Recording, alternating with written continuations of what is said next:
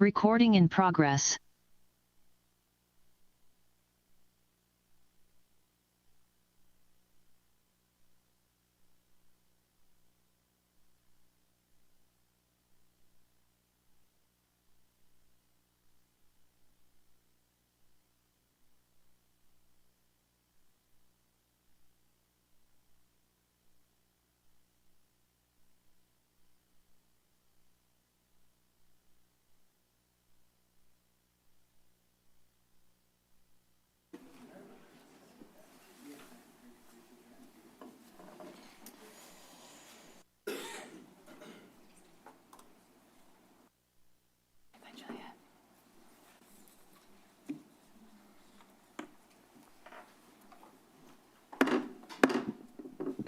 Good morning. I would like to call to order the March 10th, 2026 meeting of the Santa Cruz County Board of Supervisors. Will the clerk please call the roll? Certainly. Supervisor Cummings? Here. Hernandez? Here. Koenig? Here. DeSerpa? Present. And Martinez. Here. For those who feel more comfortable speaking in Spanish, let us know and someone will translate your comment into English.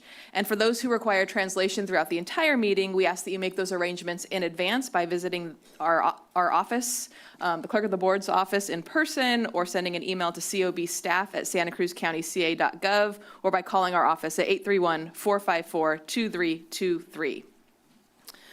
So now we will have our moment of silence. Do any of my colleagues have anybody they'd like to recognize during today's moment of silence? Supervisor Koenig.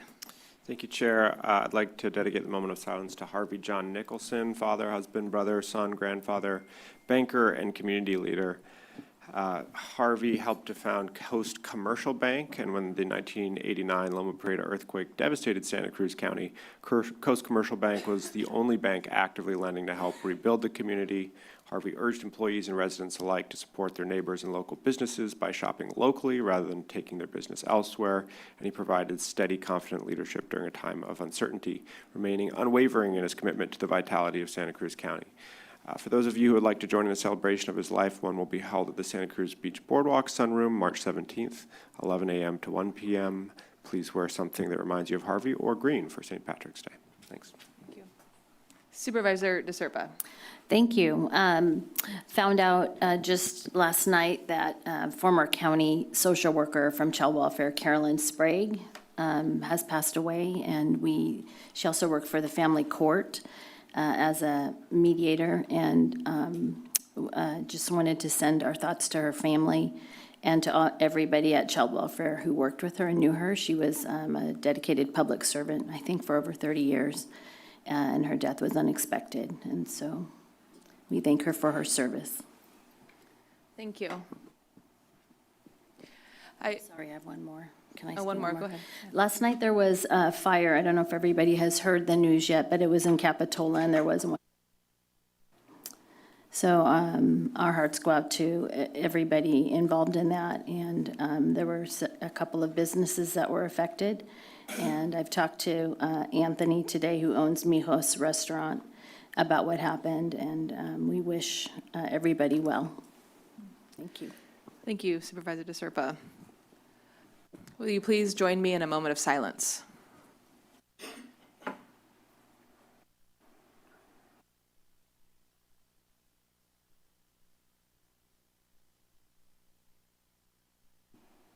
Thank you. Please join me in the Pledge of Allegiance. I pledge allegiance to the flag of the United States of America and to the republic for which it stands, one nation, under God, indivisible, with liberty and justice for all.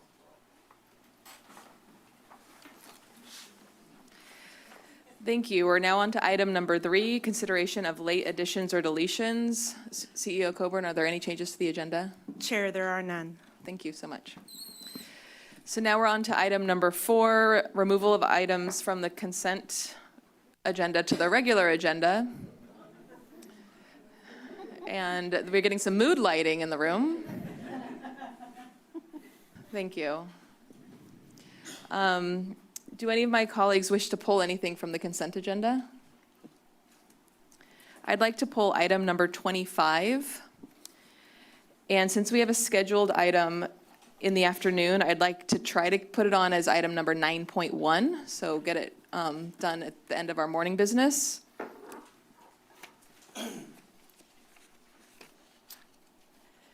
And with that, we'll move on to item number 5, which is public comment.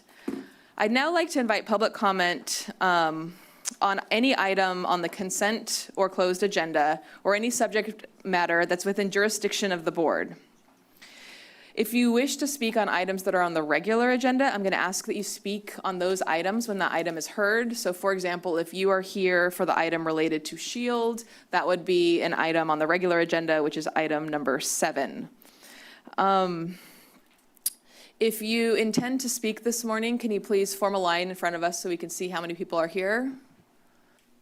It looks like we have a little more than a handful of you. And Madam Clerk, how many people are raising their hands on virtual? Currently, we have 3 people with their hands raised online. Great. So that being the case, I'd like to set the public comment period for 2 minutes each. And you're welcome to begin. Good morning. Good morning. Good morning. My name is Carol Bjorn. Have you heard about the executive order on glyphosate production signed by President Trump? It directs the federal government to prioritize domestic production of glyphosate and elemental phosphorus under national defense and supply chain authorities. The stated rationale is food security and national resilience. However, I submit to you that the biggest threat to our food supply right now is not the lack of glyphosate, it's the lack of farmland. According to a 2016 to 2018 California Farmland Mapping and Monitoring Report, 74,641 acres of farmland were lost, and of that, 17,000 were converted to solar. And how does that apply to us today? It goes directly to the current proposed BEST ordinance that's going to be taking some beautiful farmland out of production and converting it into an industrial use. I submit to you that the current BEST ordinance does not comply with Measure J. Luckily, we have Measure J, which preserves and protects our farmland, and the current ordinance does not comply with that. We're going to be facing some huge food shortages if we don't act and protect that farmland. The Department of Energy has estimated that there's 10 million acres already in solar production, and more every day is going into either solar production or these battery energy storage facilities. I submit to you that an apple is much more valuable than your energy on your cell phone or your computer when you're hungry. So we need to be preserving this farmland. We need to change the current ordinance today so that we preserve that beautiful farmland. They say the best time to plant a tree, if you haven't planted a tree 100 years ago, the best time to plant a tree is today. I would submit to you that cutting down productive, healthy trees is terrible. Thank you.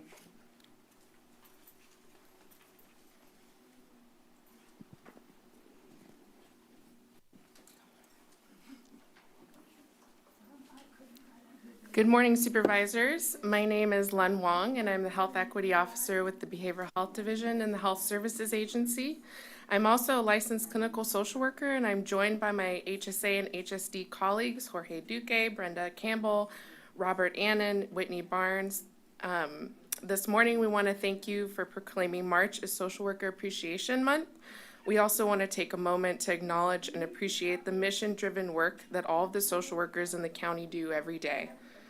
Social workers work every day not only to support and walk beside the individual they serve, but to also actively advocate for more fair and just systems, to create healthier communities and opportunities for all, regardless of a person's identity. On the day-to-day, social workers hold the care, pain, and grief of the people we serve. We might sit with a family who experienced the death of a child. We might help a client start to rebuild their life and begin again after incarceration. We might be the first to hear a client's disappointment in their voice after relapse. This work is hard, but we also get to bear witness to change and joy. We hear the joy in young people when they tell us they killed it in their band's performance at a talent show. We get to witness the love when families are reunified after child welfare system involvement. We get to jump for joy with our clients when they achieve their goals and we see the healing beaming from their eyes. We often get the honor to bear witness to life's real miracles. Thank you again to all the social workers, the miracle workers in the county that continue to help heal our communities and create more fair and just systems. You change lives. Thank you again to the Board of Supervisors for appreciating our contribution to our county. Thank you.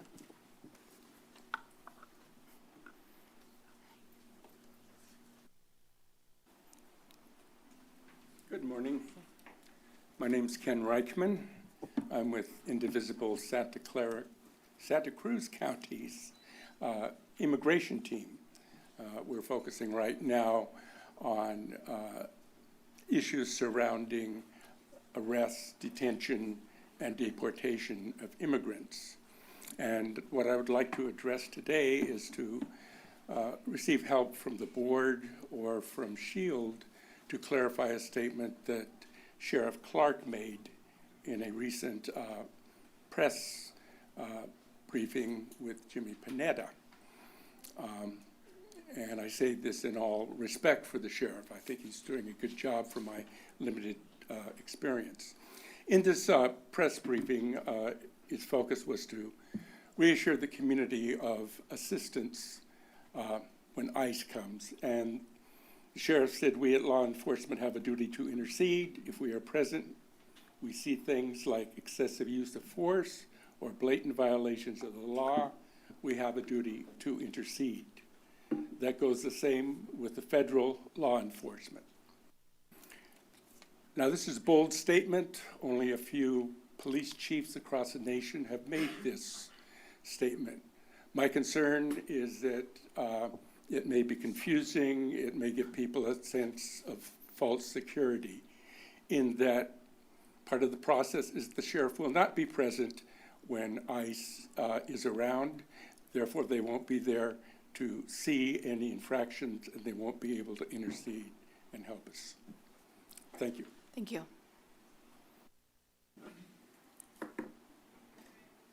Good morning. Gloria Carroll, Child Welfare Director. I just came in to thank the board for the acknowledgement of Social Work Appreciation Month. The work that child welfare does in social work is challenging. It's challenging not just at the county level, but having been there at the state level and at the federal level as well. And we really appreciate the acknowledgement of the work that we do and also the partnerships that you all are supportive, including for our SIP, for our symposium we just did with United Way, and for the myriad of other projects. So thank you so much for the acknowledgement for Social Work Appreciation Month.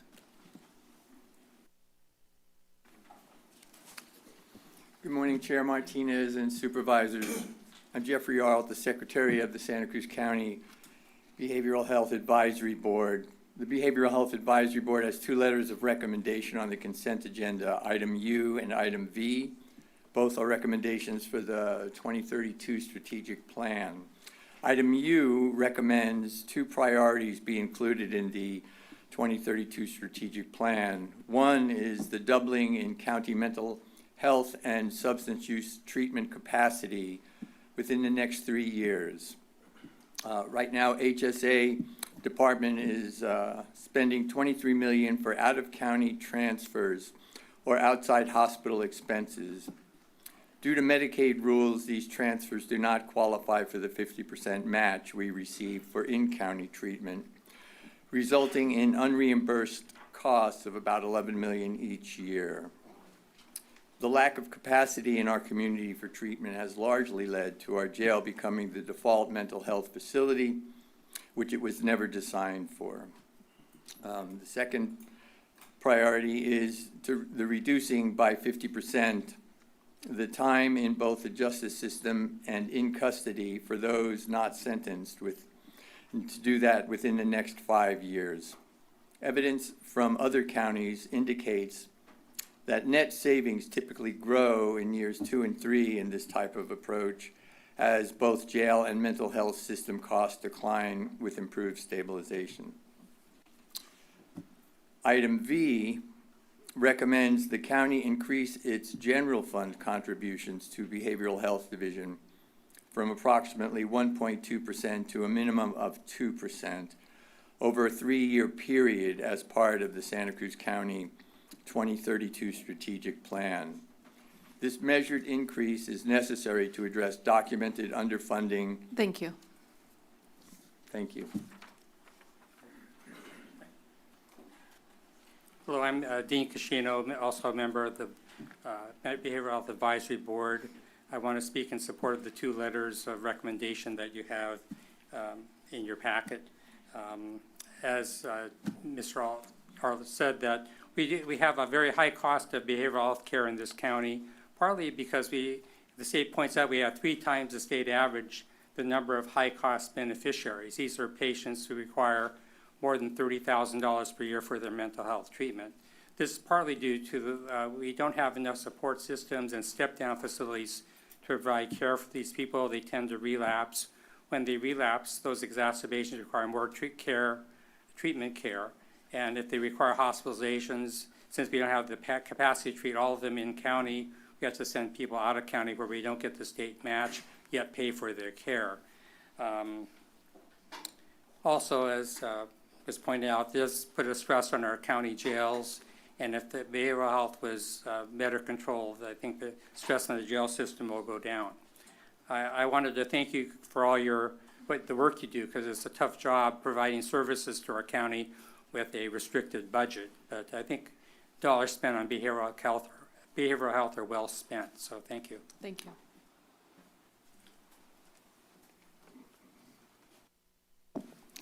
Good morning. My name is Becky Steinbrunner. I live in rural Aptos. I want to just follow up on what the gentleman just said about the number of high-cost beneficiaries in this county. The Santa Cruz County Civil Grand Jury did a very good investigation and report on that last year, and I encourage you to read it. And thank you for proclaiming this month as Civil Grand Jury Awareness Month. People need to sign up because you can really make a difference. I want to say that item number 24, the Ring Advisory Committee, has no fire people on it. And I'm aware that your board has received a letter from the fire agencies signed by chiefs and board of directors. You need to pay attention to this, and I hope that you will not approve it as it is, because as it is, the advisory committee will have nobody from fire. They will have nobody from radio that understands radio. IT does not understand radio. So please pull this off and take a look at it. And if you want to fund this, you need to reallocate Prop 172 money to do it indefinitely if you're going to do this, because the fire agencies cannot afford it. I want to say that Measure J is intact. We are lucky to have this in our county to preserve our agricultural farmland. As Ms. Bjorn said, as written, the county's best ordinance violates Measure J because it would allow changing use of agricultural land for a large industrial battery energy storage plant, and that is not allowed under Measure J. So please take a look at that and do not allow that provision. And I want to say that I'm very disappointed that the March 24th meeting that was to be held in Watsonville was rescheduled to be here. I request that once a month, there is a meeting in Watsonville for your board. Thank you. Thank you. Good morning. I'm Judy Rosella Myers, and I live in District 1, and I'm proud to say that I actually served on the Santa Cruz Civil Grand Jury for a whole year, 98, 99, and I learned so much about how things actually work here, and I want to thank all the supervisors in the past and now who have protected the people of this community and our environment from the pesticides and all of that have threatened our well-being and healthy living conditions here in Santa Cruz. We have the opportunity once again, and the thing that triggered this for me to come down here today was I watched a PBS special on Rachel Carson, who wrote The Silent Spring. And she was a huge advocate of the effects of toxins in our environment and the long-range effects. And I've come here many times to speak about the unknown effects of when things go wrong with the best batteries. You have no idea how it's going to affect us in the long run. And I have a husband who was in Vietnam exposed to Agent Orange, and those effects did not show up for almost 50 years. So I want you to be very careful in your decisions in the future about what you're exposing our environment to. I came here from LA County because this was less toxic. So please, please try and keep it that way and help protect Measure J in our community. Thank you. Thank you.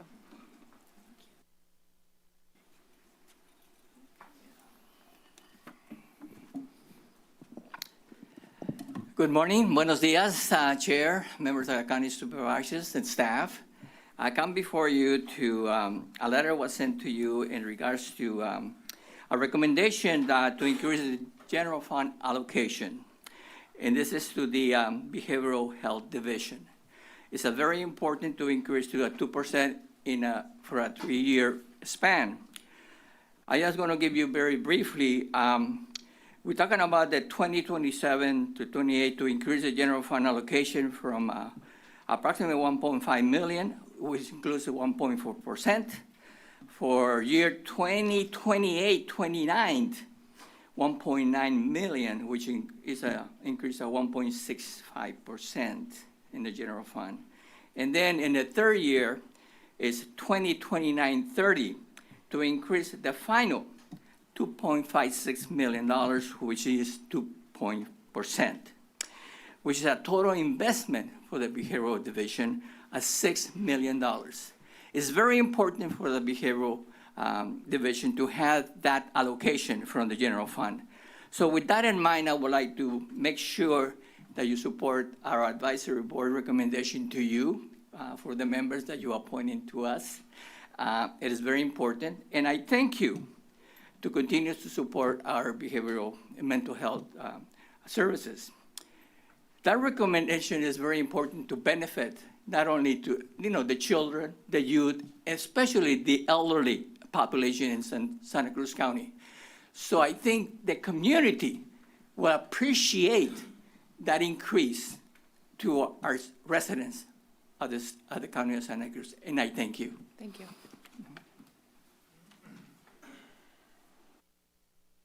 Good morning, board, chair, and members. Tricia Weber, your county clerk's registrar of voters. And I wanted to congratulate my staff for putting together and working with our partners at the County Office of Education, the United Way, and Cabrillo College for putting together the 27th of February's Youth Civic Summit, where we saw around 200 high school juniors and seniors come and join us for a full day of civic education. They learned to identify trusted sources. They met with local officials to understand the Bill of Rights for the youth. There was a mock election where they voted on 3 measures that were, geared towards them, right? Should 16 and 17-year-olds be allowed to vote? What should we have school policies about keeping cell phones out? What about redistricting and how to equalize population? Is it just be at the census or should it be an ongoing thing? It was a very interesting day, learned a lot, and we did a call to action at the end where we did get quite a few students saying they wanted to be poll workers. We had quite a few saying they wanted to be deputy registrars and hold registration drives and other civic education on their campuses. And we did get a lot of people who said they wanted to come and volunteer, which is wonderful because we truly believe in our office that if you understand the process, you're more apt to be a part of the process. And to that end, as we continue to move into the June election season, we will be having a Family Democracy Day on the 9th of May, where we will have activities for the whole family, age 0 to 1,000, to help understand the process and be a part of it at 3 different locations, the San Lorenzo Valley High School, Simpkins, Swim Center, and Starlight Elementary from 10 to 2. More information on my website, and we're really excited. Thank you. Thank you. Tricia, would you mind putting the microphone down right there? Okay, do I move For the next speaker? Right, Yeah, should I sure, that'd be move? great. That'd be. Okay.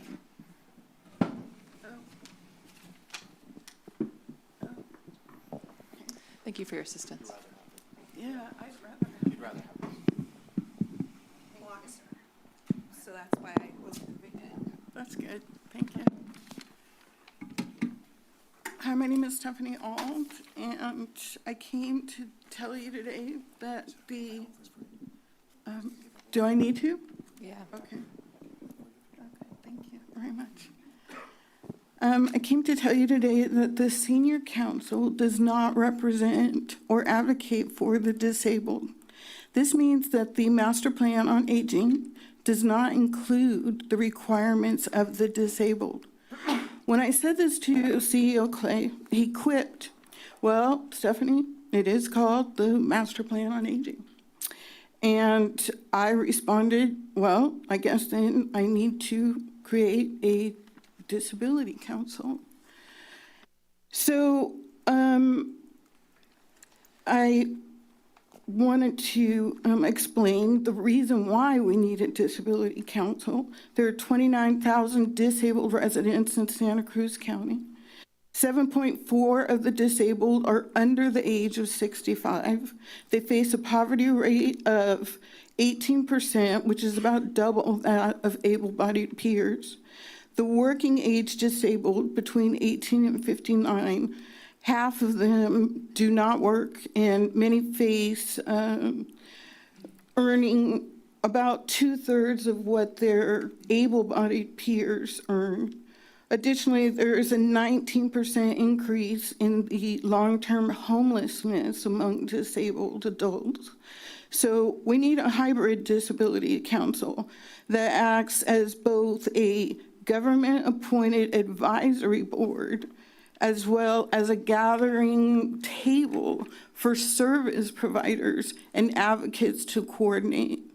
It needs to have formal triggers that require public authority to come to the board to talk about, the minuscule amount of housing that we have that is wheelchair accessible in this county. Thank you.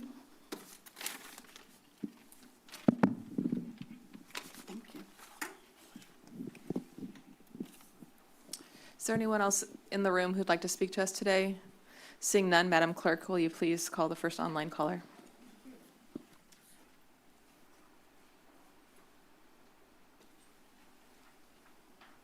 Erica, your microphone is now available.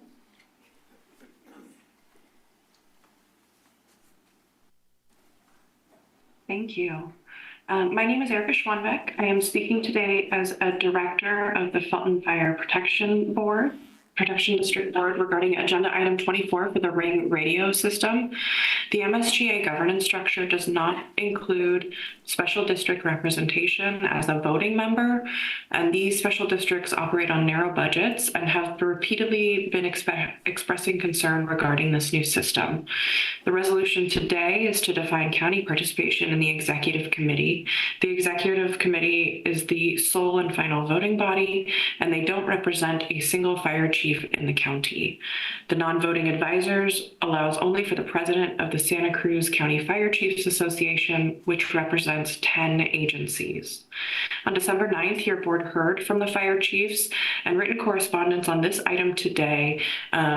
You have received a letter from the chairs of your fire protection districts requesting explicit board direction to staff to develop a more equitable funding model. As elected by the people of Felton to represent them, I cannot stand idly by, and I humbly request that you do not forego, decline, or diminish the subject matter expertise of your local fire chiefs. Thank you.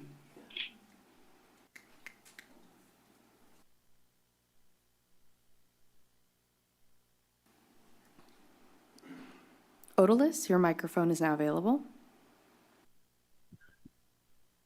Hello, good morning, supervisor and staff. My name is Odalyn Mendoza. I would like to share some feedback and stories that I had heard about the Semillitas program. For many families, having a savings account can be difficult, especially now that the cost of living keeps increasing. Many families live day to day and do not always have the opportunity to think about long-term expenses, such as a cost of higher education. Programs like Semillitas can make a big difference when families discover that their babies or toddlers already have a savings account start for them. It creates hope and also motivation for them. It's help families believe that higher education could be possible for the children in the future. Also, many families start to talk with their kids about higher education while they are also attending to different workshops that the program is providing, and also collaborate with other organizations to learn about children's health and education. For this reason, it is very important that this program continue to be supported and maintained for the families in our community. Thank you for your time and have a nice day. Thank you.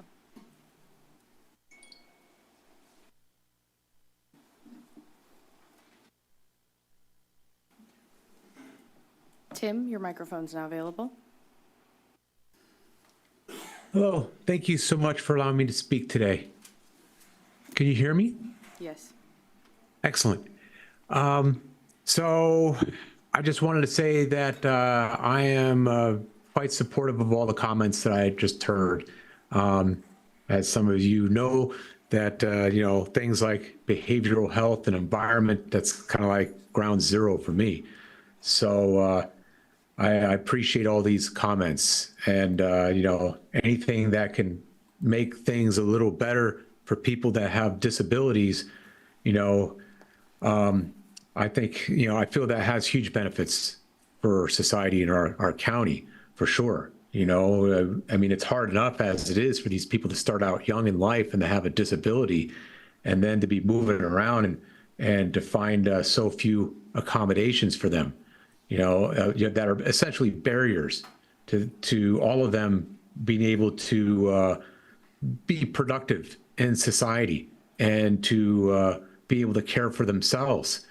So, I have to be supportive of these comments, okay? And short word here on our government. I just wanted to say I don't appreciate the federal government just appointing these U.S. attorneys, in a way that is illegal.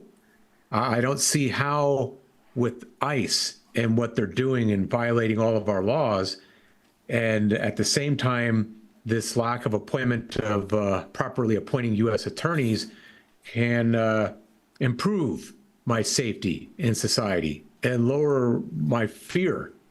So I'm not sure what they're doing, but I think Donald Trump needs to side with the U.S. Constitution and not with the concepts of Osama bin Laden. Anyways, thank you very much. Thank you.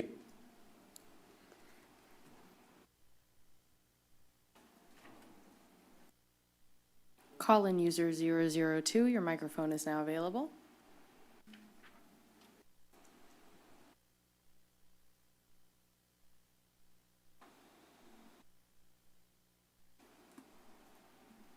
Hey, good morning. My name is James Ewing Whitman. I normally like to show up in person, but I can't today. So I'm just being in observance and listening to what other people were saying. I appreciate what Carol Bjorn brought up about the glyphosate and the poisoning of our food. How does that relate to the best battery plant? If all that land was tested, it's already been toxified by the accident that happened a year and a half ago. So once again, we are all in this together. And I suppose if I were to make disparaging remarks, I'd just as soon make those to looking at people in the eye. So obviously I don't have that opportunity, even if I wanted to. I want to make note that there's some really interesting things going on the other side of the planet. It seems to me, from a great deal of evidence, that it's been proven that the United States military and NATO are really paper tigers. And for whatever reason, I'll just say it, the Jesuit, Zionist, Bolshevik, Nazi, the current president, Donald J. Trump, is doing a police action against a country, Iran, that hasn't attacked anybody, to my knowledge, in the past 200 years, where the United States government has attacked 63 different countries and taken over their government since 1947.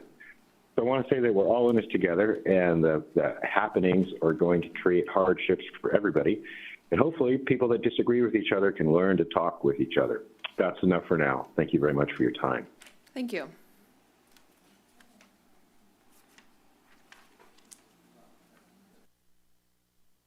Call-in user 204, your microphone is now available. Hi, good morning. Hi, good morning. My name is Diane Dutton-Jones. I live in Watsonville. I'm calling in today to encourage all the supervisors to really look into alternative batteries that don't burn. I live close to Minto Road, and I know that there's companies, Alyssum is one of them, that provides a sodium-ion battery that won't burn. It will take away all the mitigation, fire mitigation rigmaroles that we're having to go through. It would protect the community. It would protect our farmland. It would protect our way of life down here. So really take the time right now to demand New Leaf comes up with an alternative battery for that site. We do not need a flammable lithium battery to be set in our county and set a precedent for taking over farmland and creating this much disturbance. Over 150 people came to a local meeting on March 28th, February 28th, and are concerned. People are stuck here, and we do not want a battery that will cause so much angst and possibly, potentially harm us. So, Supervisors Koenig, DeSerpa, Cummings, Martinez, and I don't know, Hernandez, please look into these alternative batteries and demand that from New Leaf. That's the best you can do for our county to make it workable and safe. All right, thank you. Bye-bye. Thank you.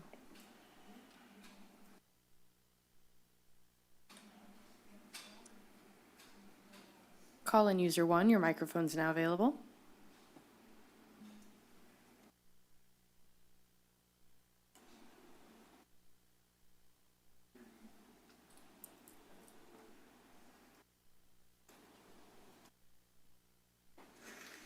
Call-in user 1. As a reminder, it's *6 to mute or unmute yourself.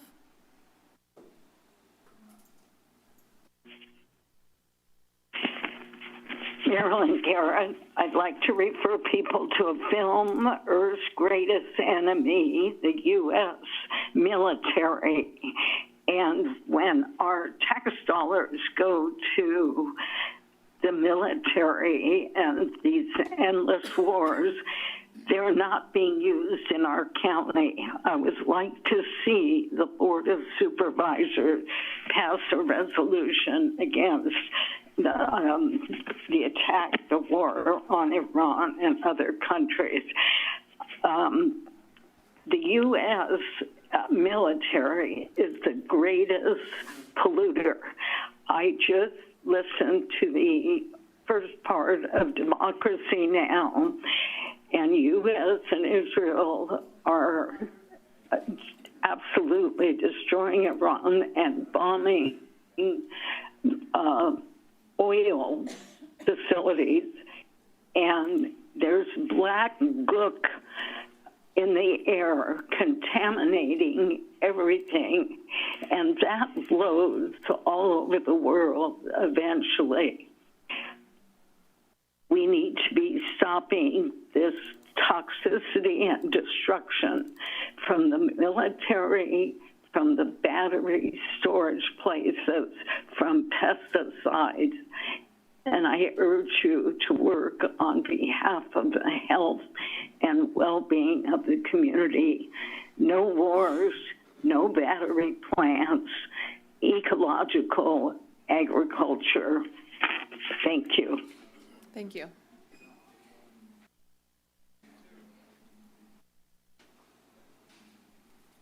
Elizabeth, your microphone is now available.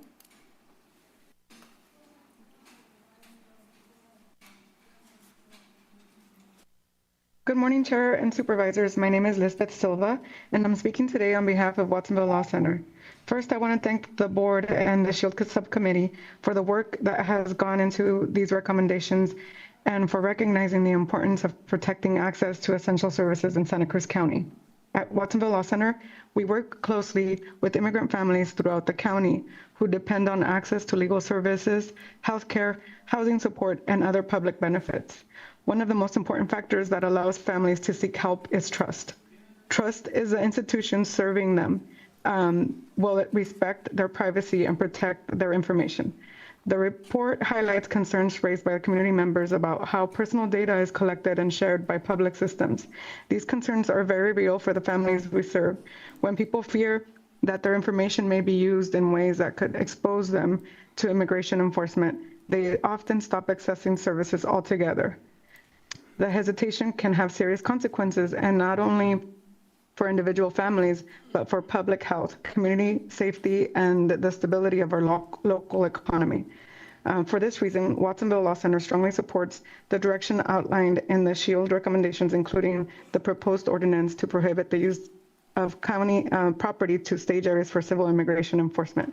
These steps reinforce the message that Santa Cruz County is committed to ensure that residents can safely access essential services. We also encourage the county to continue prioritizing strong safeguards around data privacy and information sharing so that residents can feel confident that seeking services will not put them at risk. Policies that protect privacy and clarify the boundaries between local services and federal immigration enforcement are critical in maintaining community trust. On behalf of the Watsonville Law Center and the community members we serve, thank you for your leadership and for taking the steps to protect access to services for everyone in Santa Cruz. Thank you. Thank you.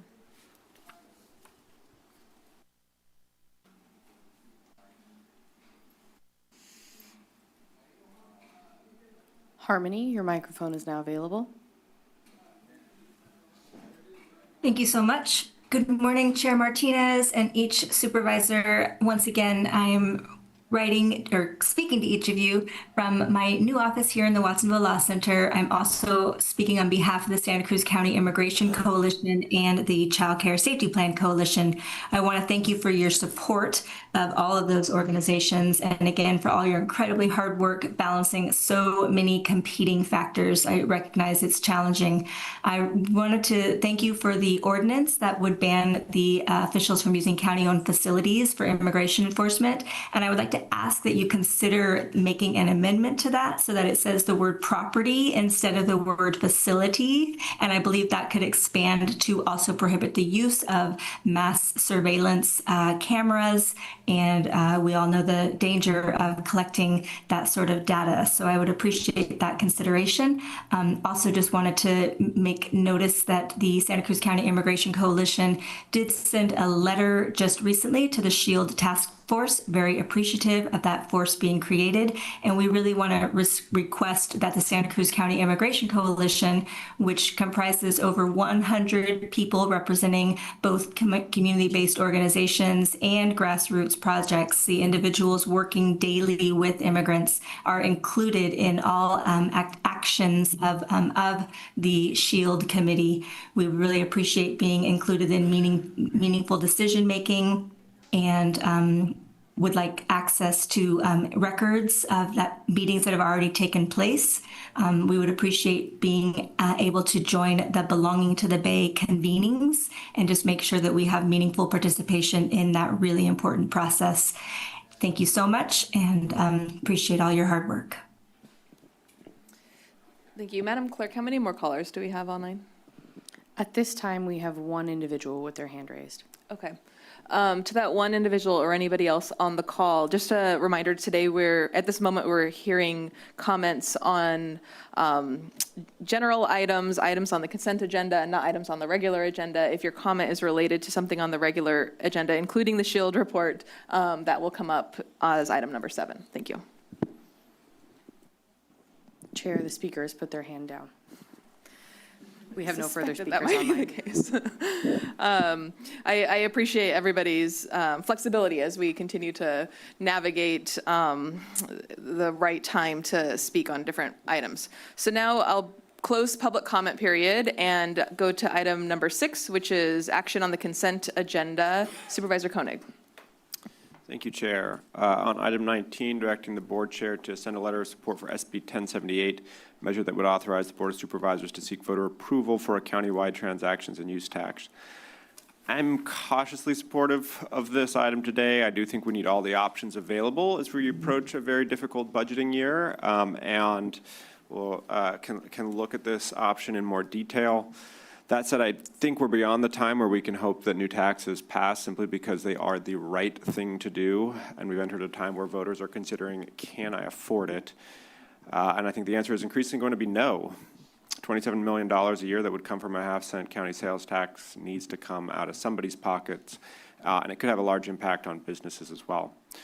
I'm also worried about the message it sends to the state at a time when the word is increasing that they're awash in AI money. Maybe we should be asking them to send some of those funds down to us to deal with the myriad of mandates that they've put on us. And I'd also reference the policy, the county budget policy linked to item 9 today, which is the County of Santa Cruz Policies and Procedural Manual General Fund Budgeting Principles, Use of Resources. It says that the county shall minimize the allocation of local resources to overmatch or replace lost funding from outside revenue sources, and it goes on to say the county shall operate state or federal programs based on the level of funding provided and shall not backfill reductions with county general fund except when local priorities dictate the need for continuation. So I think we should consider asking the chair to include a reference to the general fund budgeting principles and explain that we cannot backfill all state and federal funding and request additional state assistance as well in our letter supporting 1078. On item 44, approving the SoCal Drive multimodal project from State Park Drive to Freedom Boulevard, Phase 2. I'm excited to see this move forward. I do think that there should be some expectation in the future that District 4 participate as far as its consolidated grant requests. This is one of the 3 major thoroughfares in the county, and ultimately getting from north to south, it's not just a 1st and 2nd district issue. Certainly there's a lot of District 4 residents that use SoCal Drive. So I know we spend a lot of money, the consolidated grant money in District 4 this past cycle, and I would expect that District 4 will participate in this project in the future. I would also say that as far as Phase 1 goes, we really need to do this right and look at upgrading the bollards. We've got dozens that are in the, along the side of the road every day. Some folks have counted over 80. I know I've some of my own staff that stop multiple times a day and throw them in the back of their car. So I think we need to demonstrate to the public that we can do this right. This project has a lot of promise, but we need to have a project that can last more than a few months out there. Finally, item 47, adding another $160,000 to a contract for the Freedom Lake Restoration and Increased Access Park project. I'm going to vote no on this. If this were ordinary times and we had sufficient money, I'd say this is a great project. But they're not, and we don't. It's already unusually hot outside. There is no rain in the forecast. It's a fair bet that vegetation is going to dry out quickly this year. We should be using the new limited Measure Q funds that voters entrusted to us to urgently reduce fire risk for our community. Instead, we've literally wandered into a swamp. Staff will argue that we're going to use this local investment to leverage state money and so on and so forth, but there is $2 million in state money for a shady fuel break on SoCal San Jose Road that is at risk right now. So I'm sorry, but no, I don't think planning to remove pampas grass out of an old swamp is the right investment at this moment. We should be working overtime to turn every road into a fire break, the way the Civil Grand Jury recommended in their 2020 report, Ready, Aim, Fire, Santa Cruz County on the hot seat, and CAL FIRE's 2022 Community Wildfire Protection Plan. We don't need more reports. We need to execute on the ones we already have. Thank you. Supervisor DeSerpa. Thank you. I'd like to thank you for issuing a resolution in support of Social Work Appreciation Month. The theme of this year's month is, one second. The theme of this year's month is, drum roll, Uplift, defend, and transform. We have many social workers in child welfare, in behavioral health, at adult services, in our hospitals, housing navigation, et cetera, across our community. And I want to thank them for their work. They're very, very important. Thank you to our staff also here honoring them today.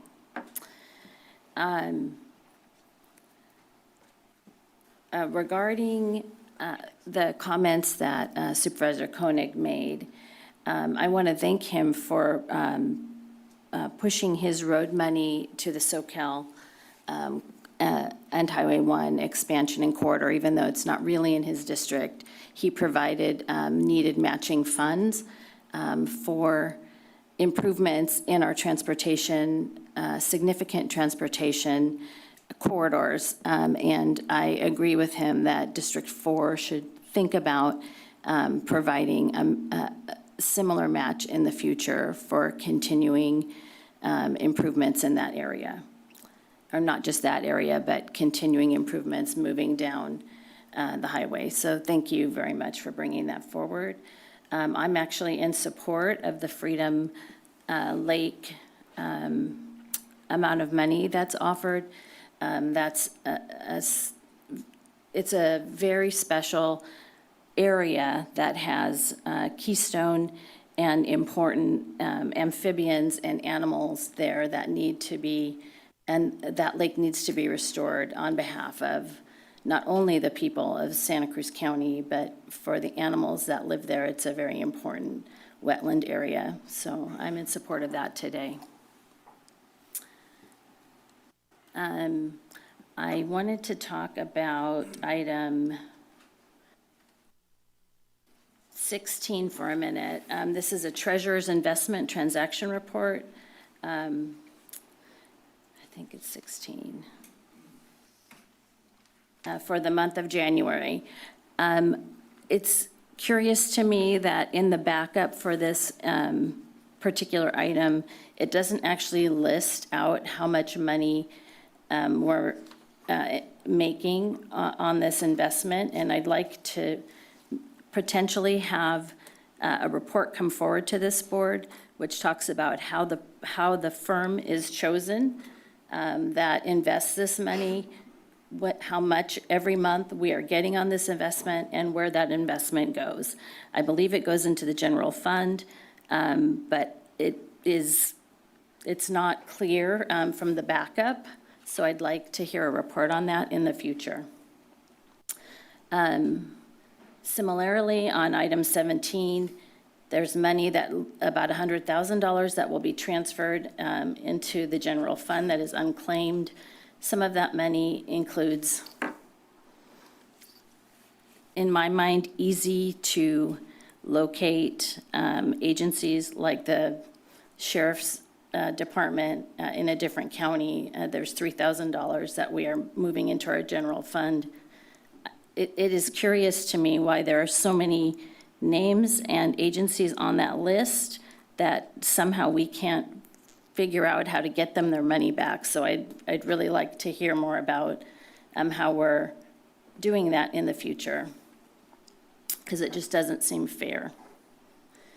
I'd like to thank the South Skyline, this is item 20, the South Skyline firefighters for their grant in the amount of contribution in the amount of $150,000 to purchase a replacement water tender for our Santa Cruz County Fire Department, County Service Area 48. We really appreciate that, and we'll be able to actually get a tender that serves the needs of Santa Cruz County in a better way. And then we've heard from many people about to adopt a resolution establishing the Regional Interoperable Next Generation Radio System Advisory Committee. And I know that we'll be looking carefully at the makeup of that committee. So I thank staff for making sure our fire chiefs are well represented there. Lastly, item 26, direct the board chair to send a letter of support for Assembly Bill 1923, a measure providing additional funding to the Distressed Hospital Loan Program, to the bill's author, and a copy to our legislative representatives. Thank you to Supervisor Hernandez for co-authoring this with me. Obviously, we have a hospital in our South County that's very distressed right now, and we want to try to do everything that we can in our power to try to save the hospital for our community and for the 650 employees that are there now. And we stand with CEO Stephen Gray and the employees of that hospital to try to save the services there. So thank you very much. Thank you. Supervisor Hernandez. Thank you, Chair. First and foremost, I'd like to thank and congratulate all the social workers. You know, all the work that you do is critical to our community. And so I want to congratulate you on Social Worker Month. I want to speak on a few items, 26, 28, 29, 47. I'd like to thank my colleague, Supervisor Kim Serpa. She mentioned our distressed hospital that we have in South County, but I think it really affects the entire county. If we lose that hospital, it'll impact the hospitals here in North County. So it's important to keep it afloat. And number 28 and 29, I always like to thank and congratulate all of our commissioners and our appointments to different boards that we select. So I'd like to thank Ali Ayad for joining Community Action Board and Jennifer Willis for joining the Emergency Management Council. With number 47. This isn't necessarily in my district, but I do want to thank Parks and Supervisor DeSerpa for moving this item forward. This is it's a huge asset for not just the Aptos area, but even for South County. A lot of families use that park, that lake, that facility. And for a while, it's been closed, and so it's good that it's reopening and that, you know, Watsonville Wetlands Watch is going to do some restoration along that lake because it's something that's really needed in our community. Thank you. Supervisor Cummings. Thank you, Chair. I had a quick question for County Council because it sounds like there may be some additional direction and discussion on item number 19. Would it be appropriate to pull that at this moment in time since it sounds like there's additional direction? This is the directing the board chair to send a letter of support for Senate Bill 1078.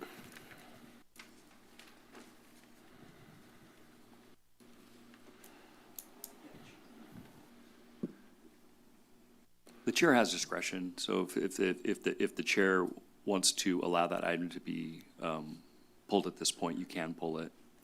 I mean, given there might be, because consent generally, we make comments and then we pass consent, and given that there may be some back and forth in exchange, I would like to ask we pull that so we can continue moving through the meeting. Let's make that decision at the end. Let me hear your comments on that item. I have some comments, and we might be able to just tack the additional direction on at the passing of the motion, unless you have something that deviates wildly from. No, I just need some, I guess I'll come back to it at the end, but I need some clarification on what the additional direction would be on the item. And so I'll just say that, item number 19, we're in very challenging times right now. I don't think any of us ever anticipated how badly the federal government would be attacking local communities and states in this manner. And, what this item is actually asking to do is to increase, to ask the state to allow us to increase our sales tax above what would normally be allowed. And this is something that would then need to go to the voters for the voters to adopt it. And so all we're really asking is for that permission from the state so that we could ask the voters whether they would want to allow us to increase our sales tax beyond what normally would be allowed. And it really is to try to help us sustain some of these services in our community, because if we lose a lot of funding, I understand what is called out in our additional item that will be heard on budgeting principles. But if we allow a lot of these services to shut down, it's going to have a significant impact on the health and well-being of people within our communities. And so I just need clarity around what the additional direction would be. It sounds like the additional direction would be in the letter really pushing on the state and advocating for them to, with whatever additional revenues it sounds like are available to support counties with those revenues. But I just want to get some more clarity on what the additional direction would be. Item number 26, just want to thank, again, Supervisors Hernandez and DeSerpa. This is the item related to Assembly Bill 1923, providing additional funding to distressed hospitals. Again, never would have thought, wouldn't have thought we'd be in this position where we're having such significant negative impacts on funding towards hospitals to where they're looking at potentially closing down. And to Supervisor Hernandez's comments, not only would it have an impact on our local hospitals, but our local healthcare systems, also the hospitals in Monterey. And so we really need to do everything we can during this critical time to figure out how we can keep things afloat. Hopefully through November we have, changeover in Congress. And I think that actually today is going to conclude my comments. So Appreciate that. Oh, and so, with 19, I guess, with item number 19, I guess it would be worth getting some clarification on what the additional direction is going to be. And there may be some back and forth on that, so. Okay, let me see, Supervisor Koenig, if you can just clarify the question briefly, and if so, we'll maybe be able to keep it on the consent, otherwise we will pull it off. Yeah, I don't think the changes or the additional direction I'd recommend are all that significant. Just that we include in the letter the chair writes a reference to our general fund budgeting principles and the fact that under no circumstances are we going to be able to completely backfill all state and federal losses purely with general fund money, and we do request additional state assistance to do so. And can I just ask CEO Coburn to weigh in on that additional direction? Yeah, so regarding this measure, this is really intended to help us should the state decide not to do anything. I think depending on how it's phrased, the additional language would be okay. I just don't want to get in a situation where at some point we are going to be advocating around CSAC's ask that they're preparing to submit to the state legislature for a long-term solution addressing the HR 1 cuts.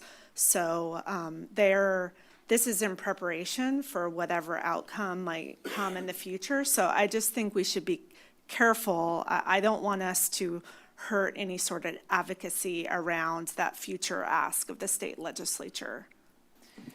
Is that satisfactory to you? If that? Yeah, I think so. I mean, we're just setting expectations on our side that, we're going to do what we can, but we can't do it alone. Exactly. All right, so I'll move into my consent agenda comments, and when someone makes a motion, we'll hear the language directly. I could start with that item, actually, item number 19. I did want to thank Senator Laird for carrying this measure for us. It's important to note that this does not authorize a new tax today. It rather just allows us the flexibility to put something on the ballot before the voters in the event that we, as a board, decide that that's what's necessary for our budget.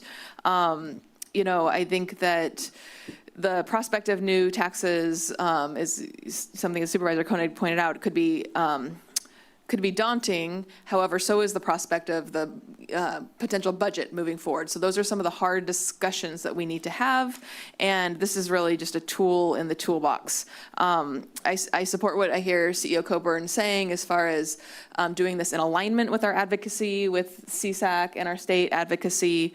I don't think it hurts to say that the county's general fund can't backfill all of the cuts and the unfunded mandates from the state, because that's true. And so I think that that's a helpful message, remembering that this letter is intended really to just support Senator Laird as well as Assemblymember Pellerin and Addis as they move this through the state legislature to support Santa Cruz County's request. On item number 24, this is the item related to the Ring radio system. I'm in support of forming this advisory committee. As a reminder, this will be subject to the Brown Act and therefore transparent in its decision-making. And I do thank the committee members who are willing to serve.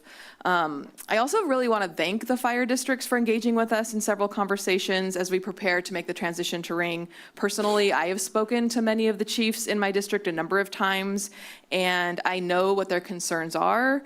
And as I shared in the December board meeting, send a letter in support of AB 1923, the distressed hospital loan program. I also want to express my support and thank Supervisor Hernandez and Supervisor DeSerpa for bringing this forward. While Watsonville Hospital isn't in my district, we know that the healthcare safety net is extremely fragile, and an impact to hospitals in South County will have a direct impact on the health and well-being of every resident in Santa Cruz County. And so I am deeply committed to supporting Watsonville Hospital through the next number of months as we help them find some sustainability. And finally, on item number 35, which is adopting a resolution authorizing an amendment to their home key agreement with the Veterans Village, I want to express my gratitude to Housing for Health leadership and staff, the Veterans Memorial Building Board, and the developer Danco. This has been a collective effort to secure tax credits that will make it possible to complete the Veterans Serving Project located in the 5th District.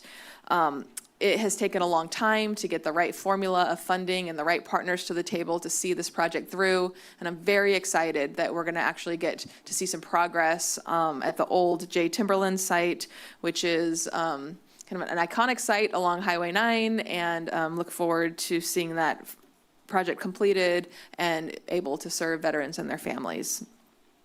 So with that, I'd like to see if there's a motion on the consent agenda, and I think I'll ask Supervisor Koenig to do it with your additional direction and see if we have further dialogue. All right, thank you, Chair. I'll move the recommended actions with the additional direction on item 19.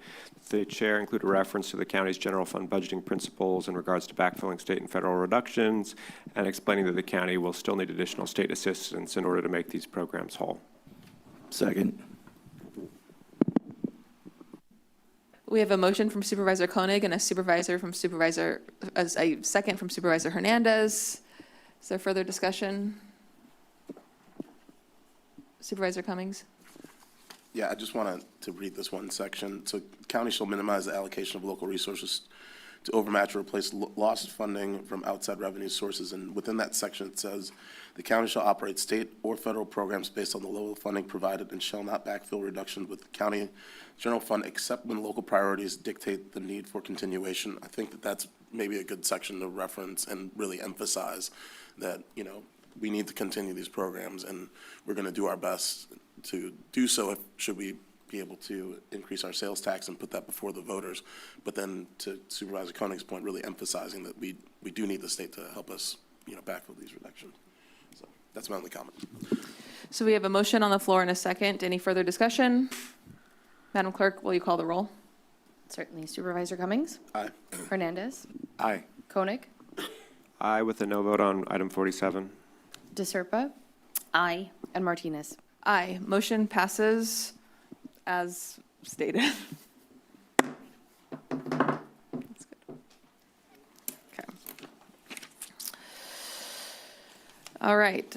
We will now complete the consent agenda and move on to our regular agenda. And the first item that I'm going to call is item number 7, which is to consider the first report and recommendations of the ad hoc board subcommittee to safeguard health, inclusion, essential services, and local defense, and approve in concept an ordinance of the Board of Supervisors adding Chapter 10.07 to the Santa Cruz County Code to prohibit the use of county property for civil immigration enforcement and take related actions. So as a reminder of process, I'm going to be presenting this report on behalf of the SHIELD Ad Hoc Committee, as well as comments from Supervisor Hernandez. I'll then return to my colleagues on the board to ask questions for myself or any staff in the room. After that, we will go to public comment, and then we'll bring it back to the board for deliberation and direction. see that? Okay, there we go. Thank you. So in the context of increased federal immigration enforcement actions and federal budget cuts to services that disproportionately impact our migrant community, the board authorized the formation of an ad hoc board subcommittee to work on making sure the county is prepared. We called this ad hoc subcommittee the SHIELD Subcommittee, which stands for Safeguarding Health, Inclusion, Essential Services, and Local Defense. This is our first report back after quickly taking stock of where the county is and the concerns that have been communicated to us. This subcommittee is only 6 weeks old, but I am proud of the work that we've been able to do to this point. So let's start with who the subcommittee is. The SHIELD subcommittee, the SHIELD is a subcommittee of the Board of Supervisors. So what that means is that it's comprised of a minority of the board, so 2 supervisors, that's myself and Supervisor Hernandez. And we count on the participation of the CEO's office, who will be working with key county personnel, community partners, local and regional partners, and others.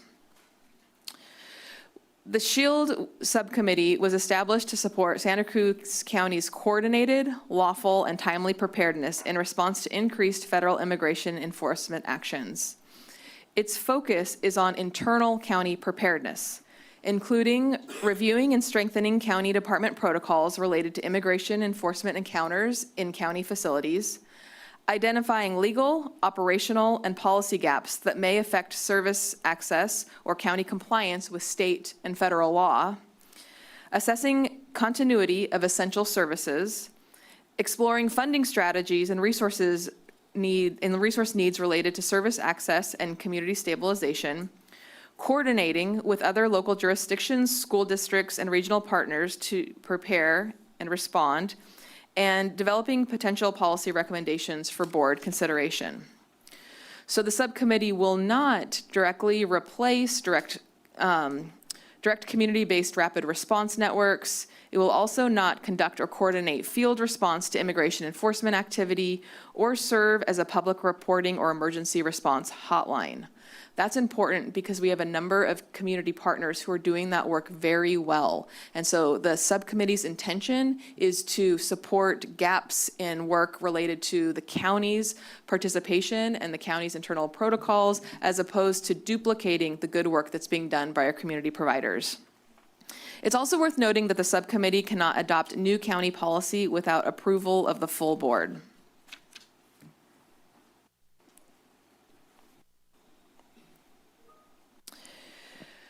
So one of the most important roles of the subcommittee is also to engage and partner with our local community organizations and our partners. We have heard numerously that community partners want to be engaged and want to be a part of the SHIELD subcommittee. While the subcommittee itself is just simply myself and Supervisor Hernandez, we are seeking multiple opportunities to engage our community partners. Just 2 weeks ago, the county convened community-based organizations, legal service providers, educational representatives, health providers, and local jurisdictional partners to assess the impacts of federal policy on all Santa Cruz County residents, including impacts that disproportionately affect our immigrant communities.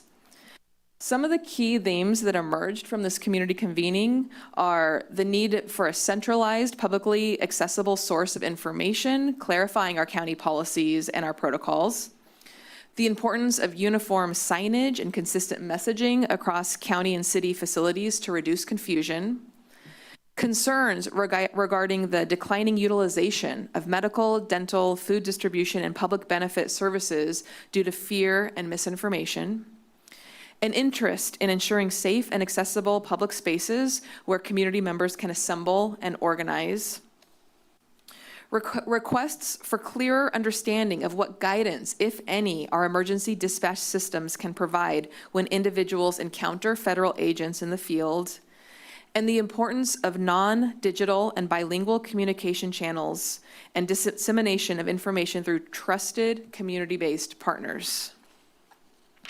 In addition to this convening, Myself and Supervisor Hernandez, as well as our staffs, have attended meetings of the Latino Affairs Advisory Commission, the YAR, the Rapid Response Group, our VOAD, our Volunteer Organizations Active in Disasters, the South County Triage Group, the Santa Cruz Immigration Coalition Communications Team. And again, the purpose of this is to clarify the county's roles and our boundaries in this work, identify where county policies align and with the intention of reducing confusion, avoiding duplication of community-led rapid response efforts, and identifying emergency service areas of concern. Input from these discussions will continue to inform the subcommittee's near-term and long-term priorities. We're also working to expand structured communication with other jurisdictions, including cities, school districts, the County Office of Education, higher education institutions, the Pajaro Valley Healthcare District, Monterey County, and relevant special districts. We recognize that interagency coordination will help to reduce the confusion that we were hearing about from our community providers. And finally, we're also continuing to work with our regional partners, because we recognize that actions of the federal government don't stop at jurisdictional boundaries. They don't stop at the County of Santa Cruz boundaries. So we're working with regional partners to coordinate our activities, promote consistency, share best practices, and reduce cross-county confusion. In the last month, Supervisor Hernandez and I, as well as County Executive Officer Coburn and her staff, have participated in a regional roundtable convened by Congressperson Jimmy Panetta that include a number of other local partners and agencies. Supervisor Hernandez and I also sit on the Latino Caucus of California Counties, where we engage monthly with supervisors from across the state. And the county CEO has designated key staff to participate in upcoming Bay Area regional meetings and interim work groups to ensure sustained coordination.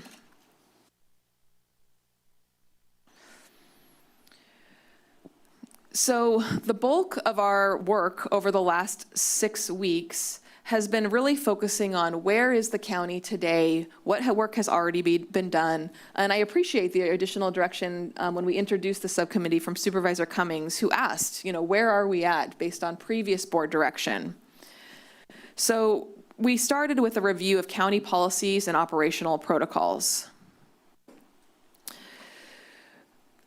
The 6 county departments that have most face-to-face interaction with the public and seem most likely to be impacted by federal immigration activity have developed or updated policies and procedures on how to prepare for and interact with immigration enforcement officers. These departments are the Santa Cruz County Sheriff's Office, the Probation Department, the Public Defender's Office, the District Attorney's Office, the Health Services Agency, and the Human Services Department. Additionally, the County Executive Office is currently working with the safety officer in our Human Resources Department to finalize clear procedures for all county staff when approached, questioned, or observed by external parties, including immigration or other federal law enforcement agencies. Once finalized, the safety officer will also implement countywide training to ensure all employees understand and consistently apply these protocols. Additionally, over the last number of months, my office has heard from many members of the public concerned about what data the county collects and what data is shared.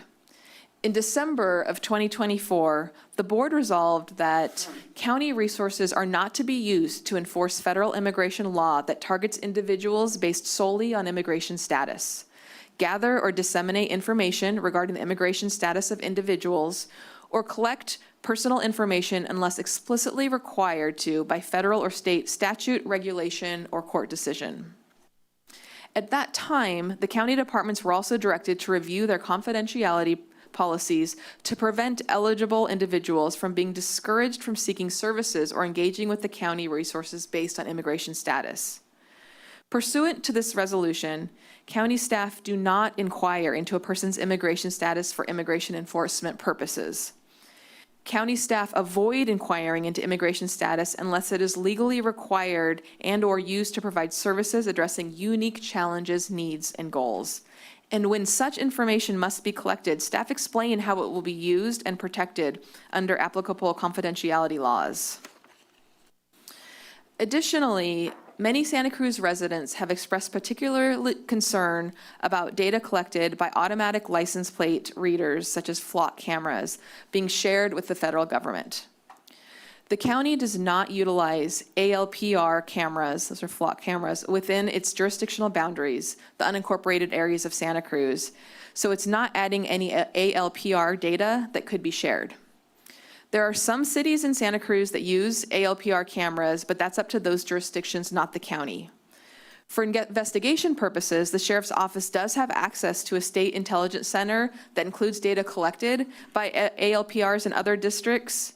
However, that data is subject to restrictions imposed by the California Values Act, SB 54, which prohibits sharing that data with federal agencies or authorities for immigration enforcement purposes. And the access to that data by the Sheriff's Office is strictly limited to those who have a right to know in relationship to the investigation. However, given the level of concern about how law enforcement is using this data, whether created by the county or not, the county executive officer has requested that our inspector general perform an audit of the Sheriff's Office policies on accessing the statewide data and its compliance with those policies. That audit work already falls within the scope of work of our agreement with the inspector general. So now let's talk about limiting immigration enforcement on county property. As we've seen over the last year, the federal government has rescinded prior limitations on immigration enforcement at or near sensitive locations where people access essential services, including schools, courts, and medical facilities. And we've seen an increased tendency for these spaces to be used by federal agents as staging areas and operation bases. Civil immigration enforcement activities undermine community trust, spread fear, and create barriers to accessing essential services. The SHIELD subcommittee looked at what's being done in other jurisdictions and is recommending adopting the proposed ordinance attached to our report, which would add Chapter 10.07 to the Santa Cruz County Code to prohibit the use of county property for civil immigration enforcement.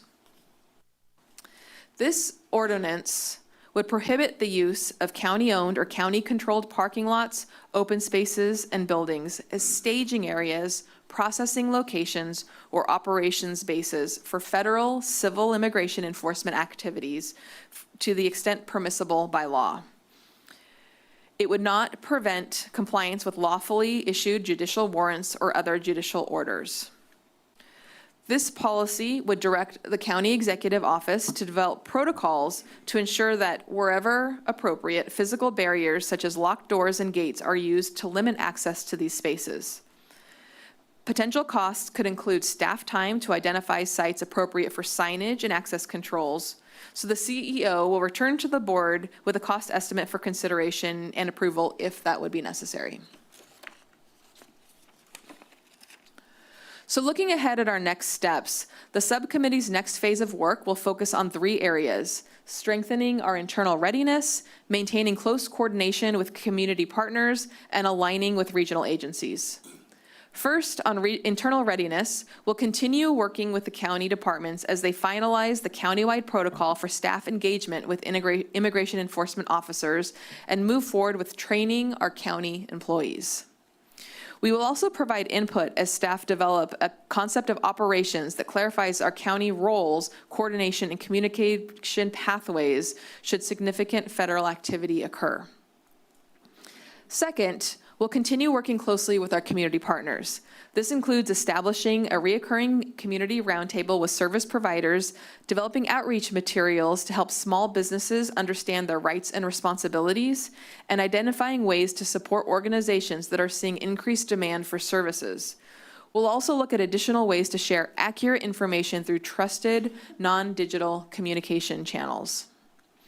Third, we'll continue communicating with other jurisdictions and regional partners, including cities, school districts, higher education institutions, and neighboring counties, to promote consistency in facility protocols and public messaging. We'll also engage law enforcement leadership and dispatch partners to review emergency response considerations to ensure life-saving priorities remain clear. Finally, we'll continue monitoring trends in service utilization across healthcare, public benefit, and food programs to identify any early signs that residents are avoiding essential services. If the board approves today's recommendation, the subcommittee will also move forward with the proposed ordinance regarding the use of county-owned and county-controlled property. And we'll continue reporting back to the board as this work progresses. So as I began with, this is still a relatively new subcommittee. We're about 6 weeks in, and we've done a lot of good work, and there's still more work ahead. We are continuing to partner with community organizations, and we want to continue to improve this work so that way our essential services remain accessible and safe for all members of Santa Cruz County. So with that, I'm going to turn it over to Supervisor Hernandez to see if he has any comments to add. I do. I have some comments on the importance of SHIELD and the impacts it has on South County. But I'm also glad that the city of Watsonville already took coordinated effort in creating safeguards within their properties, as well as other agencies and districts. The impacts of ICE in our community are devastating to families. It causes not only fear, but it halts the daily lives of our residents. Many have seen the chaos that ICE brings on television and worry that it could be on their doorsteps next. Children are afraid to go to school for fear that their parents might be detained or deported. Parents are creating contingency plans for their children in case they are detained. Separation of families are not something our residents should be planning for, but unfortunately they are. Our community is scared to go to work, and employees are unsure how to protect their employees. Residents should not have to live in fear while carrying out their basic needs. Access to essential services like healthcare, schools, public service, and food should be a right, yet many avoid medical care and even essential resources because of fear. Education should be a right for children, yet fear prevents them from attending school. This is especially critical for our agriculture workers who provide food for the country. When farm worker families have to choose between going to work to survive and risking detainment, or leaving their children at home and risking separation, the toll is immense. Children grow up with stress, anxiety, and uncertainty, which affects their ability to learn. Families go hungry because they fear accessing food or services. These impacts have a negative ripple throughout the entire community.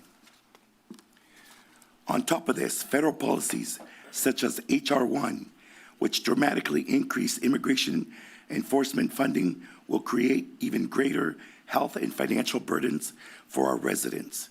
Families may delay costs and strain on emergency services. Economic insecurity will deepen as people hesitate to work or access basic needs.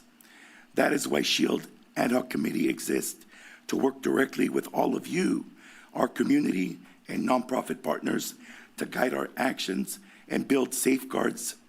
SHIELD allows the county to coordinate a proactive response to protect, support, and uplift families and individuals affected first by ICE actions and second by broader federal budgetary policies like H.R. 1. We need to come together to identify what policies, plans, programs, and changes the county can make to better protect our residents. So everyone's insight is essential in helping to ensure that families can access services, children can learn safely, and workers can provide for their family without fear or intimidation. Thank you. Thank you, Supervisor Hernandez. I'll now see if any of my colleagues have questions on this item. Supervisor Cummings. Yeah, thanks for all the work done to date on this. I guess the one question is, so when would we be receiving an update, like the following update? Or is there not, no time? Yes, I can't remember if I made it into the report, but we were planning to come back at the second meeting in May for our next report back. Okay, thank you. Yeah. Supervisor DeSerpa. Thank you, and thank you both for your participation in the caucus and with the Bay Area greater efforts to protect people. I'm wondering about public charge rules, and maybe you don't have to answer this today, but I know the Trump administration is seeking to void DHS 2022 rules that the Biden administration had put into place. And I think people have real fear that if they use public benefits at all, that they could be then targeted. And as we know, many of those names, addresses, et cetera, have been shared with the federal government. So I'm wondering if we could talk more about that in the future. Yeah, I think I'll ask our HSD director, Mr. Morris, to come up. Good afternoon, Supervisors. Randy Morris, Human Service Director. The reason I'm being called up, public charge often lands with the self-sufficiency programs, Medi-Cal, CalFresh, CalWorks, which have federal funding. To sort of level set for people who don't understand what these words mean, public charge is in essence something where people who get cash from federal taxpayers' money could be considered a charge to the public, and that could interface with sort of deportation issues. But historically, Medi-Cal, which is not cash, has not been considered part of public charge. So Trump 1 and Trump 2 has considered changing public charge rules. But Supervisor DeSerper, I would be remiss if I didn't say what I think the bigger elephant in the room is, which is for decades, the federal government has been prohibited from looking at Medi-Cal and CalFresh data that California collects for purposes of immigration, and the federal government has breached that firewall. So that is unrelated to the technical issue of public charge, because they just, as this administration has done, they just roll forward and they have started to look at data that they have historically for decades had access to already, which is when somebody enrolls in Medi-Cal, Medicaid, they have that information and they've shared it with Homeland Security and ICE. So that is happening today, unrelated to the technical issue of changes to public charge rules. It looks like they're trying to also include data from community health centers, Head Start, family planning, and adult education. So it's a sort of a vast change in the rule there, and they're expecting this to happen sometime in 2026. And happy to engage in any further dialogue about the technical issues, but the practice issues is this administration isn't often following the laws. Yeah, okay, thank you. Any further questions from the board? Seeing none, I'll now open up public comment on this item. If you are interested in speaking on this item, please form a line. Additionally, if you have already spoken on this item during general public comment, that was your one time to speak on this topic. Welcome. Good morning. Chair Martinez, Supervisors, CEO Coburn, and county staff. My name is Faris Sabah. I serve as your county superintendent of schools. I'm here in strong support of the steps outlined in the SHIELD subcommittee and the proposed ordinance to prohibit the use of county property for civil immigration enforcement activities. This action will help ensure that county property is not used as a staging area or operational base for federal civil immigration enforcement and to protect trust in essential public services. I also want to share that the Santa Cruz County Board of Education recently passed a resolution prohibiting the use of County Office of Education facilities, outdoor spaces, and parking areas for civil immigration enforcement, staging, processing, or operations. Our action followed similar steps taken locally, including the city of Watsonville and Cabrillo College. Your ordinance will strengthen our collective commitment to our community and ensure that the resources of our public institutions are not used in ways to create fear, disrupt access, or harm families. Our residents should be able to seek education, healthcare, public services, and support without fear. I respectfully urge passage of this ordinance and support the action steps identified by the SHIELD subcommittee. And thank you for standing with our community.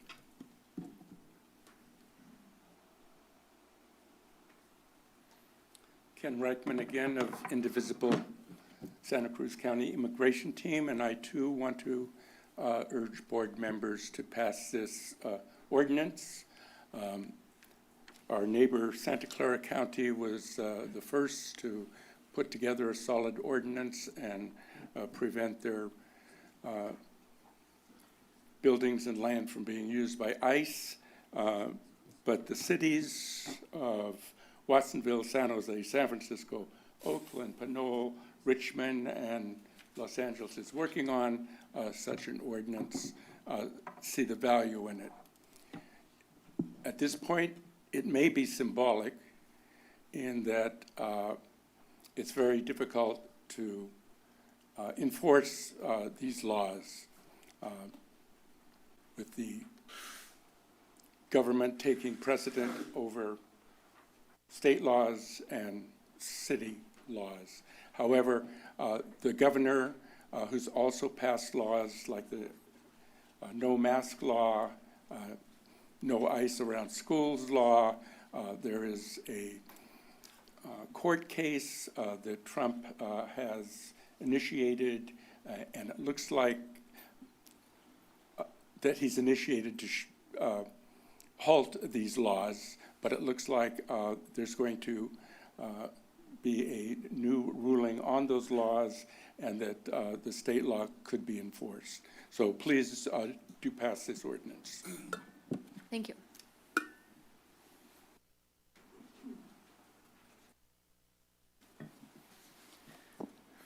Good morning, Becky Steinbruner.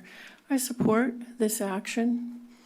I hope that the committee is well connected with Dr. Ann Lopez, the Center for Farm Worker Families. That lady's got her finger on the pulse, and that will be a really good stakeholder to include. I want to thank you for having Spanish translation on the slides. I have never seen that here. Thank you. And I encourage this county to also provide translation in Spanish without having to ask for it for all meetings. I want to say that there is another issue that all of this brings about, and that is the increased vulnerability for wage theft that the workers are subject to experiencing. That was already happening in Santa Cruz County. And that was brought out in the Santa Cruz County Grand Jury report on human trafficking. So now these people are even more subject to that abuse. So please do what you can regarding that. And my final comment is, as a parent, I know the best thing to do to protect families is to educate them and to help them become legal citizens. Let's not just protect these people. Let's offer a free, streamlined citizenship course that can be done online or in person. And let's get them to become citizens so they don't have to be afraid anymore. Thank you. Thank you.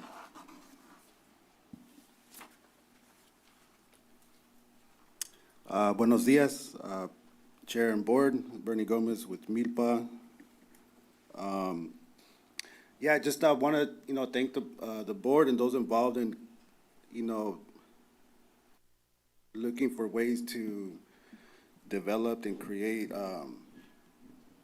protective factors, right, for our communities during this this time, right, this curious time that we're in. I do want to say that, this is not a new issue for our communities, right? It's very upfront now, out in the open. I've heard some folks, talk about this is like the moment, to stand up and speak your voice and do our part, and that's true. But it's also a time to recognize that that the ordinances or policies, those are good, but the implementation factors, that's where it's going to count, the actual action behind these things. And it's, it's a lot. It's a lot of, the immigration cycle is it's probably above and beyond like the scope that of the county can make, right? Or can do, my bad. But what I do ask, is support it, take it to whatever level you need to take it to. But also encourage cities, right, that are using technology that's been infiltrated by ICE also, just as the flock camera and stuff like that. We've seen that the city of Santa Cruz terminated its contract because of it. And yet the city of Watsonville, right, that holds the biggest immigrant population still holds them, right? And it's just, they've been exacerbated. There's like 30 cameras in that place. So there's just that little, we're doing this, but cities are doing a little bit different. So just maybe using your. Thank you. Thank you.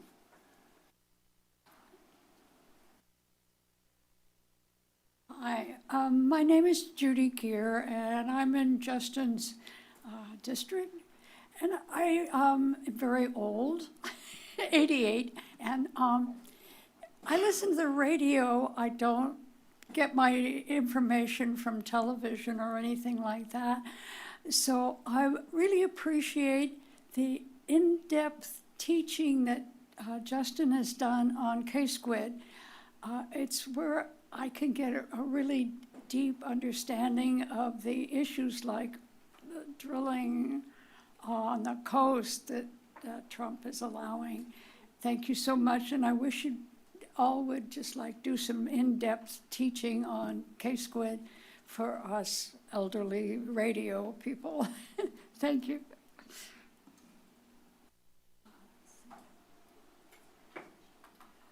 Hello, my name is Lorna Grundeman. I'm a resident of Live Oak area, and I volunteer with YAR, your area rapid response or allied response group. And I'm so impressed with this group and the work that we've been able to do.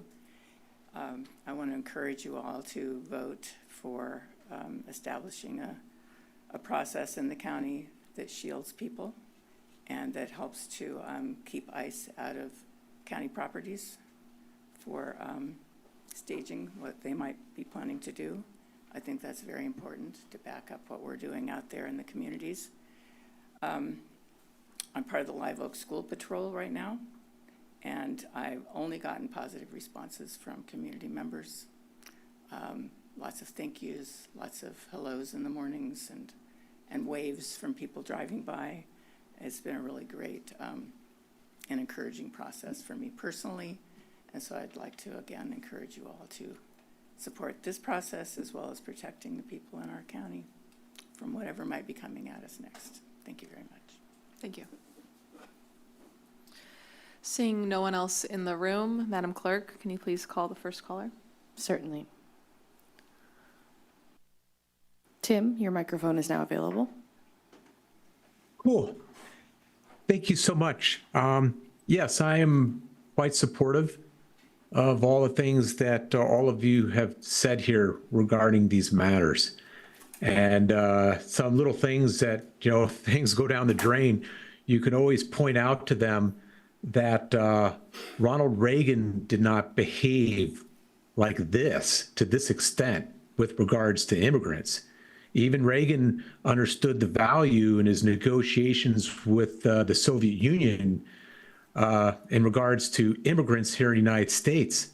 This is food supply and construction jobs and a lot of rough, dirty jobs, all sorts of fundamental low income or just, and they're not always low income jobs, but they're challenging jobs that immigrants do.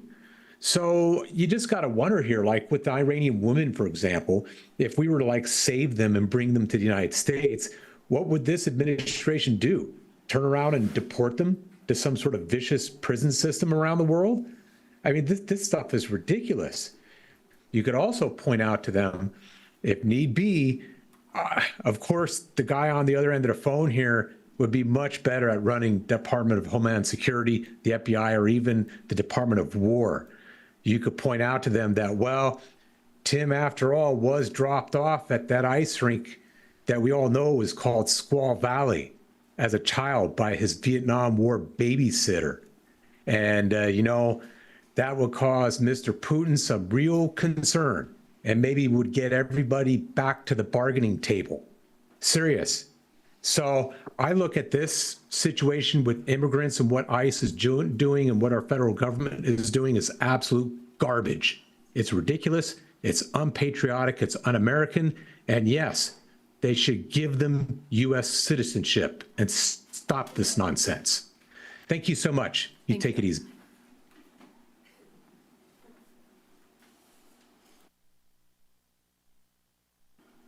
Call-in user 002, your microphone's now available.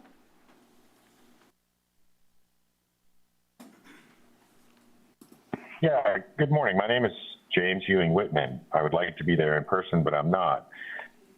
I appreciate all the comments, particularly, Mr. Hernandez saying that, all the crazy things that even I have seen on TV about what's going on and what has gone on in like Minneapolis, Minnesota. But I like one of the previous speakers, what he said, it's a curious time that we are in. It is indeed a curious time that we are in. I don't think there's anybody that lives in the United States currently that wasn't an immigrant at some point in their life. Now, I think that there's a lot of confusion and some irregularities. I think there's absolutely some incorrect and wrong things that are going on with ICE. I suppose my concern is with the Supremacy Clause. Supremacy Clause, Article 5, Clause 2 of the U.S. Constitution establishes that the federal law takes precedence over conflicting state and local laws. For county sheriff's department, this means that while they are primarily governed by state law, they cannot take actions that directly conflict with, obstruct, or violate valid federal laws and constitutional requirements. Now, everything that I've heard so far from what people have said, it really makes sense that ICE agents shouldn't be at schools and at social service locations. All that makes perfect sense. I suppose my primary concern is that there were a lot of immigrants that came in over the past 6 years that have really nasty criminal records. And it's my understanding that a lot of ICE agents' work is to pick up those individuals who've been released from county jails and to deport them. So there's nothing that this board has said that you're going to stop that action to get the dangerous people that are incarcerated to not let them back on the streets. So I think this subject, like many subjects, is really important.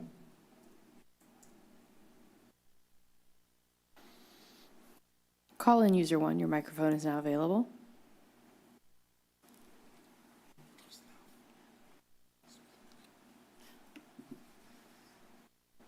Thank you for this item on the agenda and your advocacy for the rights of immigrants and everybody. What we're seeing is in a context of a fascist dictatorship. Dictator Donald, tyrant Trump, the money for the military abroad, wars abroad, also means war on the poor and the people of this country. And the military is ICE. It's being used on our communities that we haven't seen to this extent before.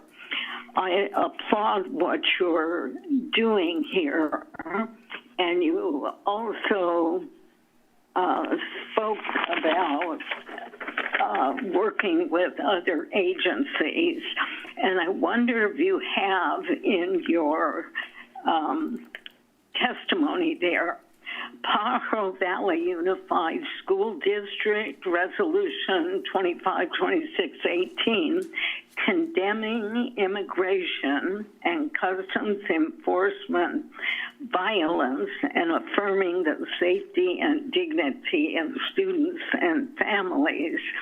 This was brought forth by Trustee Gabriel Medina and passed on January 14th. And what we're up against, it's like everything you've stated here is excellent. But when ICE agents are breaking in doors and arresting people and killing them, what enforcement do we have to counter?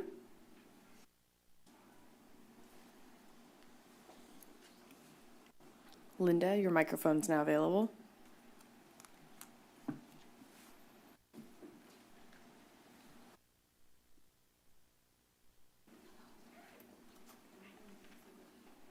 Can you hear me? Yes, we can. Good morning. My name is Linda Turpin, I urge the board to approve the SHIELD ordinance. It's the first of many other actions the board should take to protect families, children, and individuals. This is one of the tangible things a local government can do to help protect its residents. And by doing so, gives all residents safe access to county facilities and services, knowing there will not be ICE presence. One issue that some speakers have brought up that still needs to be addressed is how will the county enforce this ordinance if ICE violates it? For example, what if ICE agents show up at a county health facility or the courthouse and refuse to leave? When someone calls 911 and reports that ICE is there violating the law, will county sheriffs come to the scene to enforce the law and protect our residents? What specific actions will the sheriff's department take in that or similar situations? Thank you. Thank you.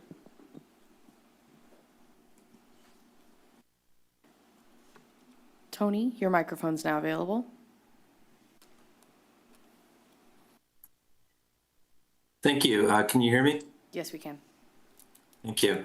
Well, first off, good morning, Chair Martinez and members of the Board of Supervisors. My name is Tony Nunez. I'm the Marketing and Communications Director at Community Bridges, and I serve on the steering committee of the Santa Cruz County Immigration Coalition, where I also serve as chair of the Communications Committee. First, I want to thank you for establishing the SHIELD Ad Hoc Committee and for recognizing the importance of coordinated local leadership at this moment. I especially want to thank Chair Martinez for moving quickly to establish this committee and for joining our work group, our communications work group meeting in February. Your presence and your staff's presence signaled the county is ready to work closely with community partners to address these issues. Our coalition has been meeting monthly since early 2025. During that time, we worked together to support immigrant community through outreach around Medi-Cal changes, childcare safety planning, in collaboration with the county's Rapid Response Network, YAR, as many of you know. We have also engaged directly with local businesses to help ensure accurate information reaches people where they live and work. If you walk through downtown Watsonville today, you'll see many businesses displaying coalition materials on their doors and inside their shops. That visibility reflects the strong trust and relationship the community organizations and local businesses have built together over the last year.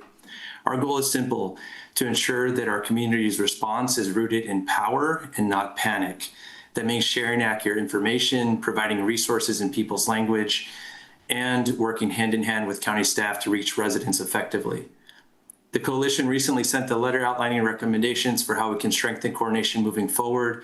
We hope that the new renewed spirit of partnership from Chair Martinez through the SHIELD Ad Hoc Committee will continue to expand on this great work that we've been working on with the County of Santa Cruz and our other partners. Thank you for your leadership and for working alongside our community. Thank you. Paulina, your microphone is now available. Thank you. Good morning. Can you hear me? Yes.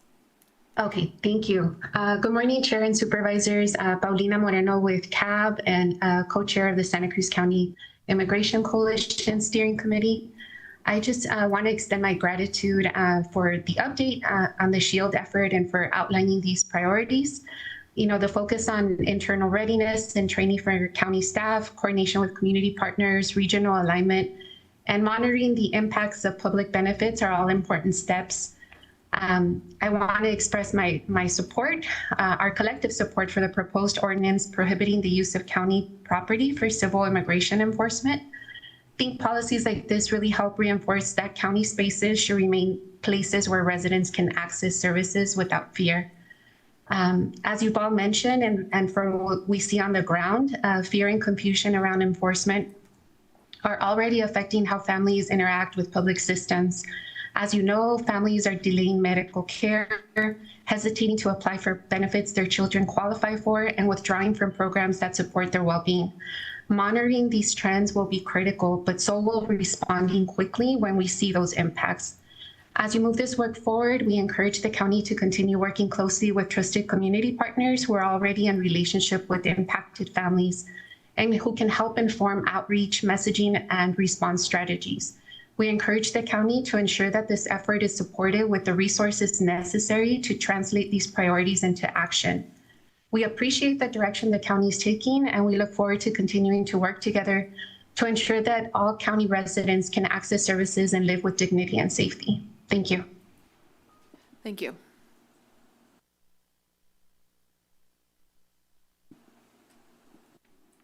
Ramon, your microphone's now available. Chair and members of the subcommittee, my name is Ray Cancino, CEO of Community Bridges. Thank you for your leadership in advancing California or the shield protections for recognizing the moment we are and requires both courage and creativity. Across the country, we're seeing deeply troubling trends. For the first time in modern history, more immigrants are detained without a criminal record than those with one. We have witnessed U.S. citizens mistakenly arrested and detained, highlighting how broad enforcement actions can sweep up people who should never be caught up in the system. That requires states and counties like Santa Cruz County to think carefully about how we protect due process, civil rights, and community stability while remaining within our legal authority. One tool I would like to recommend you considering for part of your policy today is civil regulatory frameworks or civil infractions. Civil systems allow states to enforce their priorities, public safety, worker protection, and well-being, in particularly by fines or some other mechanism to enhance personal responsibility instead of under the cover of law.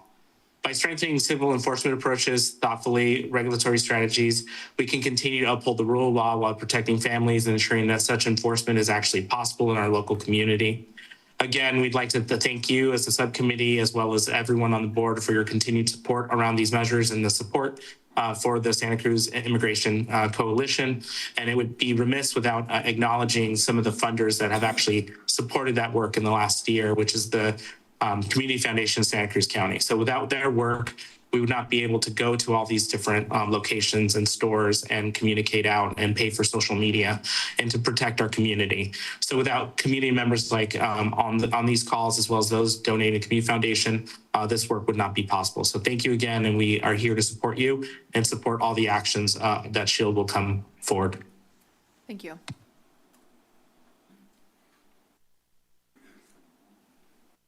Casey, your microphone is now available.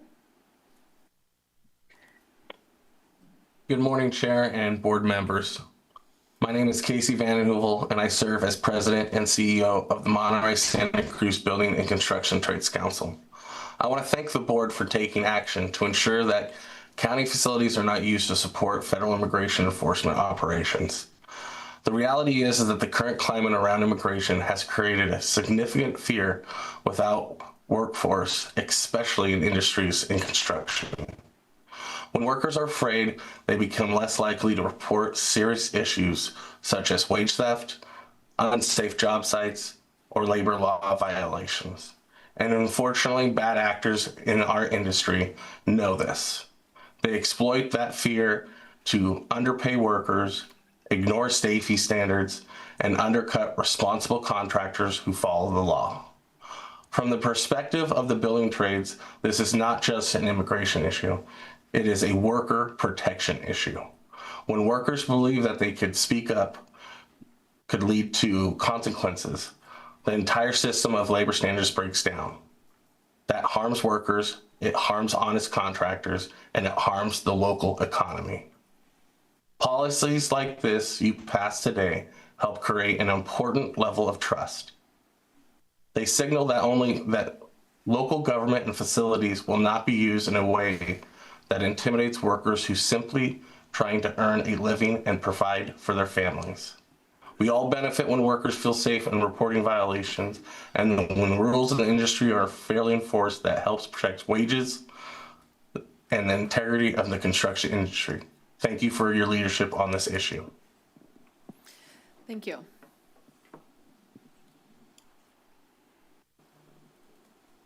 Fernanda, your microphone is now available.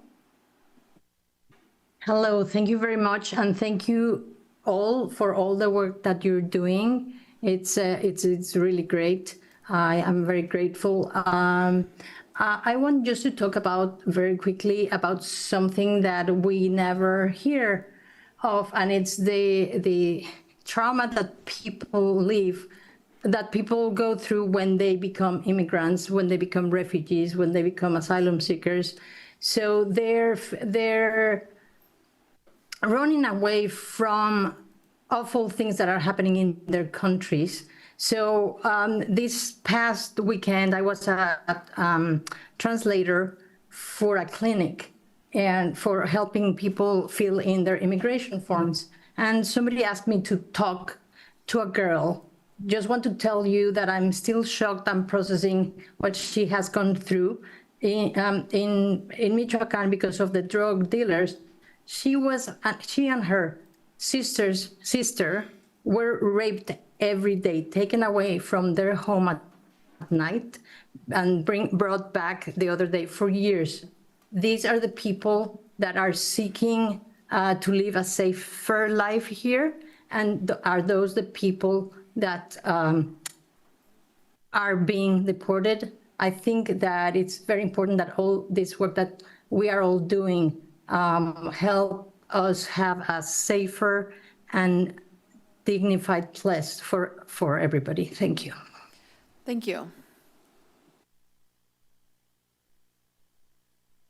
Chair, I see no further speakers online. Thank you, Madam Clerk. I'll now return to the board for action on the item. Supervisor Hernandez. I'd like to approve, accept, and file the recommendations of the Ad hoc Board Subcommittee to approve and concept the ordinance of the Board of Supervisors adding chapters 10.707 to the Santa Cruz County Code to prohibit use of county property for civil immigration enforcement and take all related actions. I'll second. We have a motion from Supervisor Hernandez and a second from Supervisor Cummings. Any further discussion on this item? Supervisor Koenig. Sure. Just to thank you, Chair and Supervisor Hernandez, for your work on this. I mean, I wish that we could do a lot more, but this is one concrete step that we can take.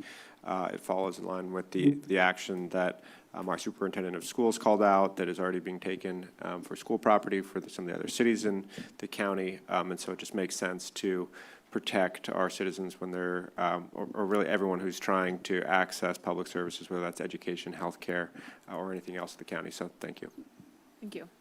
Supervisor Cummings. Thank you, Chair. I had one more question and a couple comments I wanted to make. I just wanted to know if there's a plan for signage to be posted on locations throughout the county where, you know, this type of activity will be prohibited. Yes, CO Coburn. Yeah, so Supervisor Cummings, we're generating a list of all county land properties, and then we need to take a look at what might make sense to put up a sign given the cost of signage. So we're doing that right now, and we can bring a report back to you with that information. Thanks. I guess I had a couple comments real quick. One concern I have, and I guess maybe this can be a question too, does the city of Santa Cruz, Capitola, and Scotts Valley have the similar policy currently? I know you all mentioned Watsonville. So I guess one recommendation, maybe this could be a friendly amendment, would just ask that we send a letter to local jurisdictions about the adoption of this policy. One of the things back in COVID, after the murder of George Floyd, that people were really concerned with was the consistency of policies across different jurisdictions. And given that people don't necessarily know where lines are drawn in terms of the borders of the different communities, just trying to encourage, you know, the other cities in the county and the adjacent counties to pursue similar ordinances so that people know that this is a consistent policy across the other jurisdictions. Obviously, we can't, you know, require them to do something, but trying to encourage other folks to do, I think, is something that we can play a proactive role in. So I'd like to add some language around that, if that's amenable to the motion maker. When the policies are made for the staff members in terms of how to engage, I think it'd be great to have a presentation on that. I mean, the fact that we have resources to explore what those types of that type of interaction can be, you know, having educational opportunities for folks in the public to know how they should engage, I think would be beneficial. As a delegate for the Democratic Party recently at the convention that we just had, there was a session presented by Marin County's Public Defender's Office on how to engage with ICE officials, and it was really helpful to hear things like, you know, if somebody's asking you to move back, you should definitely move back, because through that video, if you're filming someone and they're asking you to move back, to abide by what the officers are saying, because in doing so, if there's a court case, you can show that you were in compliance, or if they try to arrest you illegally, you can show and you have evidence that you're in compliance. They also mentioned making sure that you don't edit your film, because if you edit it, it can be considered tampering with evidence. And so I think that there are, there's information out there that I think will be really helpful to people in our community, not just our staff. So when when those recommendations come forward for how staff should engage with ICE agents, I think it may be good for us to consider having a public presentation or a public forum on that for folks in the community. Last, I do just want to also emphasize the concern. I mean, I think what's great about this ordinance is that it's really focusing on ICE being the county property. But I do have some concern with, not just immigrants, but, the fact that ICE is actually abducting U.S. citizens. And so really making sure that we're covering everyone and the concerns around everybody being targeted by ICE. And then lastly, it might be worth the subcommittee also exploring an ordinance or policy requiring Department of Homeland Security agents to provide identification when asked by both citizens and law enforcement. It's going to be really hard to find people if they're not willing to tell you who they are. And so just, with this policy, looking at penalties in terms of $1,000, $10,000 fines, can we also have something in place that says if the Department of Homeland Security agent doesn't provide their identification, then there's also opportunities for enforcement on that too. And so that's something I'd like to include because, it really helps strengthen our ability to find out who these people are and hold them accountable for their actions. And so I'm happy to make a friendly amendment that asks the chair on behalf of the subcommittee and the board to send a letter to local jurisdictions and adjacent counties that have not adopted ordinances, encouraging them to adopt similar ordinances and provide ours as an example. So there's consistency across the region, and ask that the subcommittee explore an ordinance or policy requiring the Department of Homeland Security agents to provide identification when asked by citizens and law enforcement, and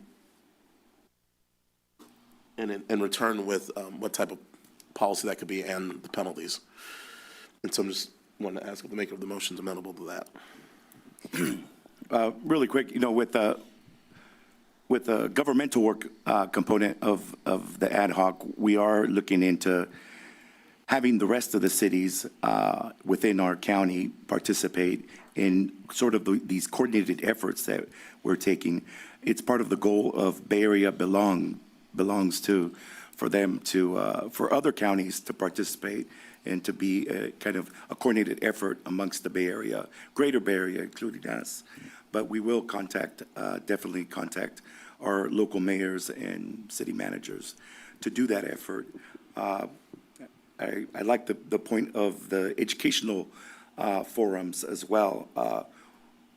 We discussed having educational forums for employers, but I think the general public will also need these educational forums. And with the ID, the policy around focused on identification, I think that's a good second step for this ad hoc committee. So is that a yes? So we have a request for a friendly amendment to the motion. Do you accept that? You made the motion. Well, I'll accept it. Okay, and how about the second? Wait, who made the second? You made the second. Yeah. Okay, you're comfortable I with just that? want to ask, for the third one, can we do that, or are we going to need additional language for that? Well, that's what we'll explore over the next couple of months. Okay, perfect. Yeah. Yeah, so my comments, thank you for the additional direction. I think that much like the subcommittee did with the county facilities policy, we will look to see what is happening in other jurisdictions across the state.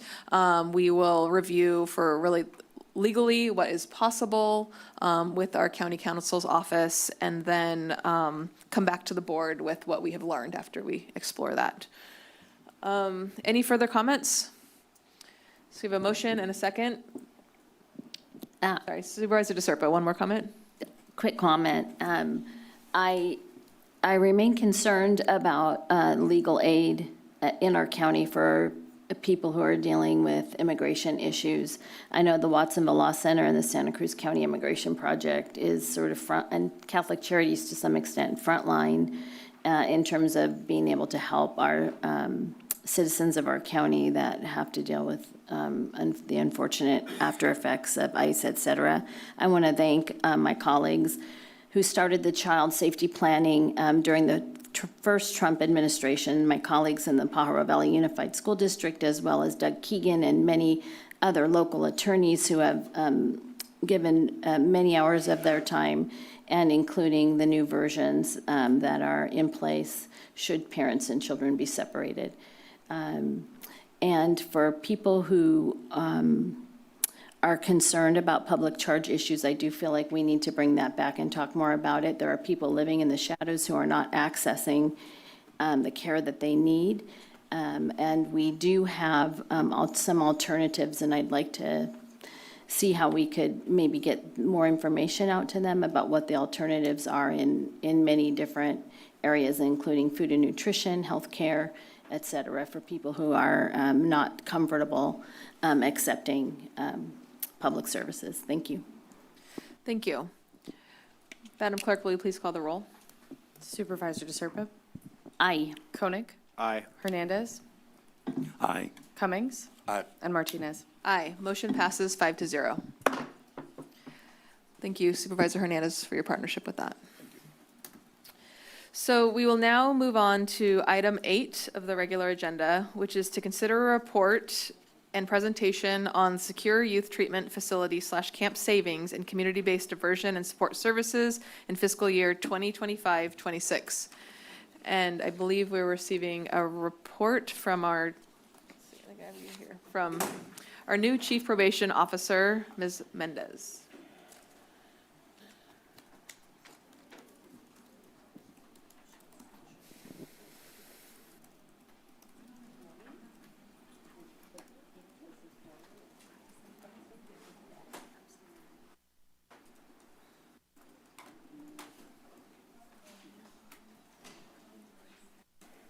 Welcome.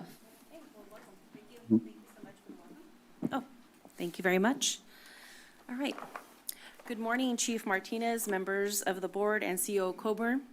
I'm Sandra Mendez, your Chief Probation Officer. I'm here with my team, including our former Departmental Fiscal Officer, Justin Nunes. Today, we're providing a mid-year update on our Secure Youth Treatment Facility, SYTF and Camp Savings for fiscal year 2025-26. So our report on their Secured Youth Treatment Facility savings in fiscal year 25-26. This presentation summarizes our projected savings, our mid-year budget position regarding these funds, and how we plan to reinvest fiscal year 25-26 savings. These investments are already underway and shaped by operational needs, along with youth and families' feedback, as well as community input. So our estimated reinvestment from projected savings. We initially projected $300,000 in general fund savings from the camp program.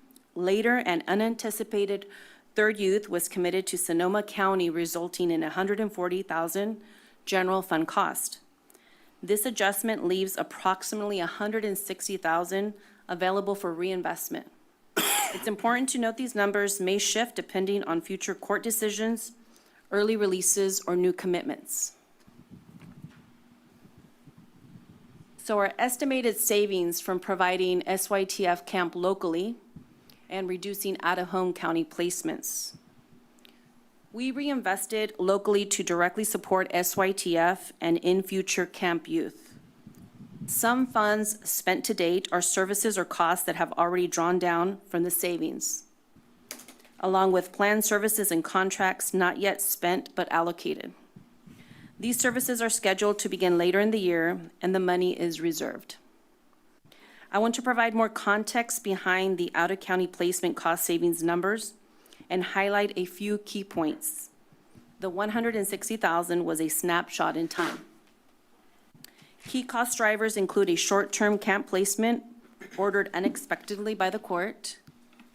We are still budgeting SB 823 funds for out-of-county youth in Sonoma County. 3 youth, including 1 unanticipated commitment in March of 2025. So our plan is to open our facility to house out-of-county youth and charge similar fees for SYTF and camp to generate revenue. However, we have not yet determined our fee schedule for these services.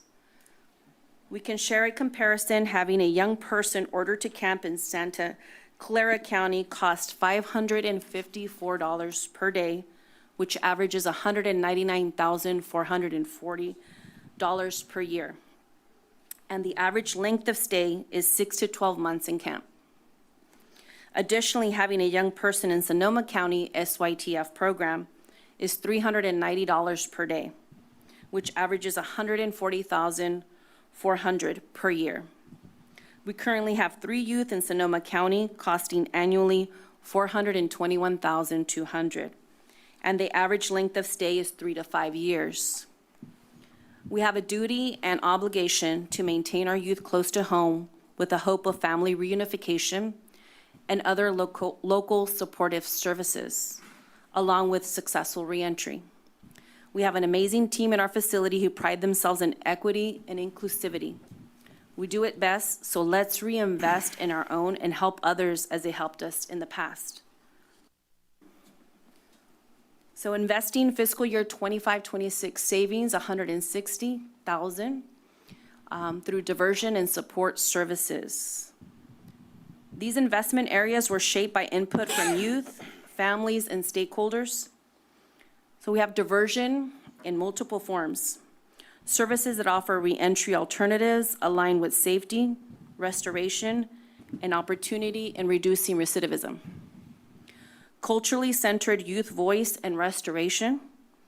Programs that elevate youth perspectives and ensure cultural responsiveness.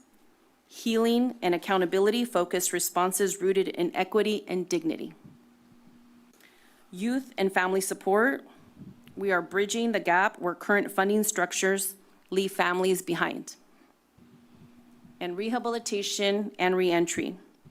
Supports that begin in custody and extend into the community. Reintegration efforts that include skill building, mentorship, and stability services.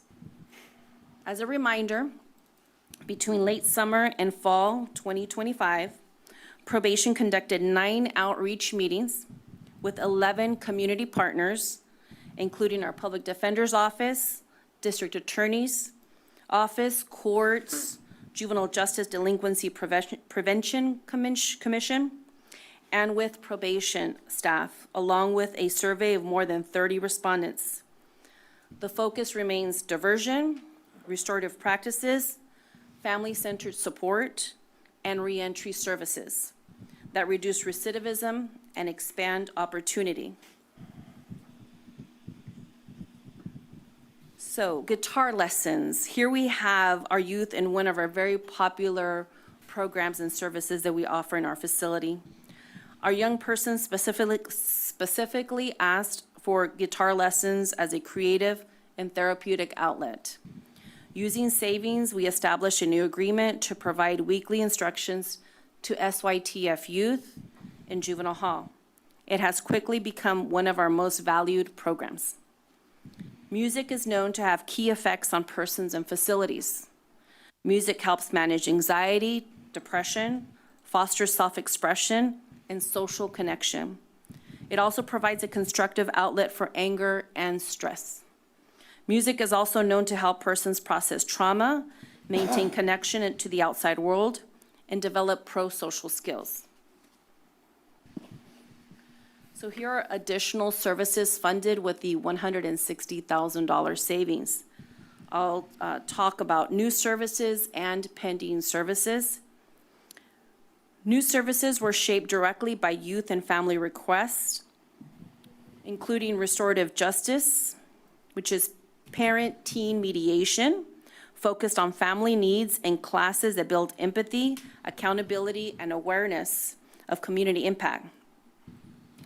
Victim awareness and community impact education is huge. Youth are taught how crimes affect the victims, other people, and the community at large. Focus is on building understanding, empathy, and accepting responsibility for one's own actions. And family engagement is essential. We offer art-based activities for youth and family, is led by lived experience youth and family for mentoring, which includes art-based fun activities, food connections, and education to resource options, including virtual presentations from external providers. So under our pending services is reentry, transition services, and support. Currently, these services are being paid with Title II grant, stable transition after reentry STAR grant funds, which sunsets at the end of this month, March 2026. For continuity of services, some of the savings will be used to continue these services through the end of this fiscal year. These services are part of the current request for proposals with an award of contract plan for fiscal year beginning July 1st, 2026. In addition, vocational education. The youth have asked for skills programs such as barbering, mechanics, construction, and culinary arts. Not only will the funds pay for the curriculum, but also supplies and equipment. So our fiscal year 25-26 reinvestment priorities. Here we have examples of multiple youth. Because our current youth population is small, we can tailor supports individually for youth A, B, C, and D, as listed above, rather than a uniform strategy. You can see from this chart, they have some similar and different services tailored to their needs. For example, Youth A is a different commitment that is a court commitment. Youth B and C are SYTF commitments, and Youth D has the potential for SYTF commitment. Our strategic shifts that we hold in juvenile justice, money often follows the youth, but not the family. Youth outcomes improve when we also support their families. Therefore, to serve youth effectively, we must strengthen families. This is central to our local approach and ensuring successful reentry.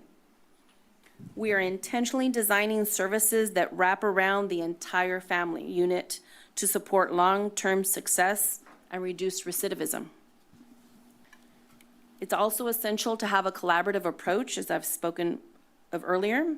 These priorities were shaped collaboratively through youth voice, family input, and community-based provider engagement. So reflections from our young people. In summary, these reflections show the impact these services are having emotionally, behaviorally, and rationally for our youth. I'll quote one. Family engagement nights mean the world to me. The extra time with my siblings made me feel more normal than I have in a long time. Family engagement nights, as well as all the privileges I am given, motivate me to maintain my best behavior as to continue to be trusted. Therefore, our approach must remain youth-centered and family-inclusive. We center the young person and recognize that their success is closely tied to how well we engage and support their family. We are also inclusive of community voice. This approach enabled rapid implementation, ensured continuity of care, strengthened accountability, and aligned $160,000 in resources with the needs articulated by youth, family, stakeholders, and community. An RFP for these and other services was released last month, February 2026, and will close this month, March 13th, which will help bridge gaps in services and offers new partnership opportunities. So this ends the presentation. I thank you for your time, Chair Martinez, Board, and CEO Coburn. Are there any questions? Thank you, Chief. I'll start by seeing if there are any questions from my colleagues. Supervisor Hernandez. You know, some of the pending services, I've seen the reentry, career building, vocational education, skilled trades. I think there's a great opportunity within one of our county boards, the Workforce Development Board, where a lot of the building trades meet there and discuss some of the programming and apprenticeships that they have for young people. And, you know, they have the meetings in South County because it's much needed over there with these trainings and apprenticeships. A lot of those programs it's good for reentry services because a lot of those programs, they actually get paid while they get their education in the building trades. So it's a perfect opportunity, I think, that we should take a look at. Thank you. Other questions? Supervisor Cummings? Thank you, Chair, and welcome to the county. Thank you. It's my pleasure. Thank you. Thanks for the presentation. I was just curious about the one youth that got sent to Sonoma County. I guess since we are now operating secure youth facility, we were hoping that those youth would then be, would be allowed to stay here. And so I'm just curious if you could just explain kind of Sure. that situation. Sure. The youth have been there for some time.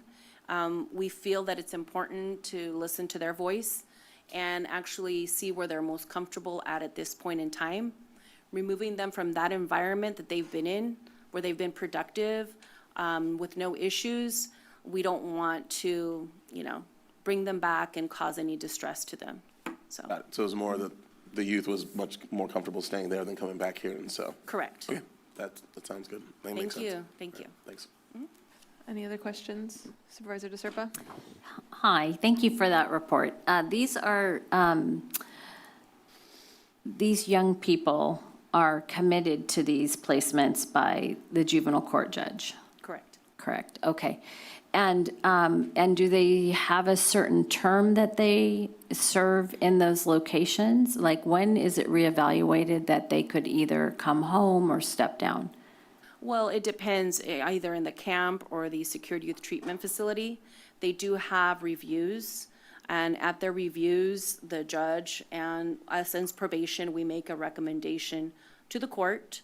And as often as 6 months, they have their 6-month reviews, and we'll make recommendations based on their behavior, any incident reports, or if they have positive behavior, then their time is reduced. So it averages 3 to 5 years, depending on the seriousness of the offense, because they do have serious and violent felonies. Okay. And then for kids that do very, very well, et cetera, and can essentially step down out of those placements, where do they go from there? Do they typically come here then to our facility, or do they sometimes go home, or? So what does that look like? The youth that are from our county, yes, they would be able to return home, or depending at what stage they are at, they could have a least restrictive placement. We haven't had any of our youth currently in a least restrictive placement, but we will be looking for those here locally or depending where they end up. Okay, and then do we utilize any type of program like a wraparound program? I'm not even sure if they're called that anymore, but. Yes, we do. Okay. Thank you. You're very welcome. Supervisor Koenig? Yeah, thank you. I just, we deal with so many zeros on this board that it's easy to think, oh, $160,000, that's not that much. But I think what you showed in your presentation is that those funds are going to excellent use, making a real difference in youth lives. So I appreciate the examples you gave and some of the quotes. Both, I think, in particular, both the guitar lessons and the job skills trainings are really going to go a long way, and I'm excited to see more programs like that. Thank you. Thank you. I will now take it out to the public to see if there's anybody who'd like to speak on this item.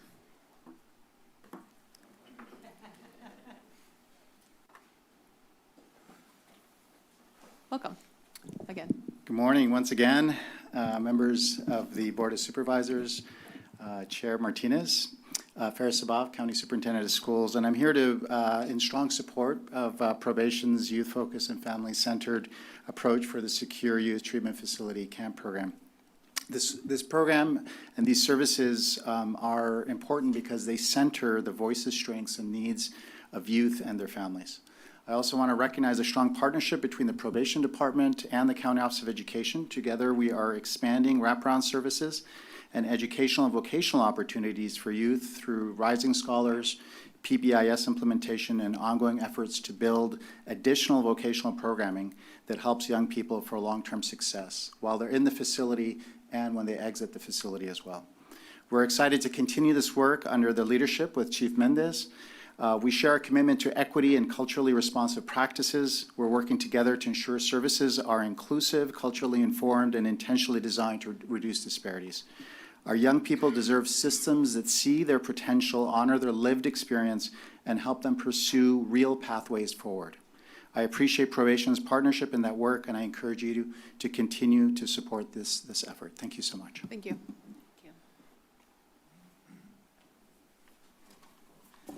Good morning, board, and thank you all for your service. Much appreciated. My name's, this is less anxious than when you guys are way up there, but this is still really anxious, driven.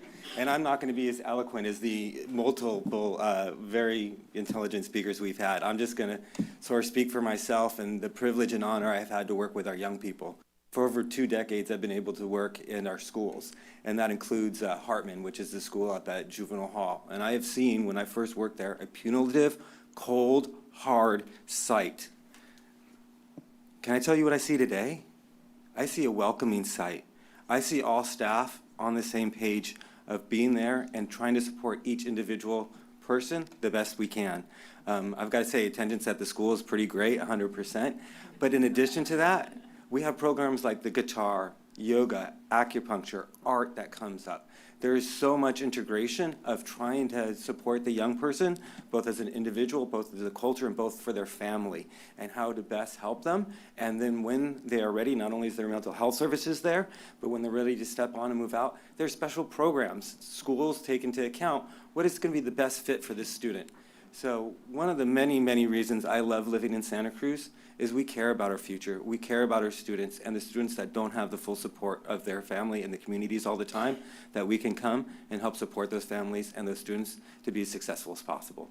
So again, thank you all for your service, and thanks for listening for a second. Thank you.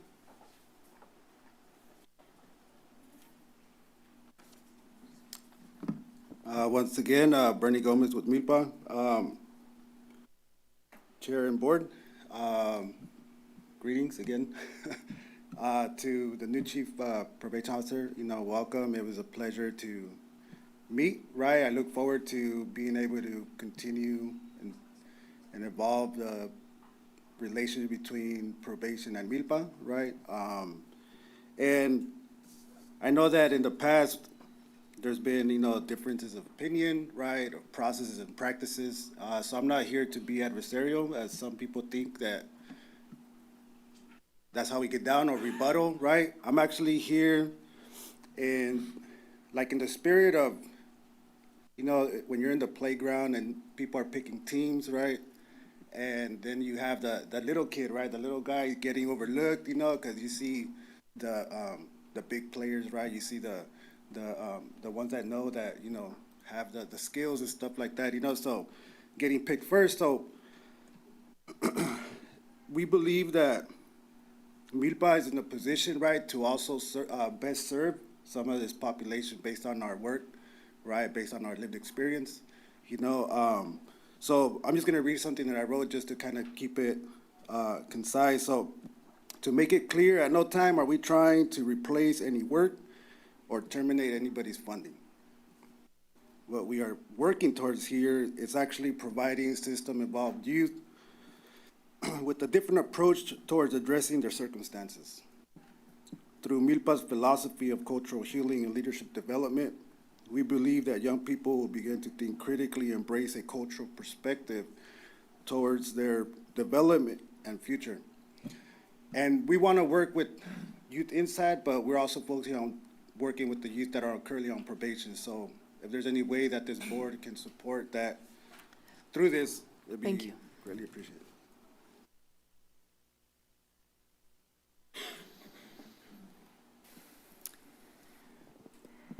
Good morning, Chair Martinez and supervisors. My name is Leanne Luna, and I'm the CEO of Monarch Services.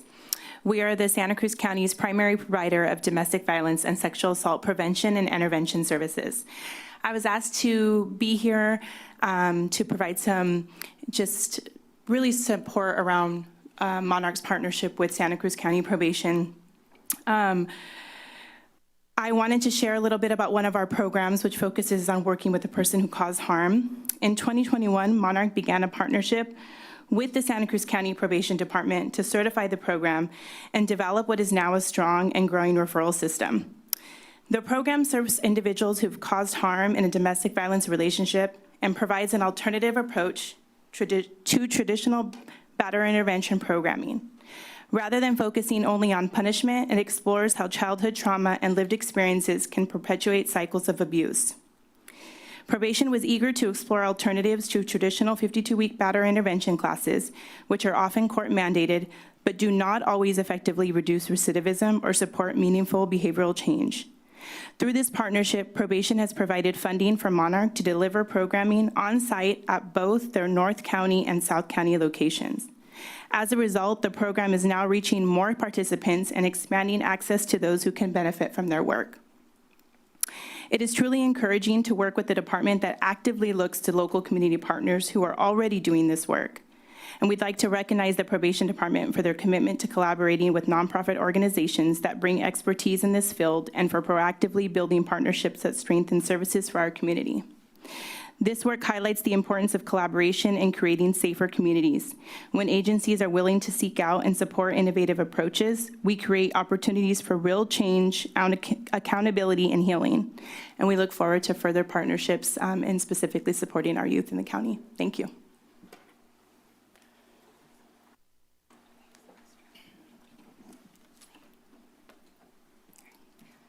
Good morning, Board of Supervisors. My name is Jen Isaac Gonzalez. I'm the Senior Director of Alternative Education at the Santa Cruz County Office of Education.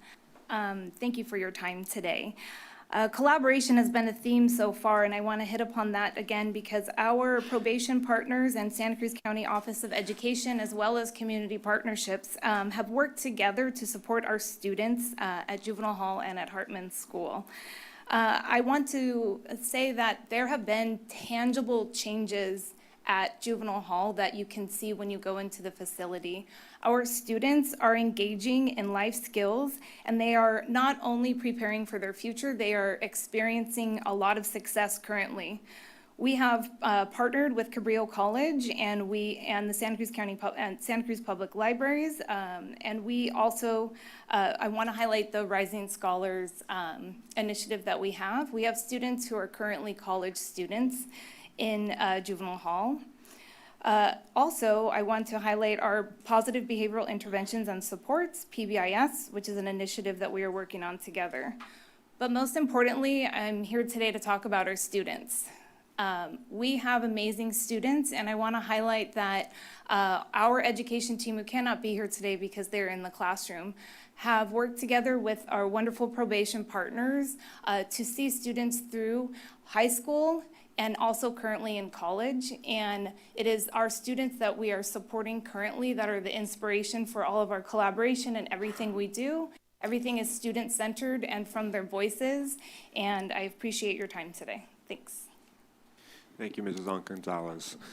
Do we have anyone online? Yes, we do. Thank you.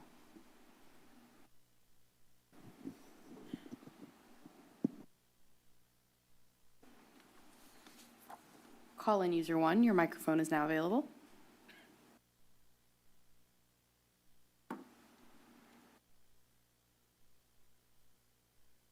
Marilyn Garrett, thank you for that informative report. I was heartened to hear about guitar lessons, music, art-based activity, vocational training, and how youth outcomes improve with family engagement, support, yoga, acupuncture. I'm thinking all of these activities should be available in our schools and the community.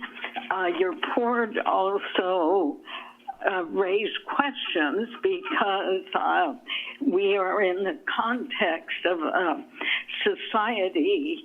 You talk about positive, what was this, behavior emphasis, and I thought, oh, these ICE agents need positive behavior emphasis. There's a lot of poverty, unemployment, racial discrimination. So the context of an unhealthy society is very contributing to, these problems. Also, Medicare has been removed for many people, the SNAP money, people going hungry. So how do we change the society to make it more healthy and that money is not misappropriated for these endless wars and ICE raids, et cetera? That's the question. Sounds like a lot of positive aspects. I have a question about medications. Is that part of the treatment? Because medications all have side effects. I'd like a response. Thank you. Thank you, Ms. Garrett. Is that the final? Karina, your microphone is now available. Hi, buenos dias. My name is Karina Moreno, and I also work for Milpa. And buenos dias, board chair and new COO. Congratulations. I hope to be able to tell you that in person very soon. But I just wanted to say thank you for today's presentation. This is an issue that we here at Milpa are very passionate about. And so I appreciated learning about the new opportunities and hearing about the improvements that have been made. But I would be remiss if I did not mention that for the culturally centered approaches, there was nothing that was rooted in cultural healing, cultural resilience, or opportunities for the youth to engage in their own Indigenous practices. And I don't want my comment to sound like we're splitting hairs, but we are asking and have been asking to have an opportunity to bring these kinds of practices and conversations. And if there was ever a time to bring these kinds of opportunities to our youth who need it the most, I think we would all agree, like, this is the time. We appreciate the work that the county is doing to bring awareness and action to understand how to proactively protect our immigrant, Mexican, Chicano, Indigenous community. But I ask you to think outside of the box and include our Indigenous and holistic perspectives of supporting the youth's mental, emotional, and spiritual, not religious perspectives. Again, I really want to emphasize how much we care. We wouldn't keep coming and asking to bring these opportunities to our youth in the juvenile hall if we didn't care a whole lot and know from our own experience the difference it can make. We hope to be considered or invited to be a part of the conversation and future opportunities. Thank you. Chair, I have no further speakers online. Thank you. I'll now return to the board for a motion and discussion. Supervisor Hernandez. I do have a few more questions. You mentioned the barber program, the cooking program. So the intent of this is for them to get, like, of course, cooking training, but do they get like a California food handler certificate or? Yes. They Yes. do? Oh, Yes. okay. And same with the barbers, they get a California barber's Yes, license? and anything that we want to provide in the facility, we want to make sure it is a certification, something they can utilize upon release. Okay. And with the previous public comment, is there any thoughts about the cultural work that they discussed right now? Absolutely, absolutely. We already are working on that, and anything that we can improve upon, we will take back and speak with my team, and definitely a work in progress, but we believe that we can sit down and have those conversations and how we can improve in those areas. Thank you, because I do love all the training programs, the art, but I think, something about cultural work that gives more of a sense of self-reliance, I think. Absolutely, and a lot of this is driven by what the youth are requesting inside the facility. So we always go back to what are they requesting and what are their needs are. And that's what we really focus on, but absolutely it's something that we need to also look at. Thank you. Thank you. Do we have a motion? I'll make a motion to approve. I have a Second. Thank you. A motion from Supervisor DeSerpa, a second from Supervisor Koenig. Further comments, Supervisor Cummings? Yeah, well, I just want to start by thanking all of our community partners and all of our county staff who are really, contributing to the success of our youth who are in the facility and to the climate within that facility. Many people we hear want to see things done better in terms of people who are experiencing incarceration. They want to see better outcomes, and it's always great, hearing the amazing work that's being done in Santa Cruz County and how we're a model for other communities. And so I just want to thank everybody for their hard work and dedication to improving the lives of youth who go in and come out better from the treatment that they're receiving in our system. I do also want to express, similar to Supervisor Hernandez, the Monterey Bay Central Labor Council and the Building Construction Trades have expressed interest in, apprenticeships or training opportunity for youth so that they can get in the trades. And with dwindling membership in the trades, because many are kind of, moving into retirement, the need is there in terms of young people who can get trained in the trades and move into that as a career. And it actually pays really well too. So, in terms of viable future, if there's opportunities for that at the youth facility, I think it would be worth exploring. Also, one question I had, are there any type of gardening programs that are there currently? Currently, I'll have our facility director former director. Good morning. Sarah Berman, Operation Director, was at Juvenile Hall, I'm now an adult. There are some small gardening projects. We've had some volunteers come in, like planter boxes, but really once construction is done with our grand construction project, there'll be a full garden. So it'll be, the Seed to Table program will be a full garden, a greenhouse, places to do education and counseling in the garden, and then taking food from the garden into the kitchen for the culinary portion. That's great. I was just going to recommend, having met with the UC Extension, the Ag and Natural Resources, their Master Gardener program. And I think there's folks there who would express some interest as well, potentially, at working in the. When we originally wrote the grant, it was about 10 years ago. We did reach out to Food What, UCSC, Master Gardener, so we did have a lot of support and partnerships I'm excited to do. So we'll have to revisit that once, about a year from now, when the garden is done and ready to go to roll out those programs. Great. That's great. Yeah.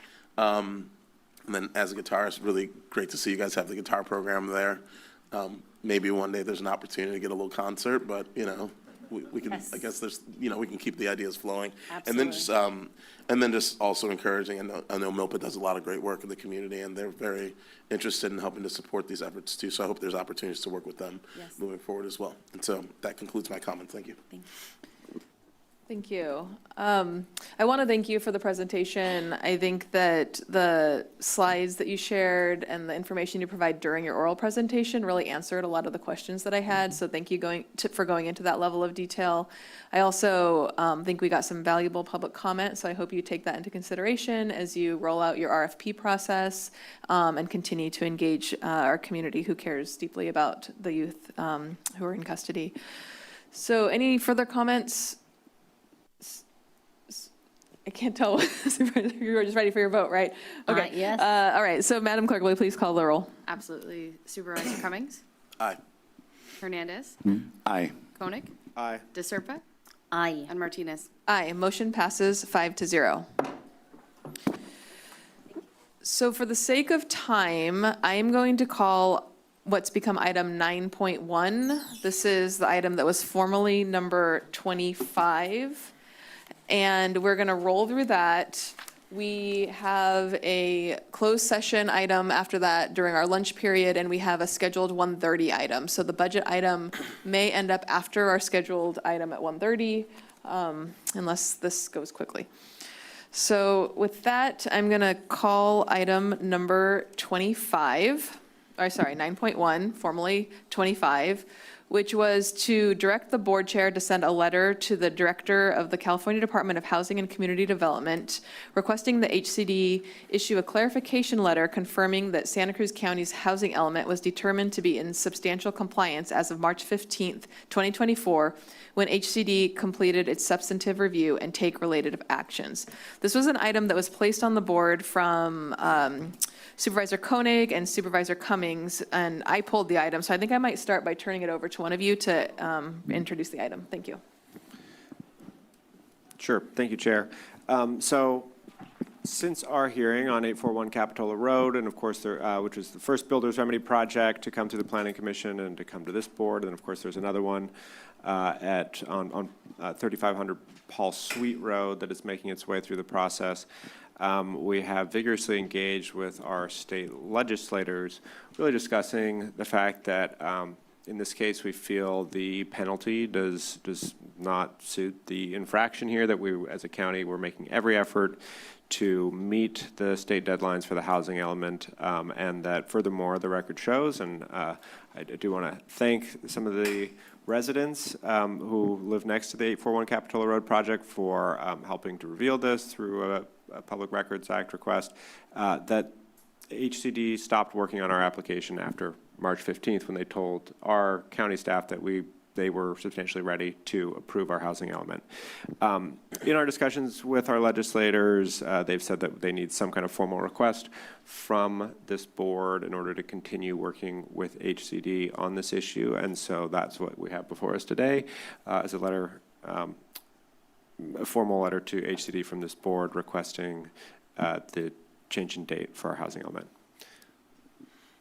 If I could just add as well, you know, as we've been dealing with this issue, it's come to our attention that there had been communications between staff that weren't accessible to us by a board because it's from staff to staff. And it was through this Public Records Act request that we really realized that, you know, the housing element, you know, the staff made every effort to try to get the housing element in, to try to get our, all the comments addressed by HCD as quickly as possible. And the fact that, you know,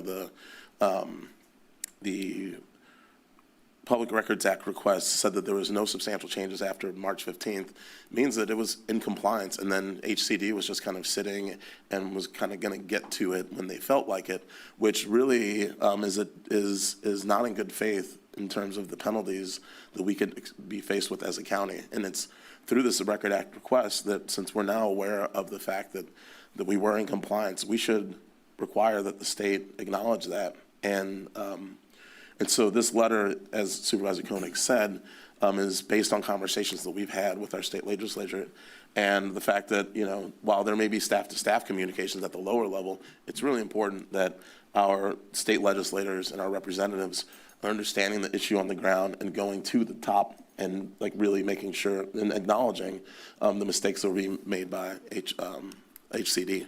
And so, you know, from my perspective, you know, this is an opportunity for our state representatives to learn about the issues that we're facing and represent us at the state level. And so that's the request that's before us today. And if I could add one more thing, you know, obviously this board has already had the hearing on 841 Capitola Road. We've already approved that project, and we cannot go back in time and change that. And so really, if HCD even were to grant this request, all that does is provide greater clarity or strength of argument for anyone who chooses to challenge that approval. And of course, it could also potentially impact the other projects, the Paul Sweet Road project, but of course also the Graham Hill Road project, which will either come before the Planning Commission or this board. So thank you. Thank you. Thank you for bringing this before us. I do have some further questions. So far, what you've shared is helpful. Can you just elaborate a little bit more on the requests that you made to our state legislators? Who are you talking to, and what have they asked from us?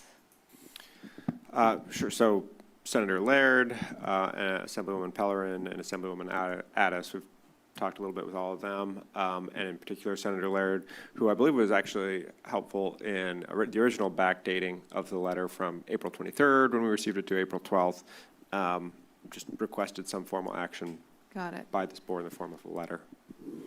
And I'll just add that I did speak with Assemblymember Pellerin. We provided her with information about the timeline of when we had been submitting our housing element and how we had been submitting our housing element not only on time but in good faith and in compliance with the regulations. And then the fact that we, you know, after we had started going through some of the Public Record Act requests, realizing that it was pretty clear that we were in compliance on March 15th, just really asking if there's anything that can be done and thinking like, well, maybe we should go to the source. Maybe we should send a letter formally to, Senator Letter requested that he had asked if we had sent a letter informally, and we said no. And he said, well, maybe that's a good first step. And so that's why we're bringing this letter to us today, in order to try to get some kind of response, especially since the Paul Sweet Road project is going to be before the Planning Commission on the 25th.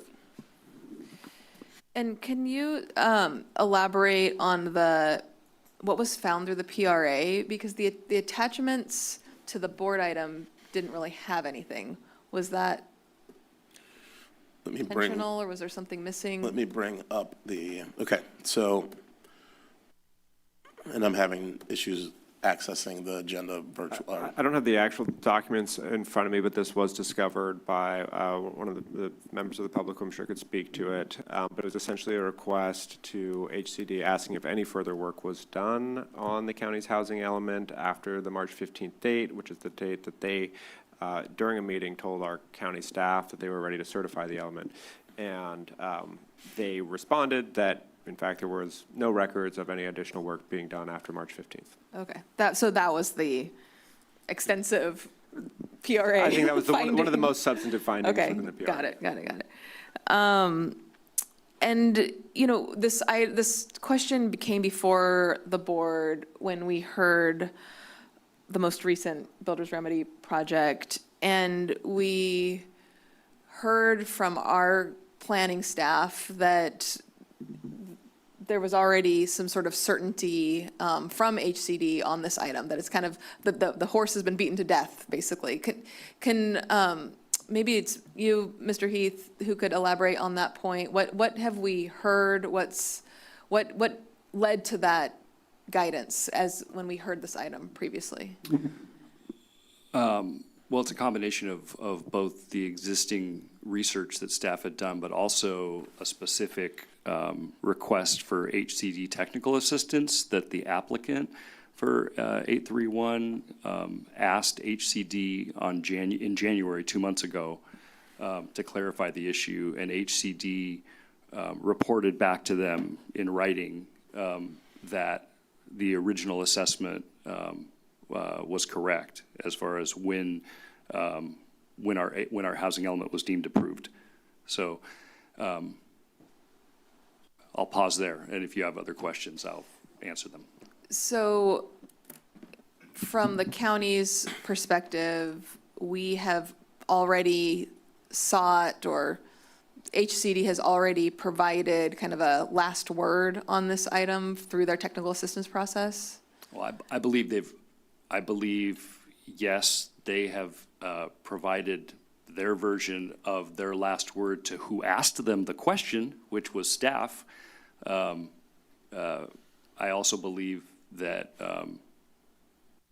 the law and the various interpretations of the law, as we've kind of gone over this, a number of times, and we provided legal advice to the board on this. It is not illegal.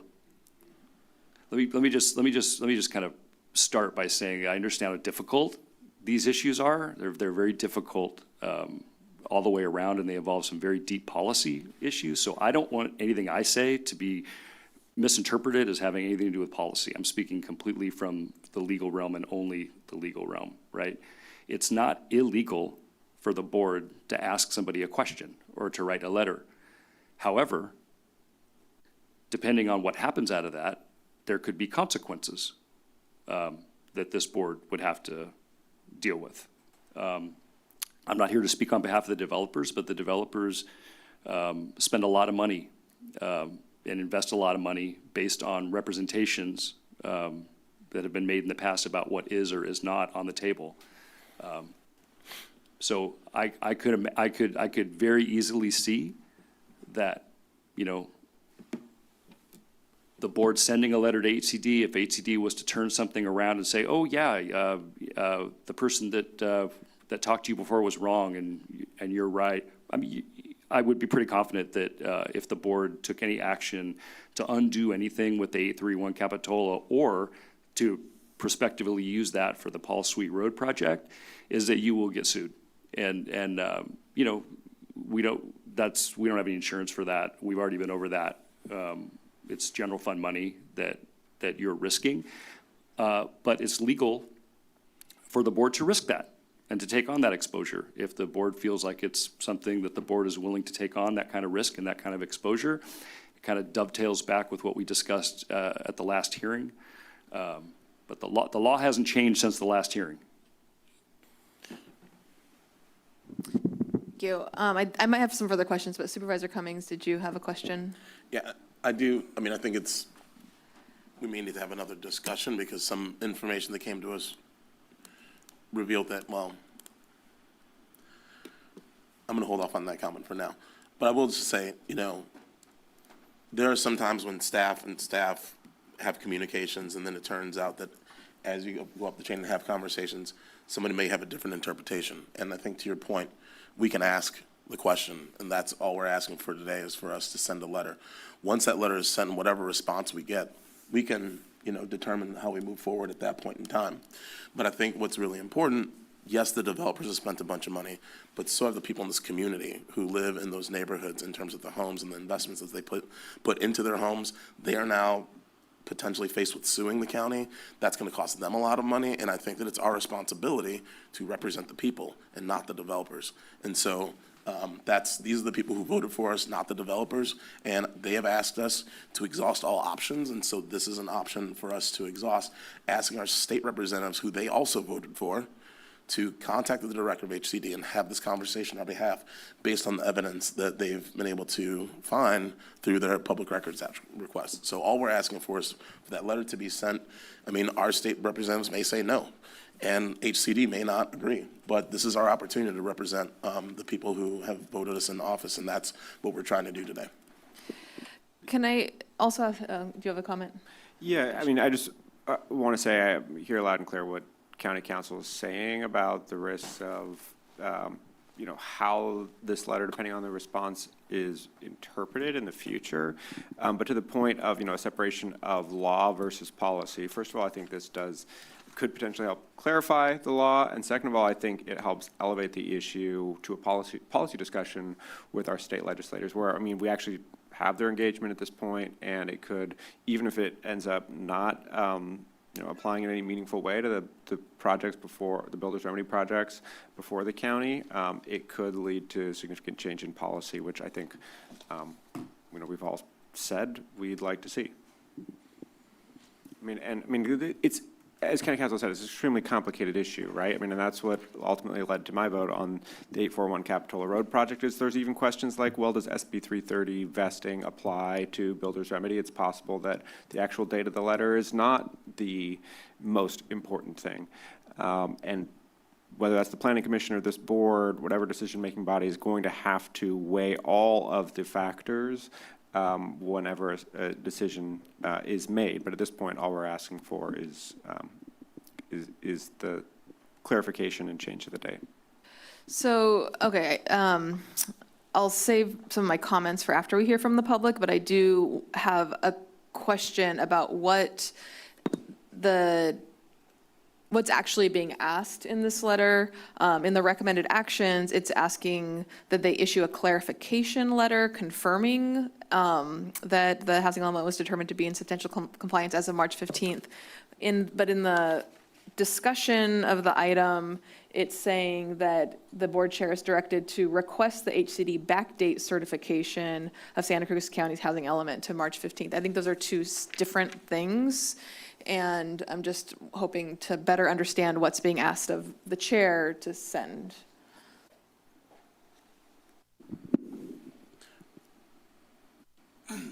The issue a clarification letter confirming that the Santa Cruz housing element was determined to be in substantial compliance as of March 15th. My read of that versus what's in the board report is that they're consistent with one another. And so it's clarifying that the substantial compliance date was not April, it was in March 2024 when HCD completed substantive review. So that's how I understand the recommendation in terms of how it also reads in the agenda report. And I will say that one of the things I was going to actually recommend is that we add to this is that we also send these letters to our state representatives, because it doesn't seem like that was included, but that is part of the desire for this action. Okay. I'll have further comments and perhaps a request to give us more time to get some legal guidance on this when we bring this to a motion. But that said, I do want to have opportunity to open this up to the public. So if anybody would like to speak on this item, you're welcome to come speak.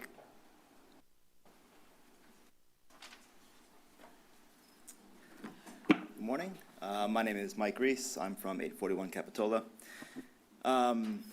So in December of last year, we submitted a formal public records request, as Supervisor Koenig mentioned. Can I stop you for a second? I don't think your mic's on, or we can't hear you, at least. Let me get a little closer.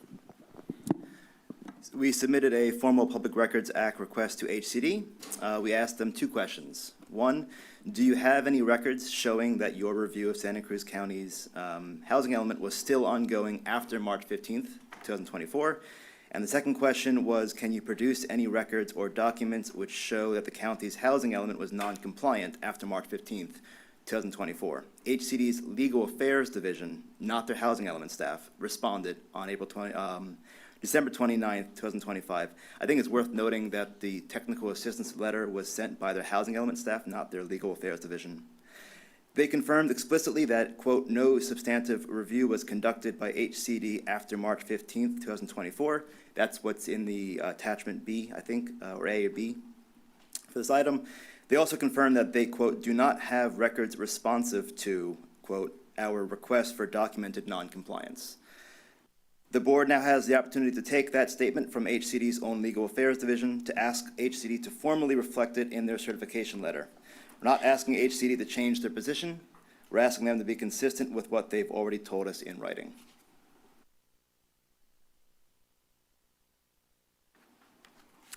Hello, Gaina Kemper, 1725 Grace Hill Road. The county, through emails to the director of HCD in May of 2024, and again more recently at the de novo hearing for 841 Capitola, have outright stated that they believed the county was in compliance by March 15th. At that de novo hearing on February 10th of this year, a board member asked Assistant Director Stephanie Hansen about the events surrounding the original certification letter. She stated that the county, quote, waited 40 days, unquote, to get its certification letter after being notified that HCD was, quote, good to go. This echoes the statements in the email she sent to Director Velasquez of HCD in May of 2024, in which the period between March 15th and April 23rd was referred to as a, quote, a 40-day delay in certification. The letter that the board is considering is not out of left field.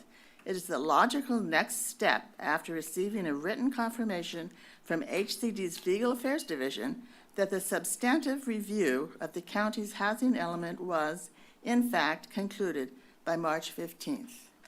And I also would like to ask a question.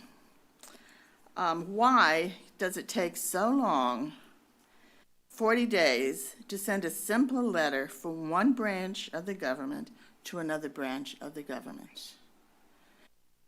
When I was working, if my staff took that long to send a letter, there would be big questions. Thank you.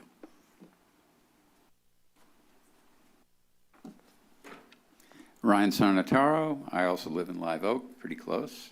As Supervisor Koenig said, a letter was already reissued with a different date. They can do it again and get the date right this time. A little bit of additional color. When HCD sent their original certification letter on April 23rd, 2014, they notified the county for the first time that the actual deadline for certification was April 15th, not April 29th, as everybody else involved in up to that point had assumed. And although the county had met every requirement, HCD's own confusion about the deadlines meant that the original letter arrived late. And the county did push back. And as you know, even earlier, Assistant Director Stephanie Hansen wrote directly to HCD in May of 2024, documenting the timeline confusion, the consequences of the error, and requesting relief. Among the consequences that Assistant Director mentioned was the 4 builders remedy projects, including 841, which a lot of us are here to talk about. So, Senator Laird's office got involved. HCD responded by issuing a corrected letter, as we know, but with the wrong date on it. So they're able to make the change, and all you are doing is asking them to make the change that would actually be a fully accurate letter. And this whole thing is really a travesty that these developers slipped into this sliver of an actually non-legally supportable deadline to basically put skyscrapers into residential districts. Thanks. Hello, I'm Ed Kemper, 1725 Gray Seal. I also then live in the Target area, Live Oak. I guess I'll summarize what a lot of folk have said, that we didn't create the evidentiary record. The government created it, and in some cases shared it with us upon our request. We just read it carefully and connected the dots. This matters when the board sends this letter, if you do, to HCD, that you're not asking HCD to accept somebody else's argument. You're asking HCD to act on their own findings, their own records, and their own admissions. This is a very different and much stronger position to be in. Thanks. Hello, I'm Lynn Chacon. I live in District 5. I want to make clear that this fight is not just about one building on one road. There are 3 active builders remedy projects across Santa Cruz County on Capitola Road, Paul Sweet Road, and one on Graham Hill Road in my district called The Haven. Residents from each of these communities are here today working together because we do not believe that we nor the county should be punished because there was an administrative delay in issuing HCD's certification letter. Fortunately, the county was able to secure a backdated letter that alleviated your penalty. We ask that you secure a similar letter for us. Beyond Santa Cruz County, other jurisdictions across California are watching this. What happens here could affect how the law is interpreted for compliant counties statewide. The offices of Assembly Members Pellerin and Addis and Senator Laird's office are all engaged. They understand that it is unjust for county officials and residents to be punished with onerous and unsustainable builders remedy projects, not because the county was out of compliance with their housing element, but because HCD was slow in sending certification of that compliance. The backlogged and broken system is a problem for every community in California. If the board chooses to send this letter, you will be accomplishing so much more than correcting one certification date. You will be demonstrating your belief that jurisdictions acting in good faith should not be penalized for the state's administrative errors. You will be acting on principle and in the best interest of your constituents. We're asking you to take action you can take pride in today.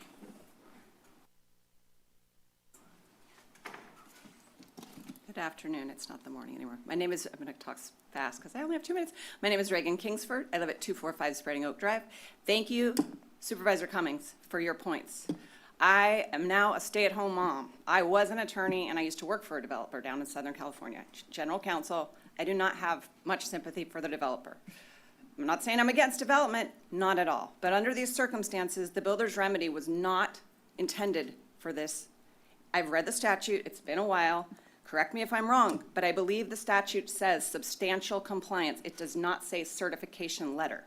So all we are asking in this instance is that you are asking a letter to be not backdated, whatever you want to call it. We just wanted them to confirm that you were in substantial compliance, which is what the record already reflects. If you look at the documents in the PRA, there are 3 main facts. 1, no substantive review was conducted by HCD after March 15th. HCD's Legal Affairs Division has confirmed this. 2nd, there are no records showing noncompliance after March 15th. This is established by HCD's own admissions. 3rd, HCD has previously issued a corrected, backdated, I want to call it backdated, letter to provide relief to the county from the 23rd to the, I forgot the date, the 12th. In light of the recent PRA response and the documents provided in this public record, you can find them, they're online, anyone can look them up, it's clear that they didn't go back far enough. The county was in substantial compliance with the housing element. Respectfully, the letter to HCD should be narrow and grounded in HCD's own record. Please confirm, based on your own documents, that substantive review was completed by March 15th, and reflect that in your corrected certification. You aren't asking HCD to do something new, difficult, or risky. You're simply asking them to be consistent with their own agency has already put in writing. I thank you for your time and consideration, and thank you all for your service to this community.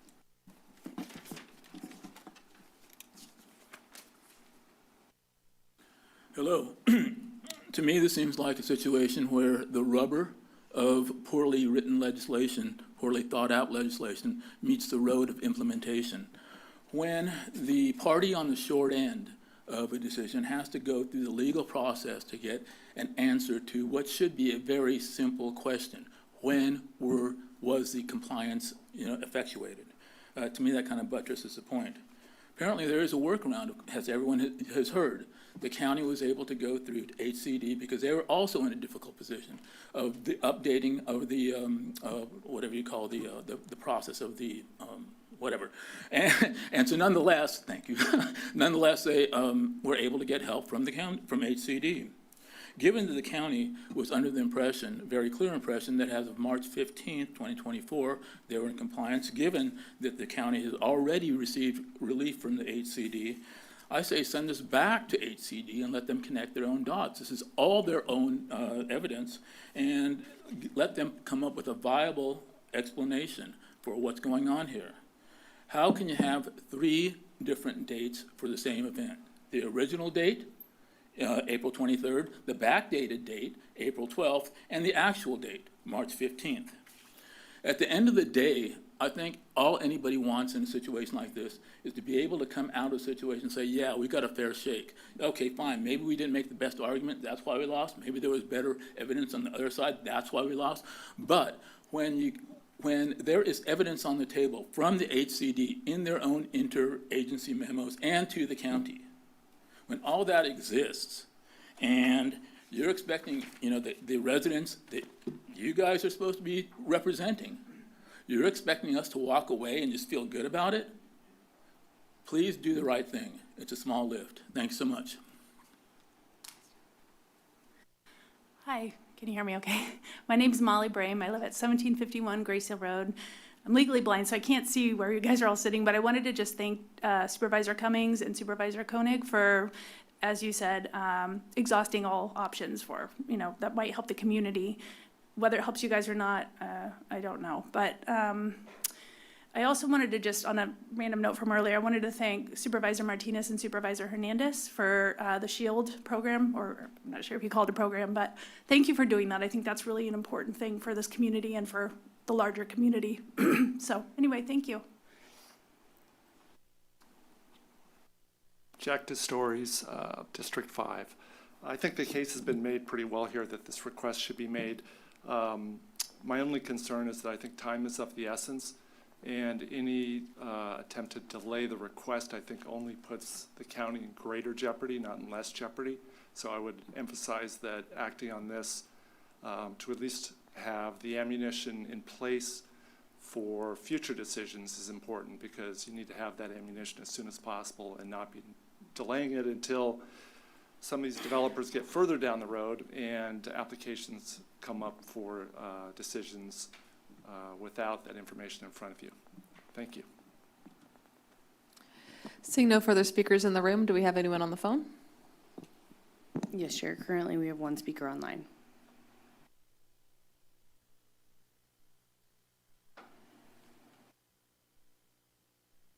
Call-in user 1, your microphone is now available.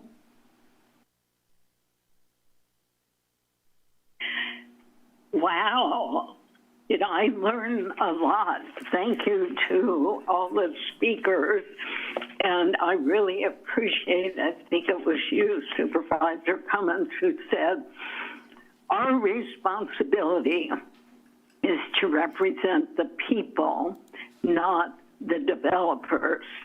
I'm in support of this item 25 to write the letter to essentially correct the record.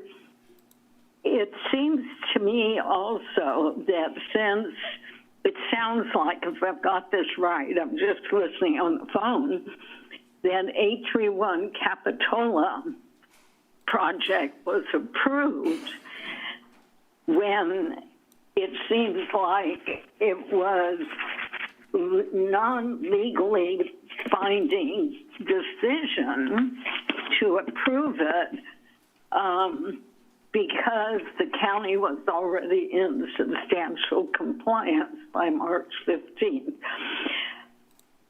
This is just another indication of developer corporation power and domination and ruination of the environment over people and nature. And I'm definitely in support of this letter, and it's pretty appalling what's been disclosed here. Thank you. I'm for people power, not corporation power. Thank you. Any further speakers online? No further speakers online, Chair. Thank you. Bringing it back to the board, let me start by sharing that, as I said during the prior hearing, like I am completely as frustrated as every person in this room by the builder's remedy scenario. It's a very difficult position that counties have been put in across the state, and there are a variety of legislative and legal efforts to try to push back on what's happening, and it's just continues to be a work in progress.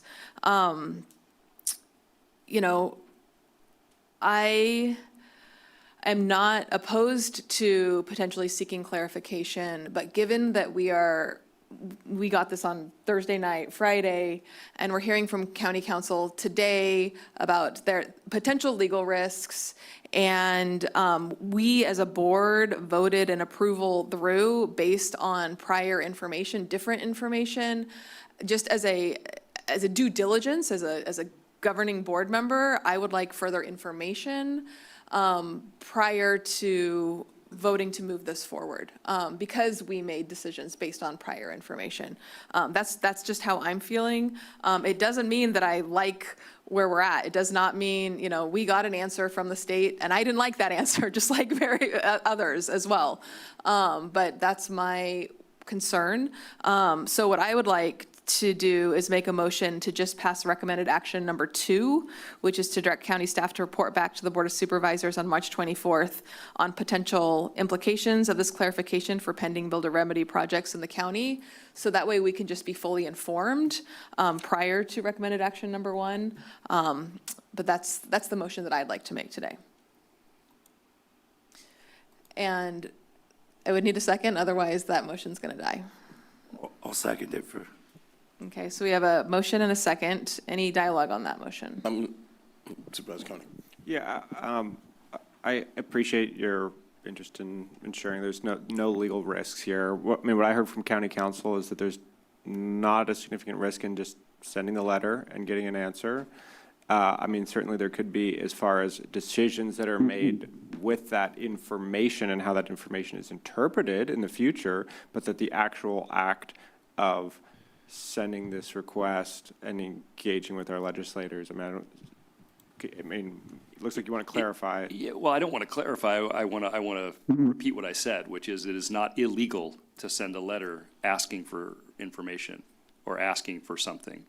But putting that in motion could have negative legal consequences to the county. When you say putting that in motion, like this action itself puts something in motion? I mean, I understand, Yeah, again, that yes, there are yeah, future yeah. decisions. Yeah, it does from a legal perspective, because I can't control or speculate about what's going to happen with your request in the future, with your board's request in the future. And without this item, I had more clarity around that. You know, with this item, I think the important thing for your board to realize is just that you are inviting or accepting some kind of risk to the county. And if you're comfortable with that, you can do that in the same way that someone, you know, it's not necessarily illegal to breach a contract, for instance. You just have to be prepared to deal with the consequences, which is that, you know, you need to pay for it. So, you know, that's kind of where we're at. It's you know, you could ask, and let me give you an example. It's like you could ask HD for this information. Well, I already said this actually, is HD could come back and say, hey, you know, the information we gave you the first number of times was incorrect, and so now we're going to change our mind. We're going to give you a new letter, and that says X. So what does that mean for your board? Is your board then put in a position where you're going to have to take action to do something regarding these developments that is going to undermine what the developers have been doing for the last 2 years based on our representations? And if that's the case, then I'm pretty confident that there's going to be a lawsuit that's going to come out of that. What that lawsuit looks like, whether or not we're successful ultimately at the end of the day, who pays for what, and how much money it's going to cost, those are all speculative things, right? So the most I can do for you right now from a legal perspective, non-policy perspective, is just tell you that the law is what it is. We've told you a few different times it is what it is. Nothing's changed in between the last time we told you what it is. And now, if you want to use your discretion, which you have as a board to do this, you are able to do it. You are able to do it. And I've said my piece. So given that, that's sort of the basis of where I'm coming from, as far as like, I would like to have more time to understand the risks, the and liability and costs, and how we'd pay for any actions that would come from this. That does not mean that I like where we're at with the builder's remedy thing. I do not like where we are. I do not, you know, just because I don't like an answer doesn't mean that I can change it, right? And so that's just where I'm coming from. I would like more time to understand. I'll just say that, you know, there's a lot of risk in everything we do. And I think in this instance, it's pretty clear that HCD made a mistake. What that means afterwards, it's unclear. But I think that, you know, we have an opportunity to represent folks in the community and get some clarification, and our state legislators have said that they'd be willing to ask these questions and have these conversations. I mean, I remember at the beginning of the Trump administration, we had our, sanctuary policies for immigrants and for people who are LGBTQ, and they threatened to take away our federal funding. And we decided we were going to double down on that in light of the fact that we might lose funding. And yes, there's been some impacts here and there, but we stayed committed to the people in our community. This is an opportunity for us to stay committed to the people in our community and to represent them. We don't know what the outcome is going to be. The lawsuit may be different from what may be before us, because maybe they can't move forward with the lawsuit that we got advice on, which talked about, 5-time penalties for every single unit, because the lawsuit may be in our favor. The courts may allow them to move forward with a development that was smaller than what they're proposing right now, because we're not saying don't build. We're just trying to get clarification on what will trigger the builder's remedy. And there are plenty of times when we get in lawsuits and we settle. So I think that this is an opportunity for us to really demonstrate to the people who voted us into office that we represent them, and we want our state legislators who represent them as well to weigh in on this, because it does not seem fair. And we can, figure out how we'll deal with the risk, when the time comes. HCD may submit a letter and say, nope, we don't agree with you, in which case, it's going to favor the developers. They may say they do agree with us, which may benefit the residents. But I think at the end of the day, this is something that we've been trying to do in order to push back against a bad policy. And this is our opportunity to represent the people who are here before us today. And so I appreciate the concern around risk and stopping and delaying. And, we can find out more in the meantime. I'd be happy with, us moving forward with this and then getting a report back, when this, if we get feedback from HCD, getting a report back on, what does this mean now in terms of our ability to either, maybe we don't mess with 831 water, and maybe it will help, address issues on the Graham Hill Road project. Maybe it'll help address issues on the Paul Sweet Road project. We'll have options before us when the determination comes back. But at a minimum, we need to get this determination as soon as possible. So I'm gonna, I'd be happy to make a substitute motion if that's necessary, but I think that we need to move forward with supporting our residents here today. Any further comments? I just Supervisor Koenig? agree that I'm not supportive of a delay at this time. I mean, I hear loud and clear that, this is not, the date of the certification is not the only factor in our consideration, but I don't think that by sending the letter that we're not denying any projects. We're not, there's no act of interpretation of the law by sending this letter. We've requested a change of the date before, and all we're doing is doing that again. I think if nothing else, even if this is just a policy discussion, not a legal discussion, that now's the appropriate time to have that discussion with our legislators, and the delay would harm it. I do want to ask, I appreciate the last portion you said about it, for us to move forward and kind of look into what the ramifications may be. But so item 25 is simply asking for the letter, nothing else above that. Anything else that would need to come before us, anything else that we would want to do would have to come before us. Well, it's asking HCD to issue a letter confirming a different date for the housing element certification. Correct. That's what it's asking for. But we're not taking any action today regarding that date change. No, you are not taking, Right. you are not taking any action that would. Put us in jeopardy or risk. Well, you know what? I feel like I've already. Beat a dead horse. I feel like I would be beating a dead horse, and I don't want to become the sixth board member.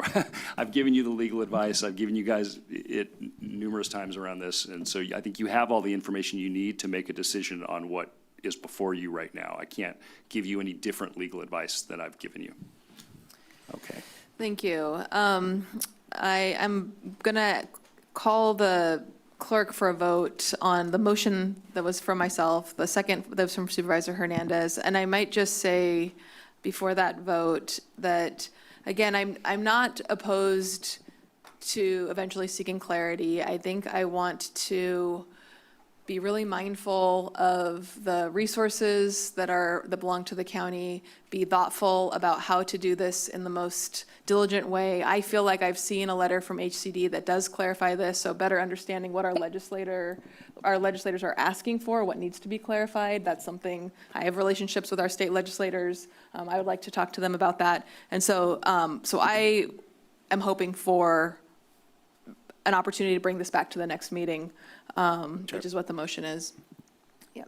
I'm going to make a substitute motion that we move the recommended actions.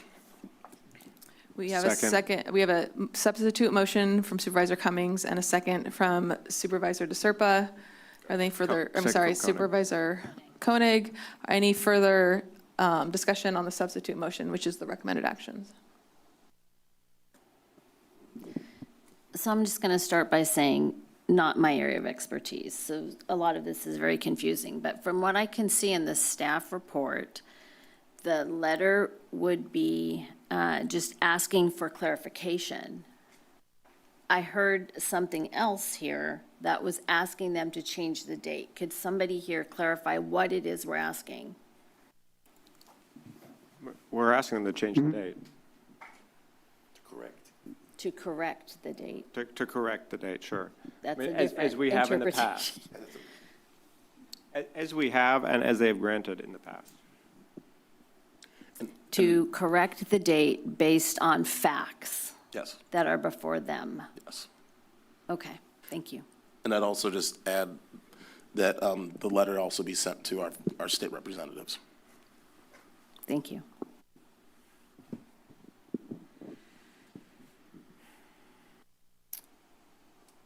She's writing. Madam Clerk, will you please call the roll? Yes. Supervisor Koenig. Aye. DeSerpa. Aye. Hernandez. Aye. Cummings. Aye.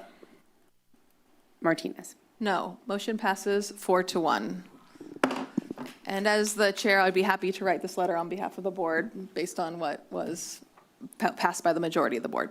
I could also add that, we can also submit, we can send you a letter draft and then you can amend it. Yeah, be just happy so to do that. Okay. Yeah. So it is now 12:34. We are going to break for lunch. We have closed session. Do we have anything reportable from closed session? No. All right, we will be back at 1:30 for our Employment Recognition Awards and then the final item.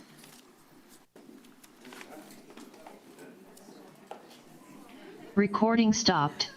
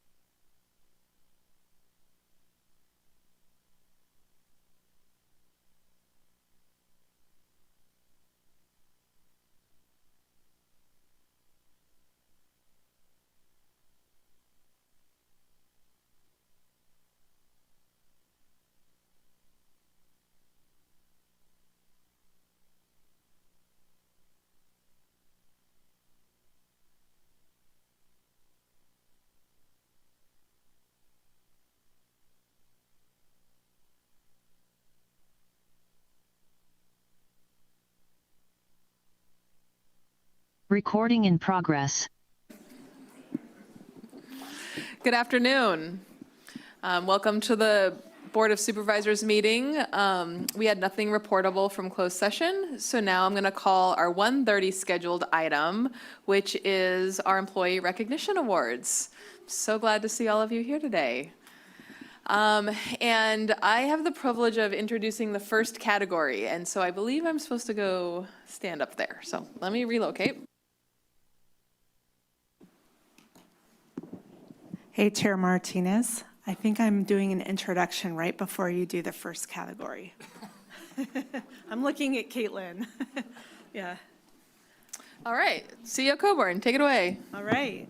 Thank you. Good afternoon, Chair Martinez and members of the board. So today we are pleased to present the 2025 Employee Recognition Awards. Each year, the Board of Supervisors presents these awards to recognize and show appreciation for the outstanding work county employees perform every day in service to the residents of Santa Cruz County.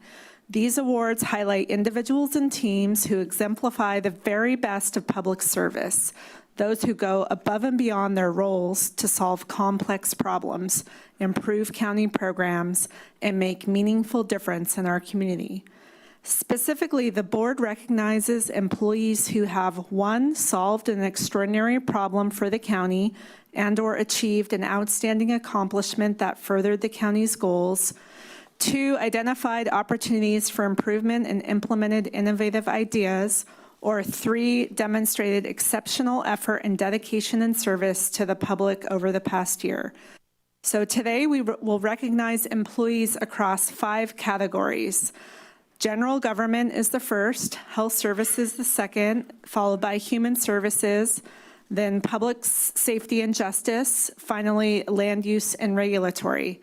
Each board member is going to present proclamations to recipients in one of these categories.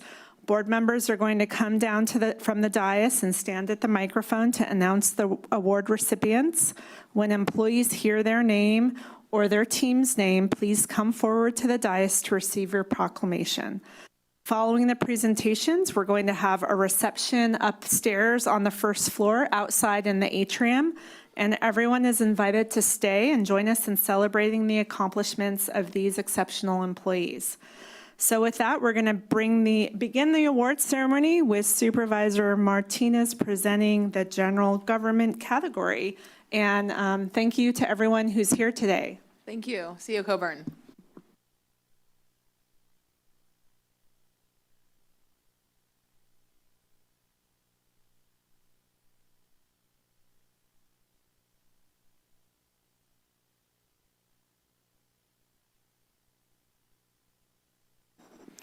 Good afternoon, everybody. This is a lot brighter of a topic than some that we've been dealing with today and in past meetings. So today I have the privilege of introducing our awardees for the general government category. And for our individual employee recognition award in the general government category, I'd like to recognize Lori Welch Betancourt. Come on up, Lori.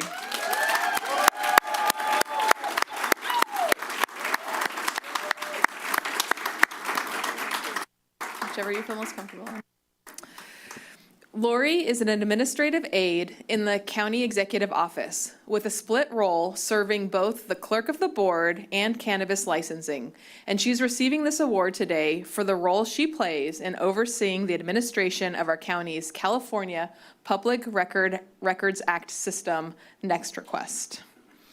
Since the implementation of Next Request, the county has seen steady year-over-year growth in the number of Public Records Acts, also known as PRAs. These requests have also become more complex, often requiring the review, redaction, and release of hundreds and sometimes thousands of records. Lori plays a central role in coordinating complex responses across multiple departments. She works closely with partners to develop new response templates and improve existing ones, and takes time to meet with, train, and support department PRA liaisons. With Lori's attention to detail and timely reminders, the county successfully completed 897 requests in the past 12 months, averaging just 15 days from submission to closure. Lori approaches her role with positivity, enthusiasm, professionalism, and exceptional dedication, and her leadership has been instrumental to the continued success of our PRA program. Thank you, Lori, for your contributions to the success of the county's PRA program and for your dedicated public service to the County of Santa Cruz. Congratulations.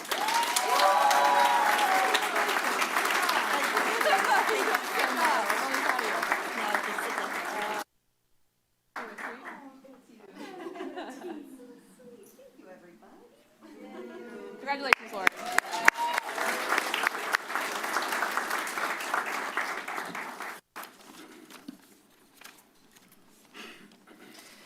All right, the next category is the Team Award for General Government.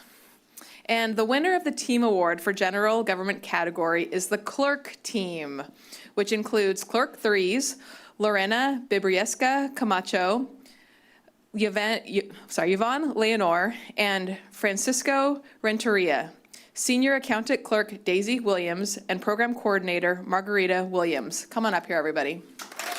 There you are. I'll give this to you in a minute. Come on up. We got 3 of you. Anybody else? We're missing 2. That's okay. They're probably working hard. The clerk team is being honored today for its commitment to expanding service options, responding quickly and compassionately to changing federal policies, and providing equitable, reliable services that build trust in the community. For the past year, the clerk team has maintained staff at the South County Services Center in Watsonville, delivering services nearer to residents and providing assistance in Spanish to reduce barriers and improve community connection. The team also continued the Passport Saturday events, offering passport acceptance services on several Saturdays throughout the year, making it easier for residents to access services outside of regular weekday hours. Come on up, welcome. You're just in time. Anybody else? No, okay. The past year also brought a great deal of uncertainty for many Santa Cruz County residents as communities faced rapidly changing information related to immigration enforcement, questions about birthright citizenship, and new federal guidance affecting gender identity documentation. These changes have created understandable concern for immigrant, mixed status, and gender diverse families seeking clear information and support. The clerk team responded quickly by incorporating updated federal guidance into their work and ensuring the entire department was prepared to explain the changes clearly and consistently. Throughout this time, they approached the public with professionalism, patience, and empathy. Through these efforts, the clerk team has strengthened public trust, supported accurate and responsive services, and helped advance the county's commitment to equitable and accessible services for all Santa Cruz County residents. Congratulations to the clerk team, and thank you for your hard work and dedication to our community.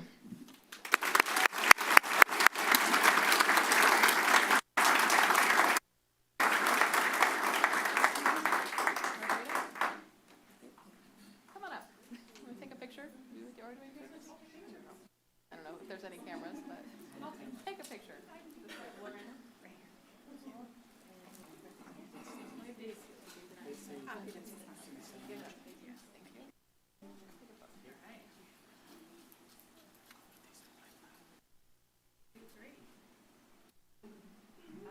Congratulations. Thank you.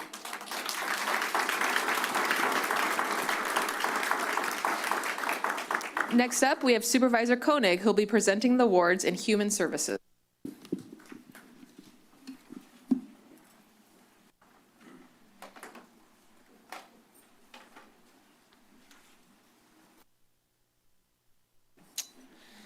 All right, first up in our Human Services category, we have the individual award for Jessica Sirksena. Jessica, are you here? Come on up. Oh, okay, well, you are a fantastic stand-in for Jessica. You can model this award here. We have lots of nice things to say. Jessica is a program manager in the In-Home Supportive Services Division of the Human Services Department and is receiving this award today for her efforts to improve service delivery and compliance, ensuring timely support for residents who rely on IHSS. This past year, Jessica led a targeted effort to resolve Community First Choice option non-compliance for IHSS, driving performance to nearly 100% compliance in CFCO reassessments, which saved the County of Santa Cruz thousands of dollars in penalties. Jessica also led an effort to improve IHSS intake assignments, which led to 85% of all cases being processed timely, above the current threshold of 80%. These improvements also resulted in Santa Cruz County being removed from the statewide Quality Improvement Action Plan Corrective Plan and positioned Santa Cruz as a top-performing county. It's always good to get off the bad boy list. Jessica managed these improvements despite significant vacancies and repeatedly stepping in to fill critical gaps to protect the continuity of service for over 3,000 disabled community members. Jessica's clarity, accountability, unwavering dedication, and solutions-focused approach stabilized the IHS program and ensured timely, uninterrupted services for recipients. Thank you, Jessica, for your dedication to improving our IHSS program, and congratulations. We know Jessica is busy helping so many people in our community. All right, and now we have the Team Award in Human Services. This is for the CalWorks Employment Services Team. So this includes, all right, excellent, come on up, Employment Training Specialist number 2, Nicole Williams, Social Worker 2, Tanya Karanko, Senior Employment and Training Specialist, Leisha Erez, Social Worker Supervisor 2, Barry Dahmer, and Program Manager, Katie Chevalier. Thank you so much for being here today. In early 2025, the CalWorks Employment Services team identified a critical service gap affecting CalWorks families experiencing homelessness and responded by launching the Housing Connection pilot to reduce barriers and accelerate access to housing supports. The team brought homeless referrals in-house to create warm handoffs, streamline coordination, and expedite placement in the housing queue for families with children.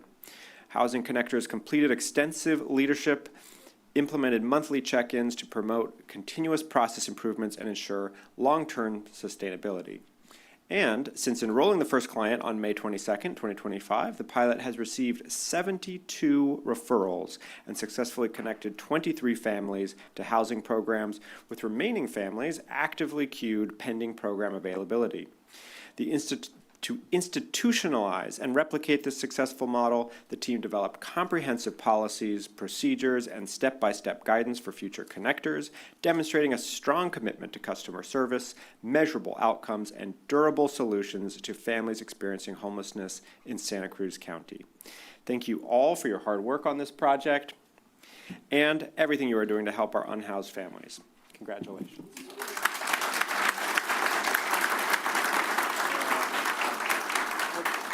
Would any of you like to say a few words about the project? No? You spoke beautifully. Well, Thank you. we deeply appreciate your work. And, We're missing a couple people, so. Thank you. Sure. For the photo. Okay. Great. Thank you. And next up is Supervisor DeSerpa, who will be presenting the awards in the Health Services category.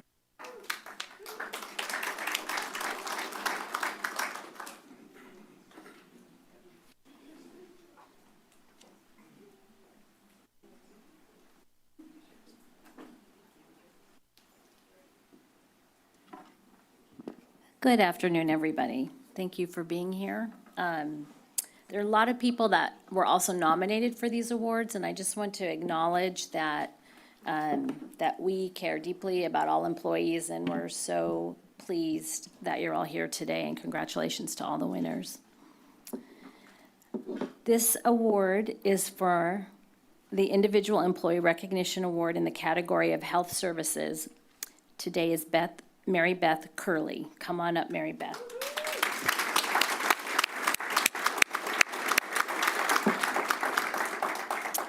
Mary Beth Curley is a supervising mental health client specialist in the Behavioral Health Division of the Health Services Agency. And this is very special to me because I worked most of my career in the intensive care nursery where I worked with babies, and I still actually work at Sutter with tiny babies and mamas. So this is very special what you're doing. So congratulations. Last year, as a result of the new child welfare mandate going into effect in California, Child Welfare Services began referring newborn babies to Children's Behavioral Health for assessment and treatment. Prior to last year, Children's Behavioral Health had only treated children over the age of 3, but this was a huge procedural shift necessitating careful research and planning to accommodate treating this new population. Mary Beth took up this challenge and embarked on researching and developing new policies, procedures to meet the needs for treating newborns and infants. Mary Beth connected with Stanford Neurodevelopmental Clinic, where I used to work, Parent Center, and many other early childhood treatment programs to ensure that the clinicians that she supervises were educated on proper treatment and assessment of the behavioral health needs of newborns. As a result of Mary Beth's leadership, Children's Behavioral Health is now well-equipped, confident, and responsive in meeting the complex behavioral health needs of newborns and infants in foster care. Thank you, Mary Beth, for your dedication to this project, and congratulations.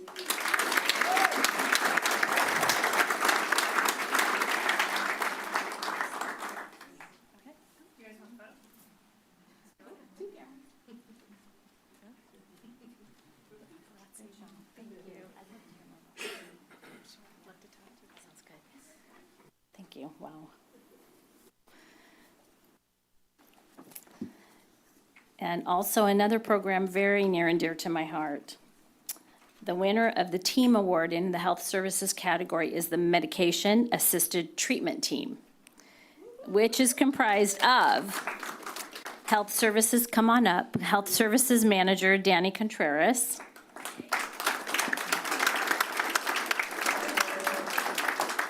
yeah, bring the whole team up, Community Mental Health Aide Santiago Madrigal,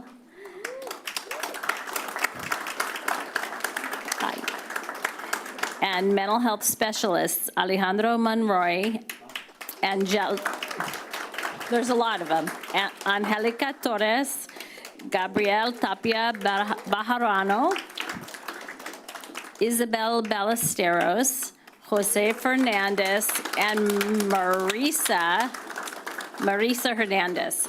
Do we have everybody up? No, I got some more people. You have more? Yeah, if you guys want to come up, that's part of our team.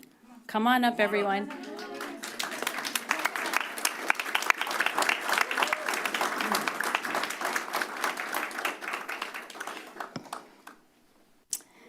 Medication-assisted treatment team is composed of compassionate and highly dedicated professionals who serve on some of the most vulnerable members of our community who are suffering from substance abuse disorder.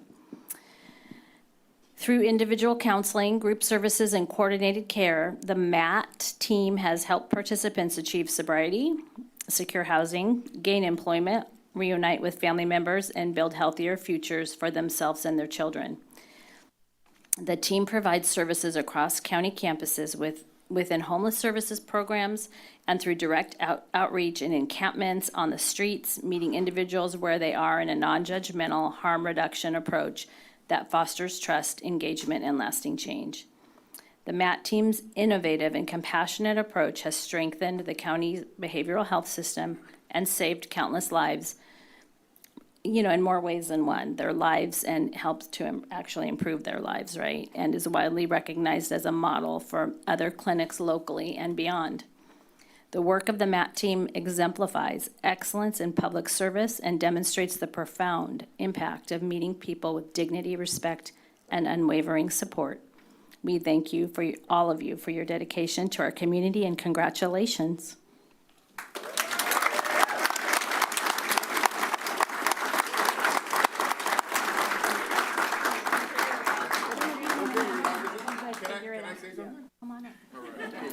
It's really great great to see you. Yep, thank Yeah. you.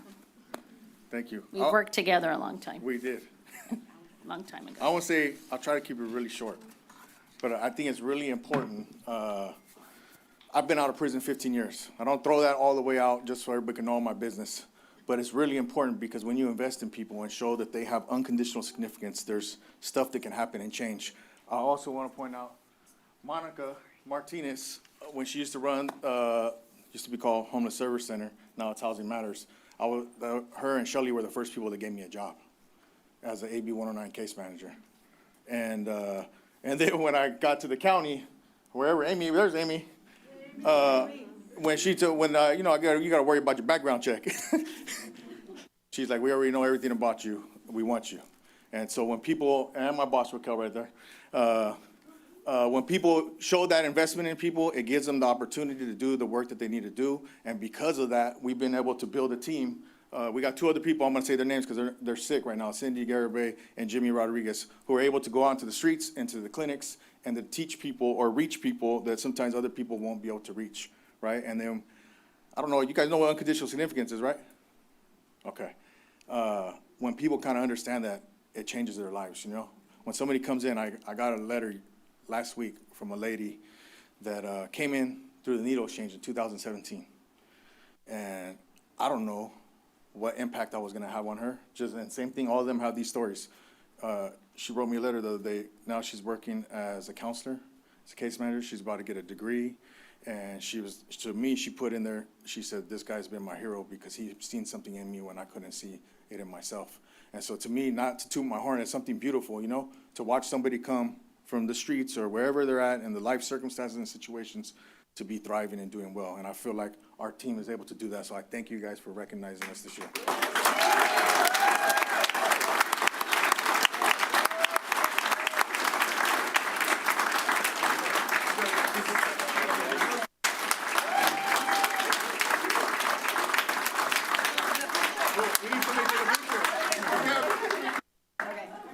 Can somebody send it to us on Teams or something?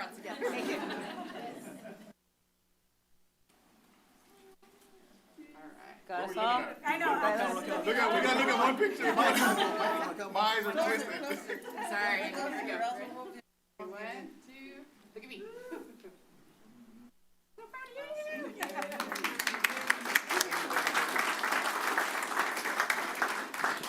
Congratulations again. Next up is Supervisor Justin Cummings, who will be presenting the awards in the category of Justice and Public Safety.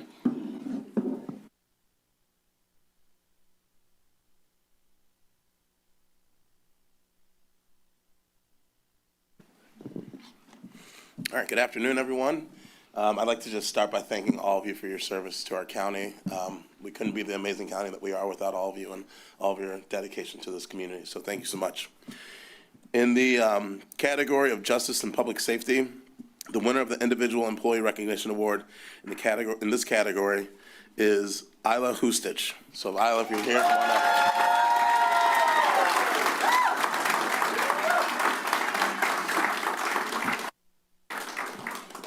Isla serves as the lead immigration attorney for the Santa Cruz County Public Defender's Office, and she's receiving this award today in recognition of her commitment to advancing social equity and justice for all members of our community. Isla established and leads a Padilla unit at the Public Defender's Office that provides timely immigration guidance to attorneys representing non-citizen clients facing criminal charges, helping ensure that every person receives informed and fair representation.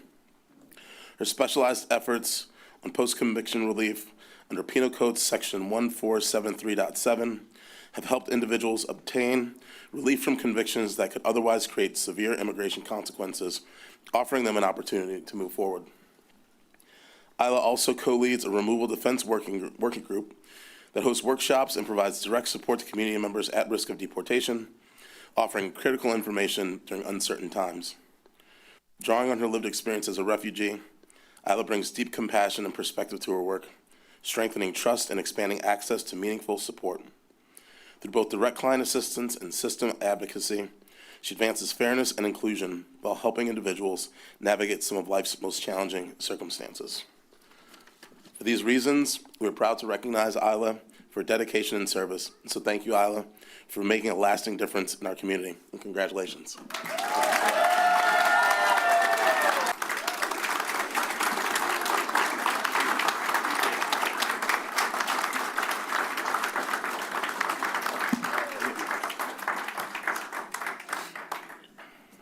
Santa Cruz County Sheriff's Office of Sexual Assault Investigations Unit is responsible for all sexual assault investigations involving both adult and juvenile victims, managing cases that frequently involve significant evidentiary, emotional, and legal complexities. Detectives in this unit conduct trauma-informed interviews, process forensics and digital evidence, coordinate with sexual assault nurses examiners, and work closely and advocacy partners so that survivors receive the support and resources they need. In 2025, the unit was assigned over 290 cases, reflecting both the breadth and intensity of their workload. Yet despite these demanding volumes, the team continues to deliver timely, thorough, and victim-centered investigations that meet the needs of survivors, partner agencies, and prosecutors. A significant example of the unit's capabilities began in August 2024 when a report involving a 14-year-old victim expanded into a complex multi-agency investigation uncovering the exploitation of multiple juveniles, and through extensive investigative work, coordinated countywide collaboration, and close partnership with the district attorney's office, the unit secured the suspect's conviction and a 25-year state prison sentence in September 2025. Beyond their core duties, the unit also manages specialized investigations critical to public safety, including in-custody sexual assault cases under the Prison Rape Elimination Act, investigations involving child sexual abuse material and technology-facilitated exploitation, and cases related to violations of sex offender registration requirements. For their professionalism, dedication, and commitment to justice and survivor-centered care, we recognize and thank the members of the Sexual Assault Investigation Unit for their important service to the community. Congratulations to you all.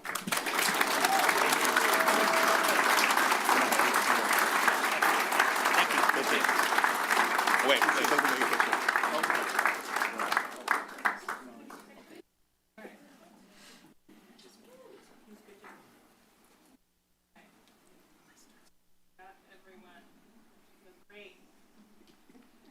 Thank you.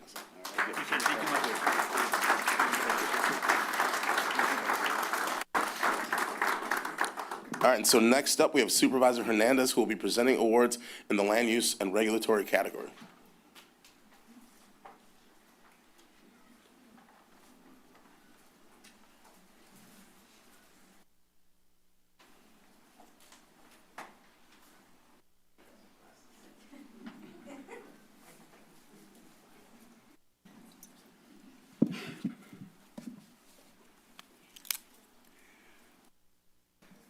So in land use regulatory,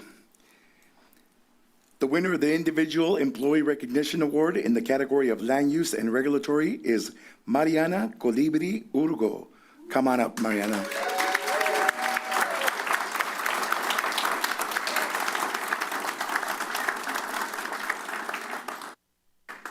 Mariana Colibri Urgo is a park planner number 3 in the Parks Department, and she is receiving this award today because she demonstrates exceptional leadership, technical skills, and commitment to equity through the delivery of multiple high-impact park projects over the past year.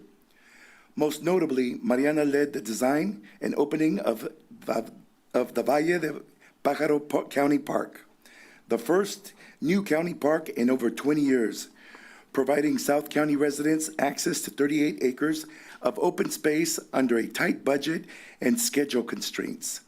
Mariana also delivered major park upgrades, including an accessible artist-integrated playground at Floral County Park and a long-delayed permanent restroom at Hidden Beach County Park. Alongside these efforts, Mariana advanced natural resource restoration and water quality initiatives and equitable coastal access through bilingual engagement, signage, and planning efforts. Through her perseverance, mentorship, and commitment to inclusive public service, Mariana has advanced meaningful improvements in the county parks that have enhanced quality of life through the county, especially to residents in historically underserved communities. Thank you, Mariana, for your leadership, your project management excellence. Congratulations.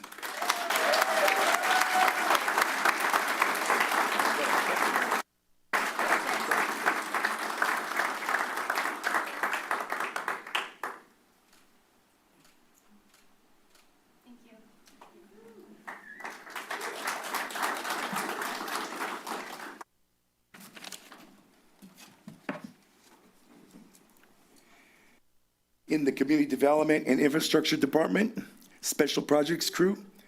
The winner of the team award in the Land Use and Regulatory category is the Community Development and Infrastructure Special Projects Crew, comprised of Public Works maintenance worker Lonnie Frost, Ryan Kinch, and Hector Cisneros.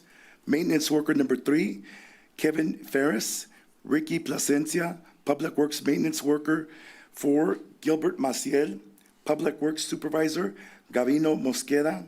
Engineering associate, Ariel Craig. And building plans checker, John Williams. Come on up, everybody.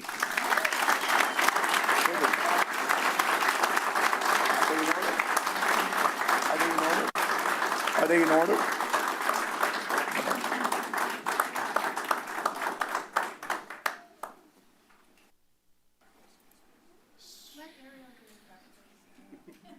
Ariel, yes. Where's Ariel? Here you go. And Gavino Mosqueda. Did you ever wrestle? And next we have Gilbert Maciel.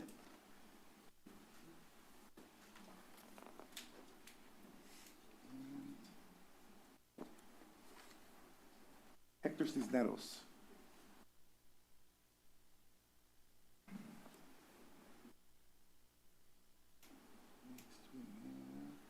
John Williams. And Kevin Ferris.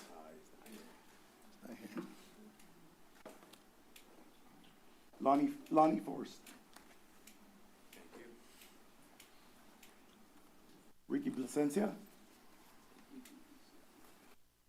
And last but not least, Ryan Kinch. You got it.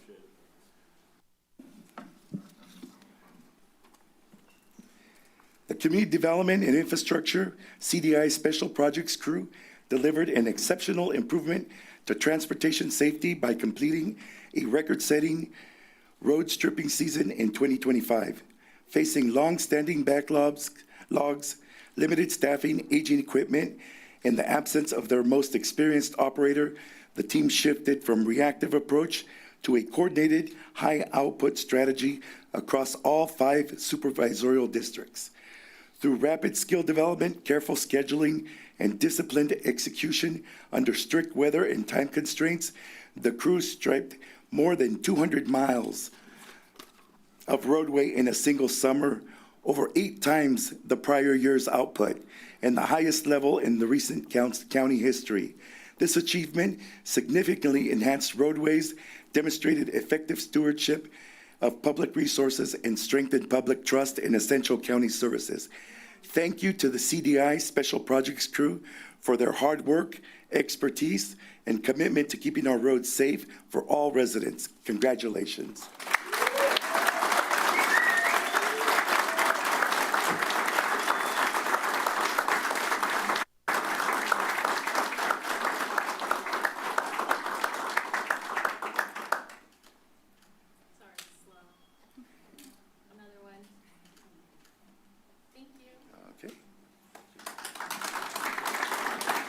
And I'm going to leave this one here for.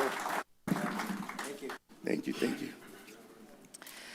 Thank you. I want to extend one more deep gratitude to every single one of you. It's a true accomplishment, and we're so honored to have you work on behalf of the County of Santa Cruz, serving our residents. So one more round of applause for everybody.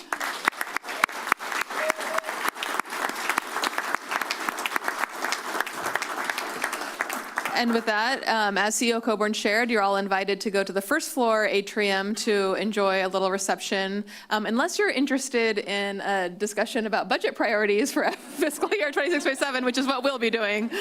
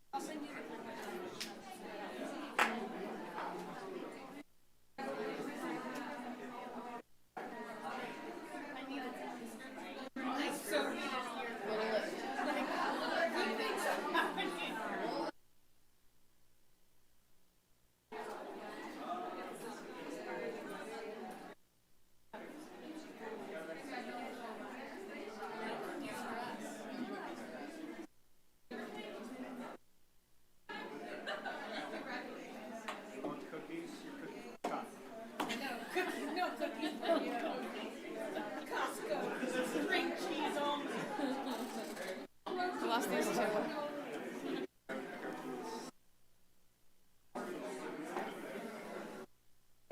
Why don't we regroup at 2:15? Okay. We'll take a brief recess and regroup at 2:15.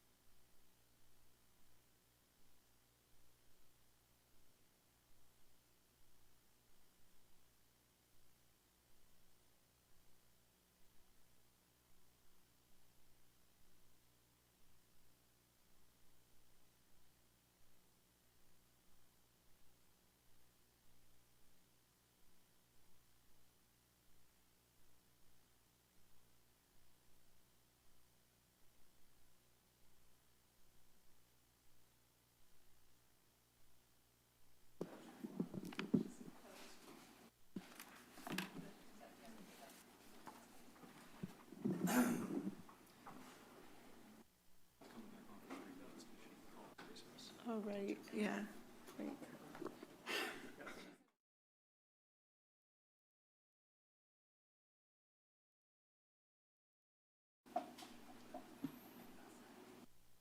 This is gone. I've been talking too much since Friday.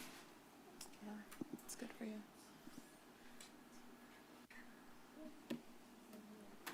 We're ready? There, he's ready? Let's do it. Turn us back on.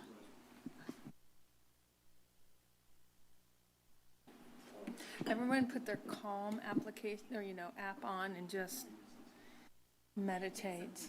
Just take some deep breaths.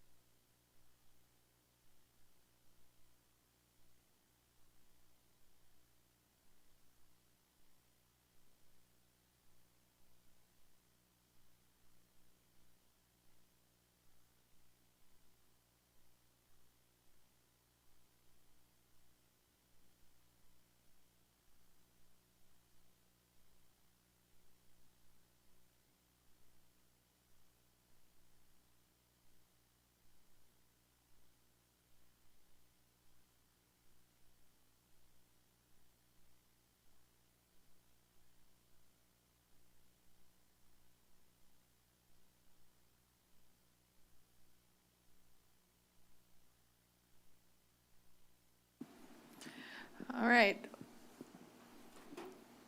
Welcome back. We will now move on to our final regular agenda item, which is item number 9, considering a report on foundational budgeting principles to guide development of the proposed fiscal year 2026-2027 budget and take related actions. So I believe we have a presentation from CEO Coburn.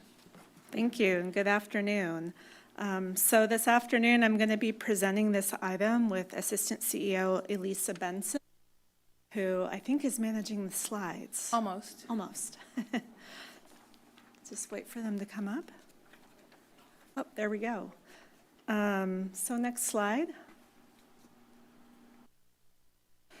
So we were just before you at our last meeting in February to talk about our mid-year financial outlook and provide our mid-year budget report. You had asked us then to return today to talk about the foundational principles that we're using to guide budget development. And so that's what we're here to do today. Today, the purpose is to seek board alignment on those the budgeting principles that we outlined, really to start a dialogue on strategic budget priorities that the board and the CEO have, and to use all of these to guide development of the proposed budget for fiscal year 2026 through 2027. This is a policy conversation. We don't want to get into the weeds today about individual line items in the budget. It's really about, at a high level, what is important to the board. And so we are going to walk through some of the things that we're thinking about to kind of start the conversation today. When we present the proposed budget to you in May, that is the point when we'll get into the details of what I am recommending for particular programs and services. And at that point, we can talk about specific trade-offs and what the board is thinking if you want to shift money around. But I'm really asking you today to stay kind of at the higher level. So I'm going to turn it over to Elisa to kick us off. It doesn't like me, the clicker. Yes. Good afternoon, everyone. We covered this slide at the last meeting around what we're already doing to really attend to our fiscal situation. I'll just run through it very quickly. We have implemented a hiring and travel freeze, so it's only through exceptions that we are asking our departments to consider those choices very carefully. We have, at your direction, engaged with our labor partners. We had our first all-partners meeting last week. And I think everyone appreciated that opportunity to connect, to talk about the fiscal reality, to talk about past practice, and start that conversation about what data they need, what data we can provide, how we can work together to solve this problem. And we continue to really be in the thick of evaluating our department budgets, their proposals, and understanding what ideas and proposals that they've put forward to address being balanced. So we'll be continuing to do that in preparation of that budget proposal for you in the beginning of May. And so that's just sort of the ongoing to sort of get us across the finish line for this fiscal year, get us across the finish line in the black. So that's all work that is underway. And really the next part of our conversation is that larger policy conversation of how do we move forward from here, not just for the next budget year, but to really get at that structural deficit.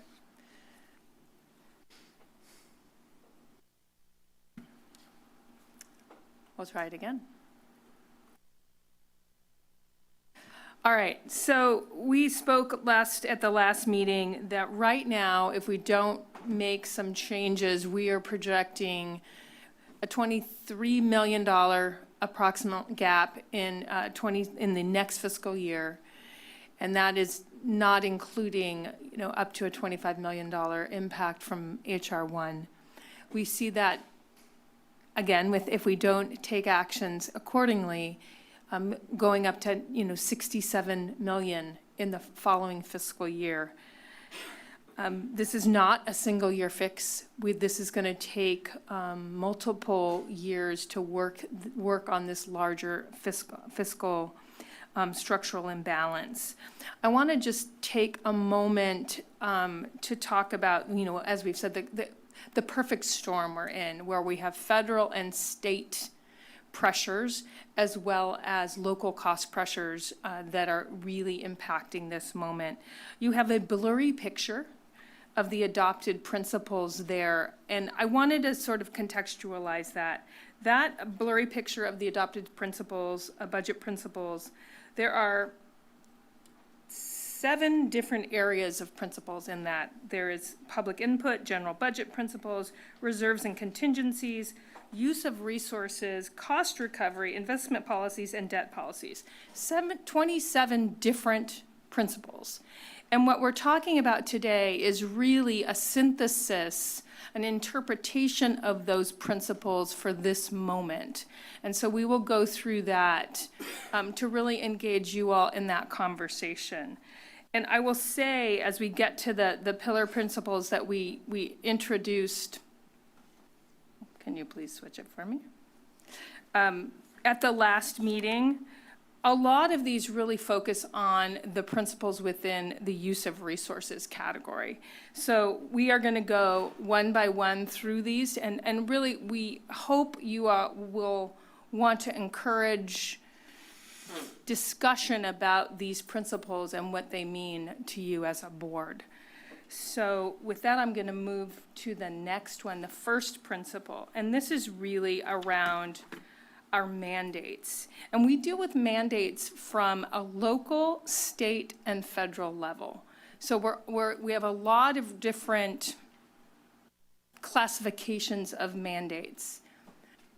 This particular principle we want to focus on, yes, are legally required services, but we also want to talk about where there are revenue generating components of those programs, and how do we address that as we navigate level of service choices within those mandates, because frequently that is where we have choices. Supervisor Koenig spoke a bit to one of the principles in this space around not necessarily backfilling state or federal mandates unless it's of local importance.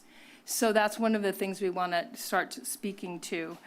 And that we also just recognize that those revenue generating services, those services that there is state or federal reimbursement for, we want to make sure we preserve and optimize that infrastructure as much as possible to, again, save those general fund dollars, those local discretionary general fund dollars for highest and best use. So I'm going to pause, and Chair, you can, of course, if you want to open this at the end, or if people want to sort of speak to these principles one by one.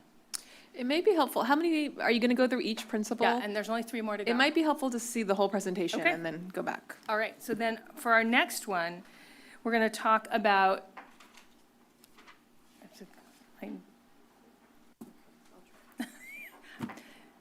it doesn't like me, it likes Juliet. This next principle is really where the embedded principles around the safety net and the prioritization of the safety net comes to the forefront. And it's really around the reality that, of course, county departments have a large role in providing those basic safety net services, but we do that so much of the time in partnership with our community organizations that we contract with to really address the basic needs of our community. And this principle, as it's interpreted today, is that idea of understanding, as we have to make reductions, how do we balance reductions in county programs and county staff with reductions in community infrastructure that are also addressing the safety net.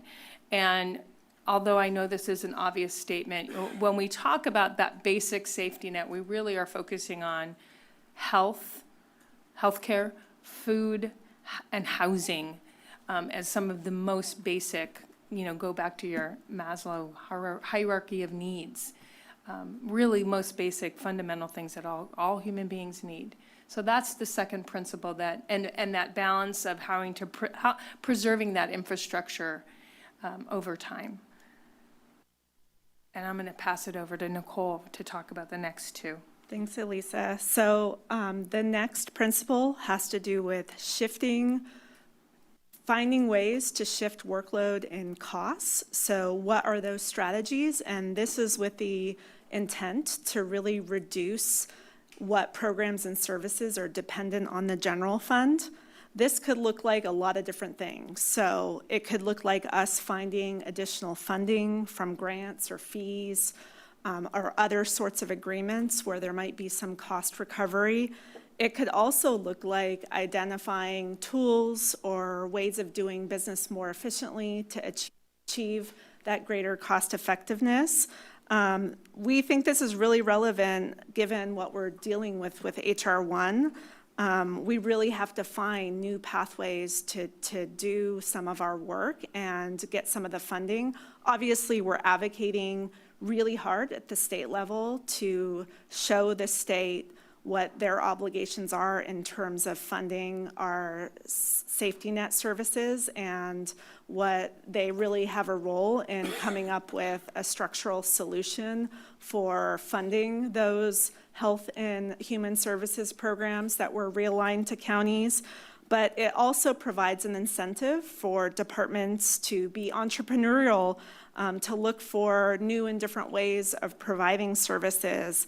We're already talking with HSD and HSA about how Housing for Health and behavioral health can make better use of funding that they're receiving and potentially shift funding to maximize what the general fund dollars are going towards. So that's just one example. And then, there are some of the things in this area, whether they're fee studies or applications, might have greater lead times where we might not see the benefit immediately, but they might have a more medium or long-term benefit. All in all, that work needs to start now to figure out where we need to go and not in the future. So we're starting that work today. So for the last and fourth principle, it has to do with building our fiscal capacity and resilience. We know that reductions alone are not going to solve our structural gap, which is building up to $67 million in the out years. In this current upcoming budget year, like Elisa mentioned, it's about $23 million, not accounting for HR 1. We're going to have to pair both expense management with deliberate revenue strategies and, looking at that long-term horizon about how we fix this structural problem.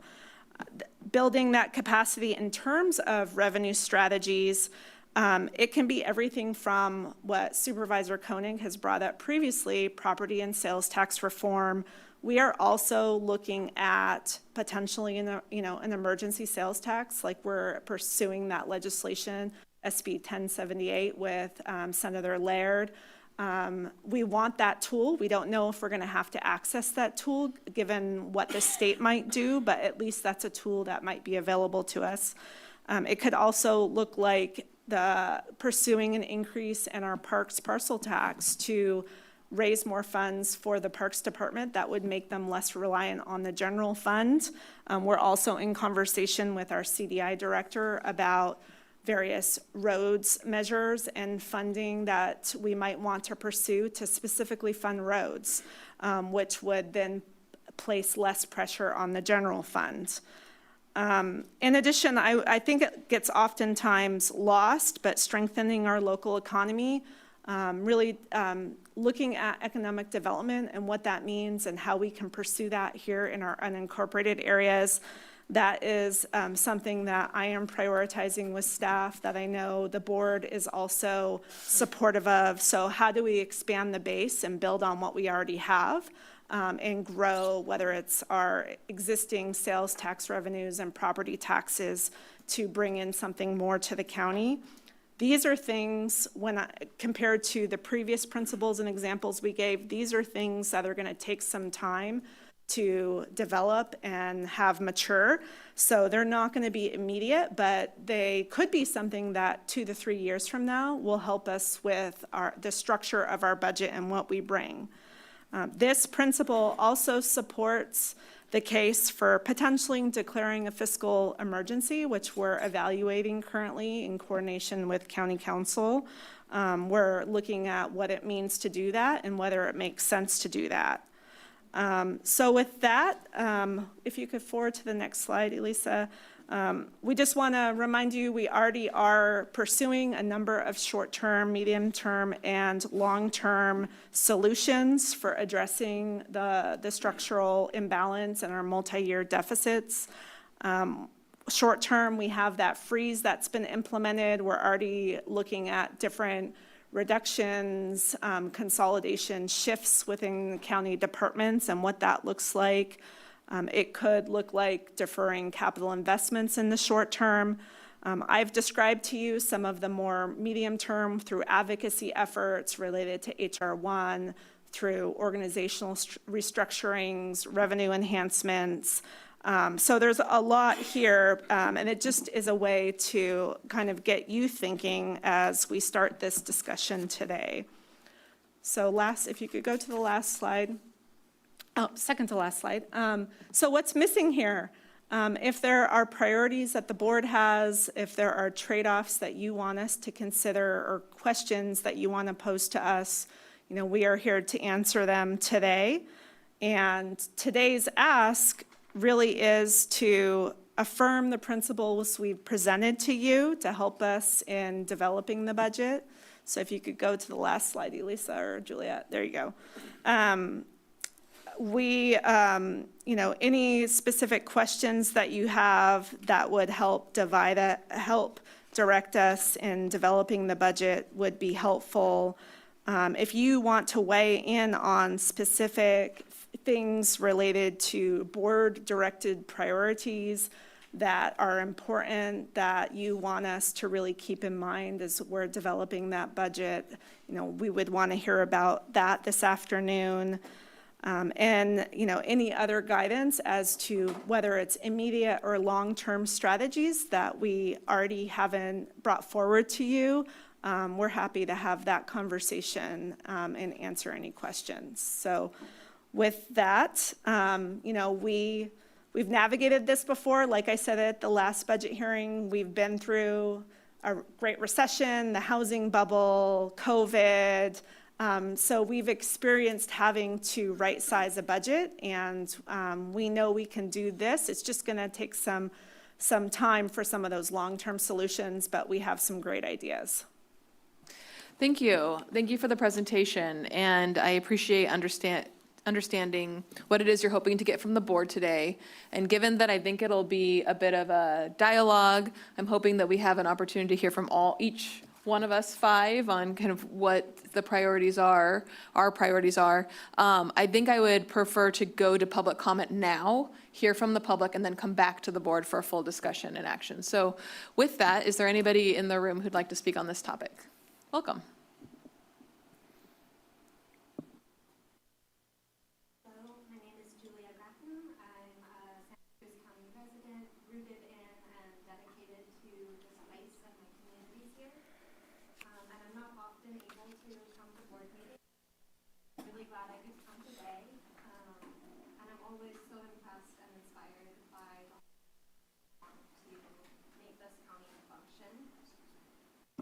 Thank you. I support the budget principles that the County Executive Office has put out, and I want to emphasize how important it is to protect the basic services that comprise the safety net in our community. These basic services, food, housing, and healthcare, we call these the safety net because these are the things that keep us safe. And as we look at how the budget needs to respond to changing conditions, we need to break out of the status quo of allocating more than 20% of the general fund to the sheriff, probation, and the DA in the name of public safety. If we're talking about structural budget issues, this discussion needs to include the structural issue of dumping over a fifth of our resources into jailing and surveilling people when our community members are hungry, unsure where they're going to sleep tonight, and deferring medical, dental, and mental health care because they can't afford it. Thank you. Thank you. Anybody else in the audience? Seeing none, do we have anyone on the phone? Yes, Chair.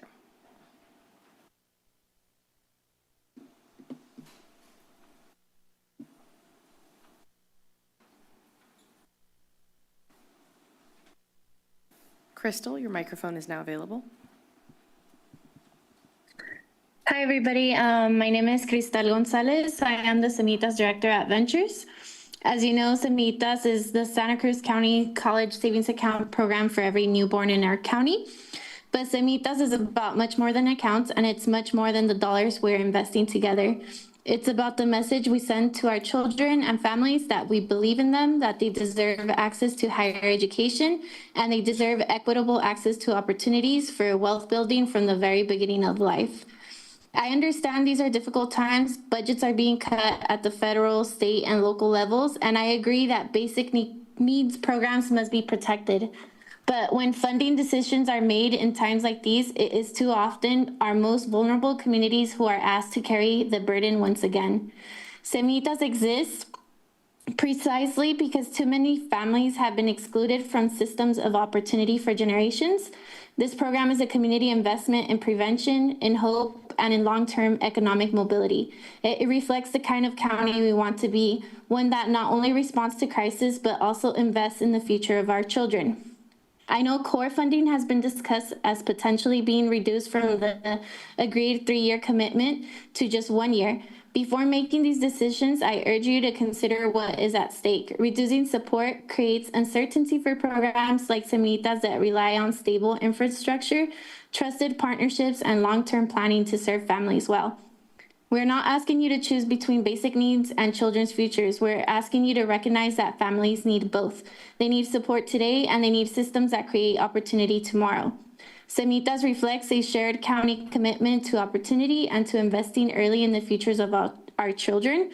I urge you to continue supporting this work so we can continue building long-term opportunity for children and families across Santa Cruz County. Thank you.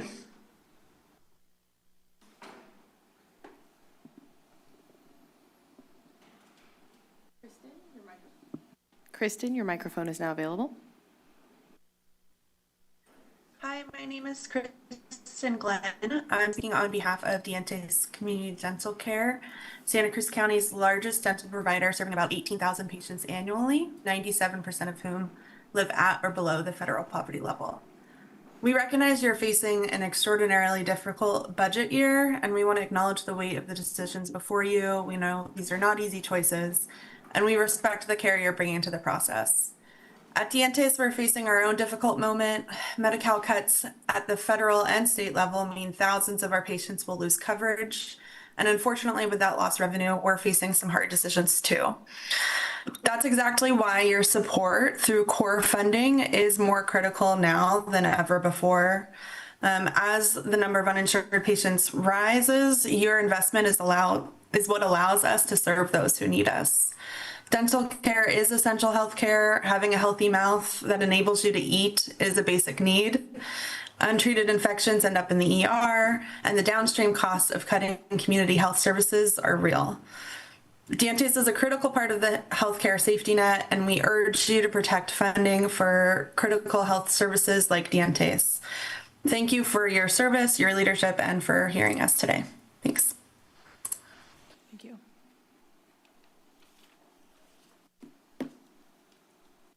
Yesenia, your microphone is now available.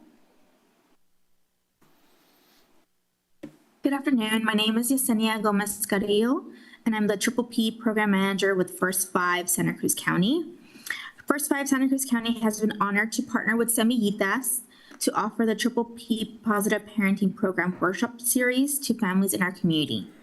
Through these workshops, parents and caregivers come together to share experiences, strengthen their parenting skills, and build on the many strengths they already bring to their families. Semillitas plays an important role in recognizing and celebrating that commitment by providing milestone deposits directly into their college savings accounts when families participate. What makes this collaboration especially powerful is the deep trust Semillitas has built within the community.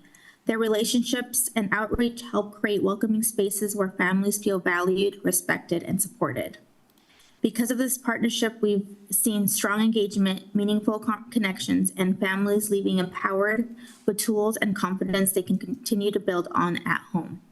It's a great example of how our Semillitas partnership uplifts families and invests in a strong future for our children. Thank you.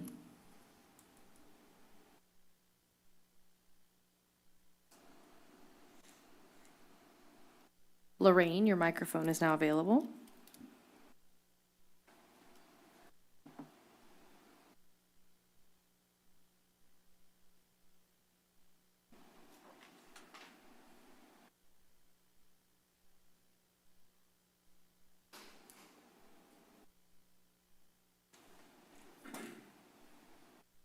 Lorraine, if you're on a call-in device, it's *6 to mute or unmute yourself.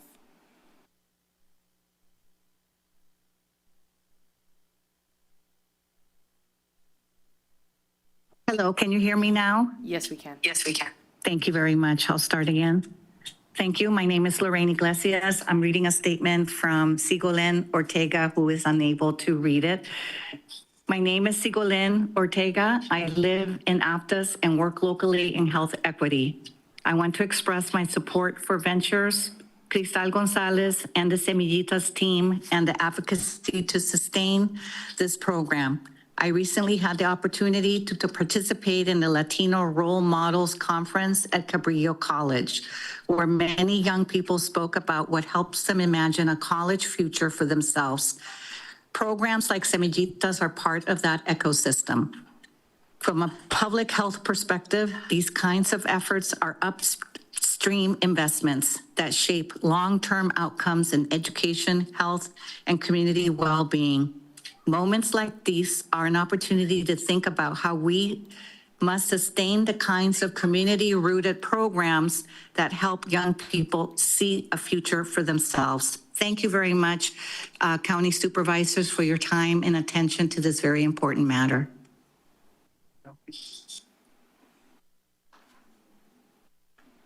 Chair, we have no further speakers online. Thank you. I will now bring it back to the board for discussion, and I'll start on my left with Supervisor DeSerpa. Thank you for the presentation. It's so disheartening to hear about the $67 million structural deficit.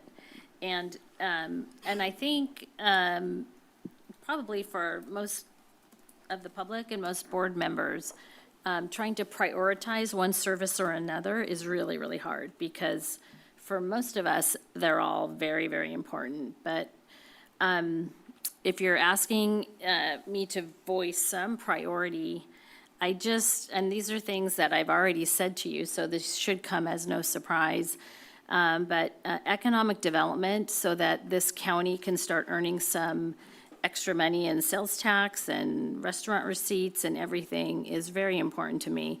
And I think it's been something that we have not really embarked on in a number of years. So if there's any way that we could really focus on some important economic development in our unincorporated areas, quicker development with less barriers, frankly. I mean, even though we have this streamlined Santa Cruz, there's still so many barriers to getting things developed and getting that property tax, paid in quickly. If we could reduce some of those barriers, I think it would be helpful to an average person, let alone some of the bigger developments that we're looking at. Certainly, again, less litigation so that our county isn't paying out a lot of money in attorneys is a huge priority for me. We have to figure out ways that we could come to the table and hammer out agreements with people where even if we have to compromise in order to save money, I do just think it's so important to not have to pay just these unbelievable attorney's fees. In terms of services, behavioral health, and substance use disorder, I mean, I think we're very lucky that we have partners in the community that are so innovative. They can pull down enormous grants for those services, and I would just really encourage us to continue that. One of the first things I did when we hired a new superintendent in Pajaro is we said we prioritized grant writer, a development director who brought down millions of dollars in her tenure there, Andrea Willie. I don't know if we have, I'm still unclear about who does that work. I think it's analysts, but I'm not sure we have like a dedicated team across the county to do that. But certainly, it's so important to augment the services that we rely on and that we need. And then there's the mandated services like APS, IHSS, child welfare. I will say that IHSS is difficult right now because we can't find caregivers in the community to take care of people that cannot live alone without a caregiver. We've got an aging population here, and we need to provide services to them. So I'd like to see more of focus on serving our aging population as well. So I don't know if that's enough of my priorities. Oh, one last big one. Public safety is a huge priority for me. It's not just for me. I'm really voicing on behalf of my constituency. They don't want to have to wait longer for a deputy to respond if there's a problem or an issue or a fire truck that needs to go out. So public safety is really important to me. The public defender, the district attorney, and the sheriff's department for sure. Thank you, Supervisor DeSerpa. Supervisor Koenig. Thank you, Chair. Well, I can't say we didn't see this coming.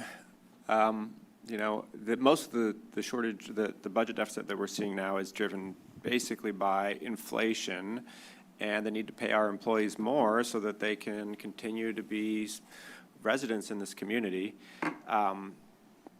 Even as we have gone, look at item 22 today, the Deputy Probation Officer Rep Unit. We approved a 4% cost of living increase effective March 14th, and we have to do that. We've done it for a number of other bargaining units because we need to stay competitive with other counties and other cities, and be able to keep these employees. But at the same time, we've known for a number of years, and particularly since we had to entered into this round of bargaining and contracts, that this was going to be problematic. And Measure K allowed us to push it off for a couple years, but here we are. It didn't allow us to outrun it. So the unfortunate reality is if staff is more expensive, we just won't be able to afford as many staff. It's sad but true. This is very different from the Great Recession, the housing bubble, and COVID, which were clearly temporary situations, but a lot of the drivers of increased costs, higher insurance costs, higher medical costs, these are things that show no sign of slowing down. Maybe they'll slow down a little bit, but they're not going to stop. And so I don't see that we can weather this downturn by simply stopping capital expenditures. I think that would actually be a mistake, or we've done so for many years. We've taken that approach, and the reality is that now our infrastructure is in terrible shape and is a huge liability for us. In fact, it's one of our budget principles is that long-term structural budget issues require permanent restructuring of services and operations, which may be phased in over an appropriate interval of time and based on the magnitude of the imbalance. So we have to deal with the personnel issue alone, sort of in its own region, and then also look at how we're going to approach the deferred maintenance on capital expenditures. Where you stand depends, or how you stand depends on where you sit. And my position is basically as mayor of the largest part of the unincorporated area. A third of the unincorporated population lives in the first district. And so for me, it is roads and parks, the services that the majority of my constituents use every day. There's just, so hearing like ideas put forward, like, oh, we're just going to put a new tax on for parks or a new tax on for roads. It's sort of like, excuse me? Those are the primary services that most of my constituents expect they're paying for with their property taxes, not redistribution to a social safety net. That's really what income taxes are for, because we're able to tax the wealthiest and redistribute that to those who are in most need. But we have to look at our core business model here, which is property taxes. And if we're going to support, we have to support property values with the municipal services. That's what cities do, and that's what we have to do as effectively the largest city in the county. And if we just continue to defer maintenance, it's going to become a huge issue. I think Supervisor Martinez knows this to some extent because you're sort of dealing with the leftover remnants of the Mountain Charlie issue, but as soon as a road goes out, it becomes the most important issue for this board because those folks show up to every one of our meetings, and we don't hear about, we keep hearing from them until that issue is fixed. And so, I mean, even right now, we're looking at Mount Bocce in my district, up in the mountains, which I've heard about ever since taking office, but we've never had the money to fix, and now it's sliding off the hillside. If we don't take a proactive approach to these issues, then they're just going to become increasingly expensive for us. I mean, this is the equivalent of the national debt problem, but for us is our deferred maintenance. So I'm not in favor of any strategy that defers capital expenditures, because we need to actually increase those if we're going to stave off much greater liabilities in the future from our collapsing infrastructure.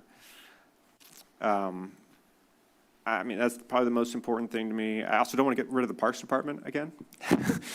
I think that was, a tragic outcome of trying to balance the budget back in 2008. We've done a lot to rebuild it, and it's extremely important that we maintain those services. A couple small things. I mean, I think our budget sort of policy document talks about limiting consultants.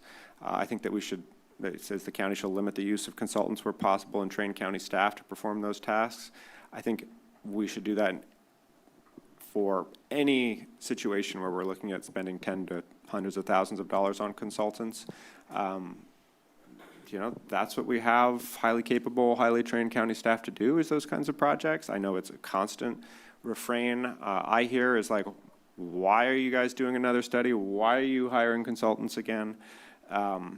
And I mean, I understand like that everyone's busy with their day job, but the situation has fundamentally changed with the availability of AI to help do that kind of work.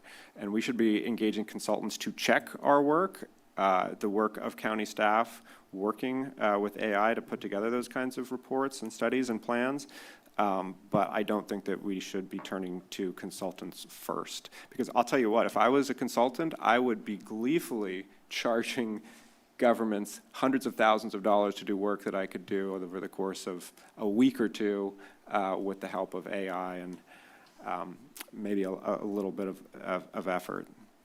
I also think we need to maintain board discretionary funds. I'm sure that'll be recommended for the chopping block, and I just couldn't support that. Those funds are a relatively small part of our overall budget, and yet I know in my own case, me to fund some of the highest priority projects in the district and really some of the most visible projects. So I'll end my comments there. Thanks. Thank you. Supervisor Hernandez. You never think you're going to say that your priority is to try to remain status quo. But, I think where we're at right now, there might be a time where we might have to declare for some type of fiscal emergency. But I think that we do really, we've talked about this before, I think, when we're doing the hiring process. is really to go out to the halls of DC, go out to the halls of Sacramento, and engage our legislators in providing some sort of funds for, the impacts of HR 1. And of course, the money that's still owed to us through FEMA as well. I know it makes it difficult in the time of when budget constraints and we're saying there's going to be no travel, but I think it's really imperative that we go out to Sacramento and to DC to try to see if there's any kind of funding we can get from our local legislators. In terms of priorities, I think the basics, right? Public safety. And I still believe that, we got to make sure we keep up our roads and continue the work we do with parks. I think one of the most important ones is our workforce, making sure we maintain a healthy workforce, especially in the H's. I think they're really the front line to the safety net. So we have to continue making sure that we keep our workforce happy. That's about it, I'd say. Thank you. Supervisor Cummings. Thank you, Chair. Thank you, staff, for the presentation. And just, want to thank the community for being patient with us and hopefully patient with us as we move through what's going to be a really challenging budget.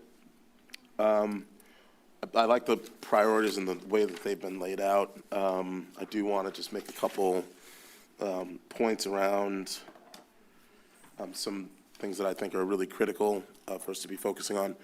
Housing and homelessness, I think it goes without saying that when people are unhoused, we end up spending more money on trying to get people off the streets than we could with just keeping them housed. We're very fortunate that our county has funded tenant legal services now for, this will be the 4th year. And based on some engagement with the folks who provide that service, they tell us that they need more and that it's not enough. And I think that when we think about keeping people housed, maintaining tenant legal protections, I think is extremely important, along with a lot of the, whether it's rental assistance or deposit assistance, these things that can actually get people into housing and hopefully keep people in housing is going to be really critical, because when they're unhoused, we know that it's a bigger expense on our general fund. I agree with many of the comments that have been made around public safety.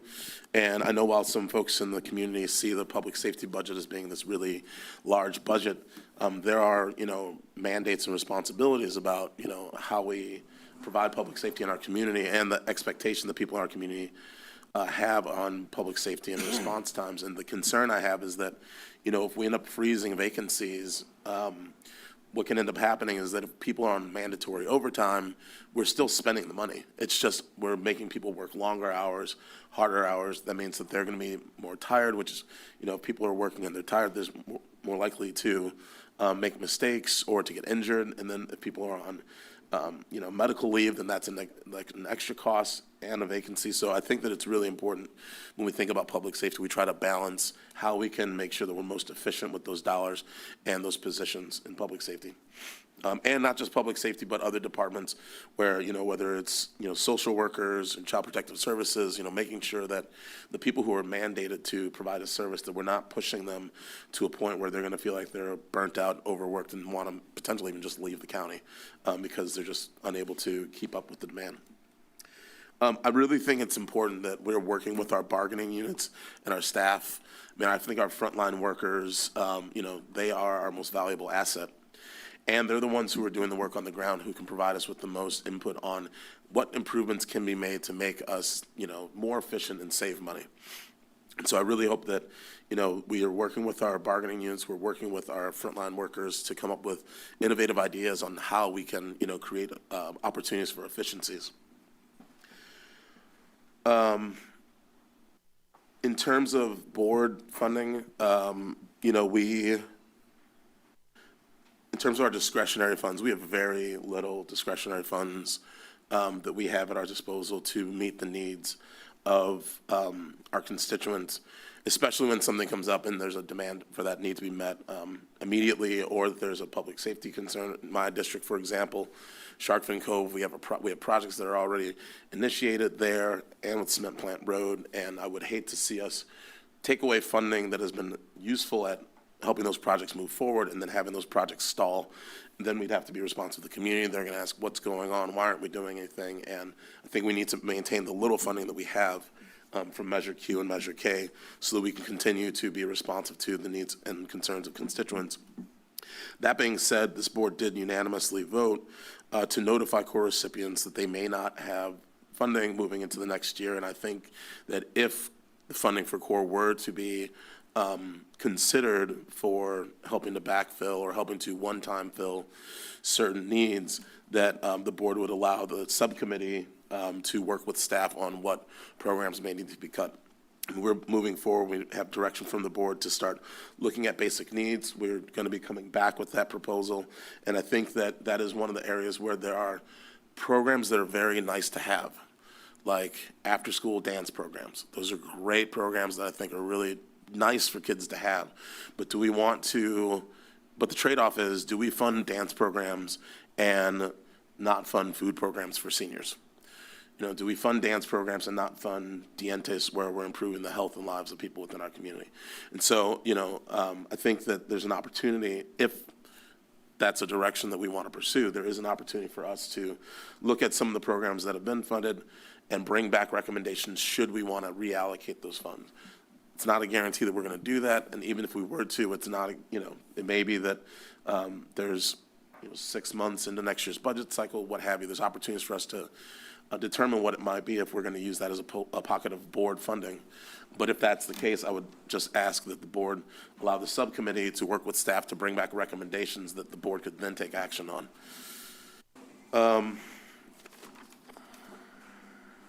I think it is important moving forward that we're continuing to work with CSAC and NACO to advocate and to share with not just those groups, but also with our federal representatives where we're being impacted and how we're being impacted, with the hopes that they can work with some of their colleagues across the aisle to, you know, advocate for saving some of the programs. We've seen there's been a few opportunities where that's happened. I think FEMA, there was a lot of bipartisan support in DC to help support, you know, people getting reimbursed from FEMA. So continuing that advocacy, I think, is going to really help benefit us as we're trying to find sources of funding or prevent funding from being cut.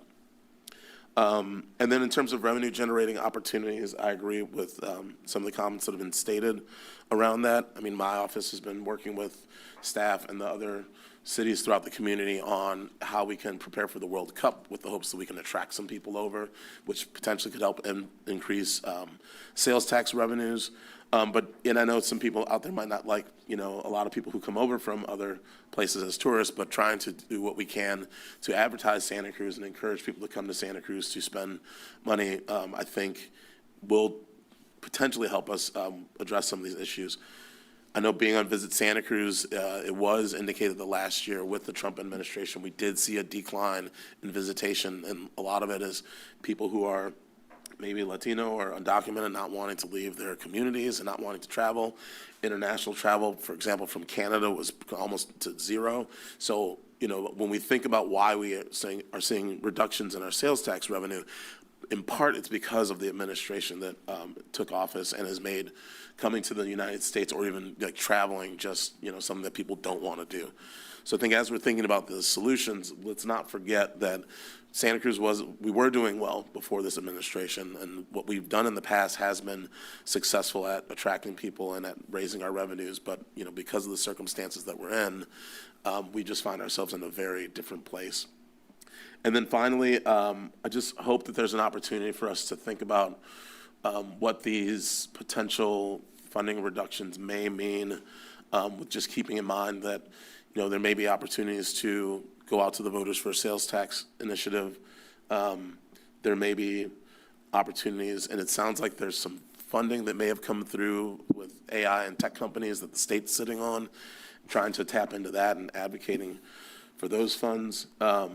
And also the fact that in November we're going to have an election, and just based on the trend, my hope is that we continue moving in the direction of flipping the House and the Senate, and then thinking about what that may mean for our revenues. And so I think that while people are concerned out there about the fact that, you know, we're going to be making these we're going to be making some difficult decisions in this budget cycle.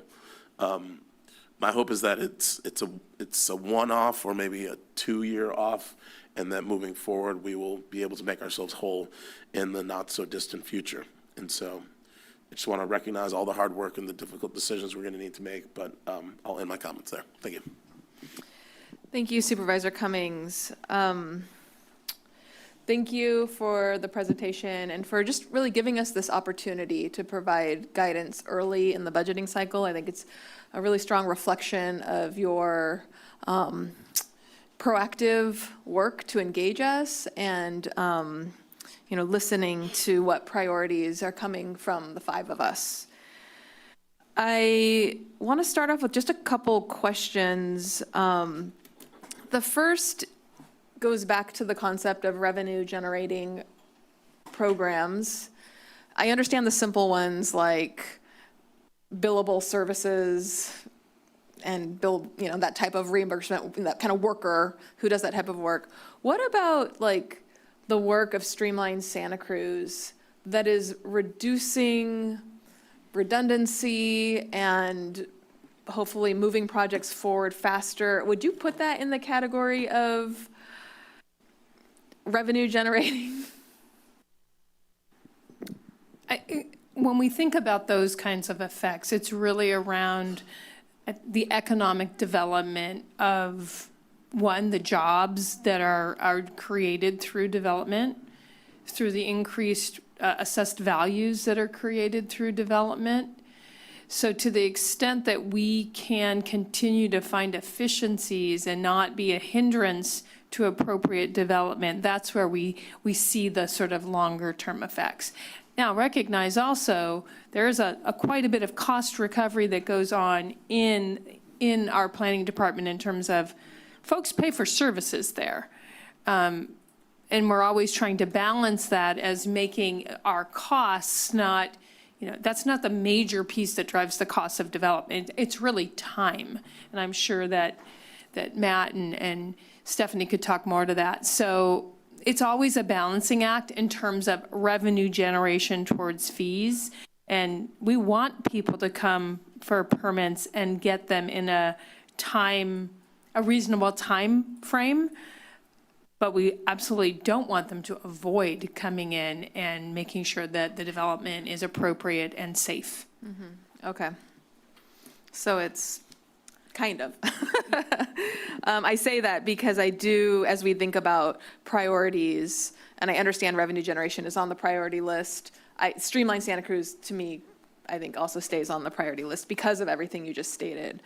My other question is more about what we might be expecting in the May budget that we see. In last year, we saw, for example, HSA having proposed cuts and layoffs in a couple of their public safety net clinic programs. Are we expecting to see the H's have the brunt of proposals, or do we expect that type of sort of trimming non-essential programs across all of the departments? Like what do you think we're anticipating? I'm going to toss that one to over there. So unfortunately, the H's are facing something really dramatic between our cost increases on the county side and the HR1 impacts on the federal side. And so that's where the advocacy at the state level to try to get them to contribute something to counties to continue our safety net services is really important. They are really having to make some hard decisions as to how to balance the budget. And so we could very well see greater impacts on the health and human services side of the county just in dealing with all that. I will note that we don't know what the governor's going to do in the May revise yet. He is leaving office this year or in next January. And so last year, he was in a similar position and he didn't really give anything to counties. But this year, CSAC is being very aggressive in its advocacy and is coordinating with all of our affiliate associations to make a strong ask of the state. So we're hoping we see something different coming either out of the May revise or more likely out of the legislature, who will then negotiate with the governor. So we'll have to wait and see, but we're going to do our very best to put forward a budget that reflects your priorities that you've voiced here in the best way that we can. Thank you. Appreciate that. Related to my reflections on what was presented, I want to start with saying that I generally support the foundational principles that you're proposing. I think they make a lot of sense. I think that it's wise. And so I would support you proceeding with those general principles.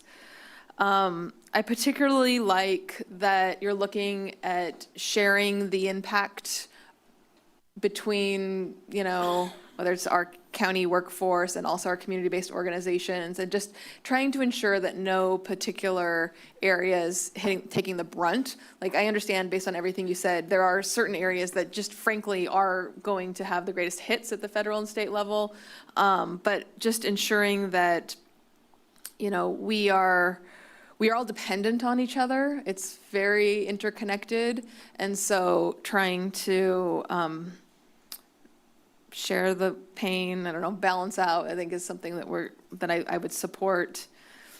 As it relates to a focus on basic needs, I do believe that safety net services is an essential part of our job at the county. And so while we also serve as a municipal service delivery organization for a lot of our residents, we are mandated by the state to provide a variety of core health and human services. And as it relates to basic needs, I appreciate sort of just laying it out: food, healthcare, and housing. As it relates to healthcare, though, I would ensure that it's the greater definition of healthcare that includes oral health and behavioral health. Sometimes they get left out when we talk about just like primary care only or emergency room access only, but all of that is health in our world. So that's what I hope that's encompassed in our definition of basic needs. And I do think that, I know you'll do this, but you'll bring us a proposal that's grounded in our values and our equity values, our health and all policies approach, really looking at the downstream impact of the decisions that we're making and ensuring that we're not unintentionally creating greater health disparities based on the tough choices that we need to make. As it relates to revenue generation, I think that what I'm hearing and what I hope I can ask from my colleagues is that really it's time for us to roll up our sleeves. Each of us needs to exercise our political capital at the state and at the federal level with our associations to bring as much support and relief to our county as possible, whether that's, tackling sales tax and property tax, or, the distressed hospital approaches, or, with CSAC or NACO. I think we all need to be out there telling the story of the impacts and trying to advocate on behalf of our residents. I also think that as it relates to cuts or reductions in services, we each need to roll up our sleeves and work with our community partners to see where we can find the alignment, right? We know when there's a reduction, a loss, it creates an opportunity for innovation, and each of us has political capital with our providers or with our partners who care about the same things we care about, and setting the table to see where people can partner, collaborate, merge. That is a role of a leader in a community, and so I'm hoping that we can each do that in order to help our safety net remain whole as much as we can. And finally, as it relates to the comments on core, I think what I heard you say is that you were asking that the subcommittee actually look at programs and make recommendations based on programs. What I would be supportive of today would be asking the subcommittee to advise on principles and practices. Perhaps that's something that we can even do today. So we send the staff what our sort of core priorities are, and have them do the budgeting and the line item work as it relates to programs, as opposed to asking a subset of us to look at programs. For me, as a board member, we are policymakers, and so I would appreciate the opportunity to weigh in on what policies we want to have around CORE. That could be a prioritization based on the basic need factors. It could be a across-the-board reduction by a certain percentage. It could be a reduction of time period based on a certain time period. But I think that's our job, as opposed to taking the list of providers and coming up with a recommendation on who gets funded and who doesn't. So those are my comments. I'll now call on Supervisor Cummings. Yeah, thanks for that input. So as it relates to, well, I just want to make one more comment for staff, because I didn't hear this come up, but we've been talking about it a lot today, is that I do think it's important that we find somewhere in the budget to make sure that we're providing immigration assistance and support. You know, we had an entire conversation about that as it relates to SHIELD this morning. I know that we had allocated $100,000 last year from our contingencies, I believe, and also to the LGBTQ plus community to provide support for those individuals. And it's worth us trying to reassess how that funding was used and opportunities for providing more funding, because if the federal government is, through HR 1, investing more into ICE and border security, there's a higher likelihood that we may start seeing more activity here. And I think that's important that we budget for that just in case it should happen.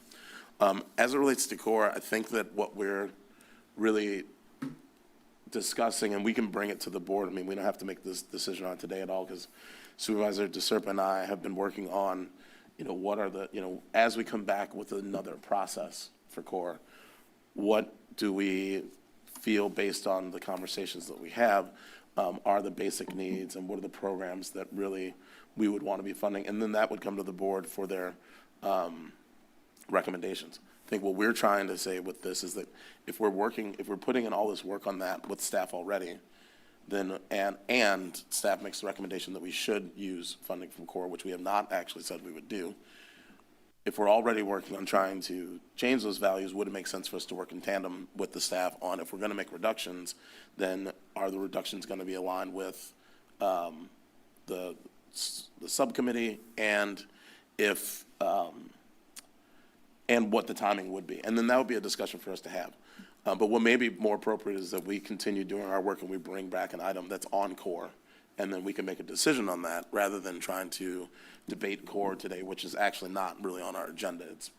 But I was just putting it out there for thought, since the board took action at the last meeting, and in terms of us being able to work with the budget process, and as the budget process is moving along, getting that direction will be helpful for us to just start doing that work, rather than, you know, us bringing back something, you know, maybe it's the first meeting in April, the second meeting in April. Then after that, if we got direction to work with staff, we'd have to do that through May. And, you know, it would be a compressed timeline versus being able to start doing some of the work now. And, you know, last week when Supervisor Koenig said we need to let, you know, these groups know sooner than later, I mean, this is similar to that direction. It's okay, if that's gonna be an area where we're gonna make cuts, then we should start working on that sooner than later.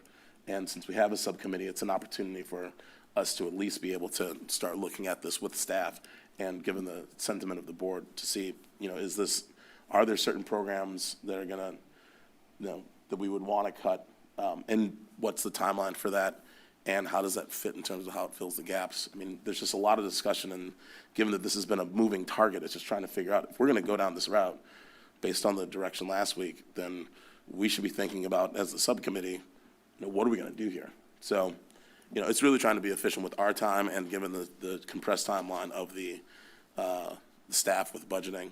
But I mean, if that's that's the case, I'm happy to just move the recommended action, and we can bring an item back, next couple So- weeks. CEO Coburn, looks like you have something. Yeah, so I'm curious, so for our timing in developing the budget, we are working with departments right now in March to actively come up with some sort of proposal that we would finalize, and because of production of the budget, we intend to release it to the world by the end of April, beginning of May. So I don't know if it's possible for the subcommittee to come back at the March 24th meeting with a report on where they stand. I believe in Supervisor Cummings, you can correct me if I'm wrong, the subcommittee started out talking about the process and how to improve the core funding process and what that looks like. And it's expanded a little bit to also look at, as part of that, what should core be funding at, at a high level. But going into looking more specifically at core contracts, that obviously might take some time. So is the core subcommittee prepared to come back on March 24th with some sort of report? That would be ideal for us as staff in terms of guiding our development. But at any rate, we will be coming back in the proposed budget with our own recommendation, which the board can always modify, of course, once you receive that budget. I mean, I'm fine, if y'all want to wait, that's fine. But I'm just saying, I was just trying to imply that, we're working on, developing for the next round what, we would want the board to consider in terms of prioritization. But given last week, the board made a unanimous recommendation that we not guarantee funding for next year. I guess the question is, so what does that mean? I mean, are we going to fund the organizations through next year or not? If we're not going to fund the organizations through next year, what's the process and how are we going to make those decisions? And I think that since we have a subcommittee that's been looking at this very deeply, maybe having us work with staff, if staff thinks that that's going to be a source of funding, because I think what we've talked about is what our priorities.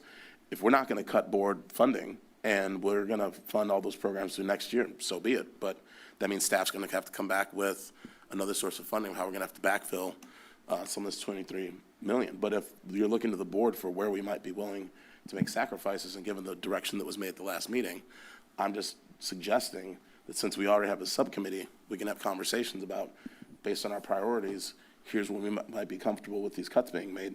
And then that could come as a recommendation to the board. The board could say, I don't want to cut this, I don't want to cut this, I don't want to cut this, and it's fine. But, it's an opportunity for staff to get some input from an established subcommittee that's doing a lot of work on this already. I see. Yeah, two things. So the board created an ad hoc subcommittee for a specific reason, and it was to be in place for a specific time and to do a specific thing. If the board was interested in expanding the duties of the subcommittee, it is possible to do that. I would recommend that you do that on the next agenda. If you want to put something on somebody wants to put a letter on and put it down in writing so the public can be notified about what's being suggested, agendize it, and then have a fuller conversation. Yeah, and that's fine. And I'll just say that, when the board made the decision on, funding programs, when it did, like HR 1 wasn't a thing. And when we made the subcommittee, HR 1 wasn't a thing. And so just because of the dynamics and how things have been changing, we're trying to be adaptive and figure out how we can help this process of, finding out where is there going to be the funding to fill this gap. And so, in terms of rolling up our sleeves, that's what I'm offering here. And to your point, Jason, if we need to bring something back to the next meeting, the subcommittee can discuss that and we can determine whether that's the direction we want to go in based on the conversation here today. But I'm just trying to be responsive to the fact that we need to fill these gaps. You want us to roll up our sleeves, we're offering to potentially do so. But if we want to wait, then that's fine. Can I ask a question, Chair? One of the things that I've been hearing across the feedback is this idea of preserving basic safety net services.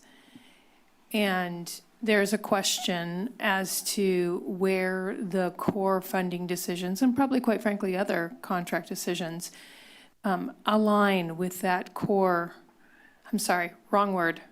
with the basic safety net expectations that you're speaking to.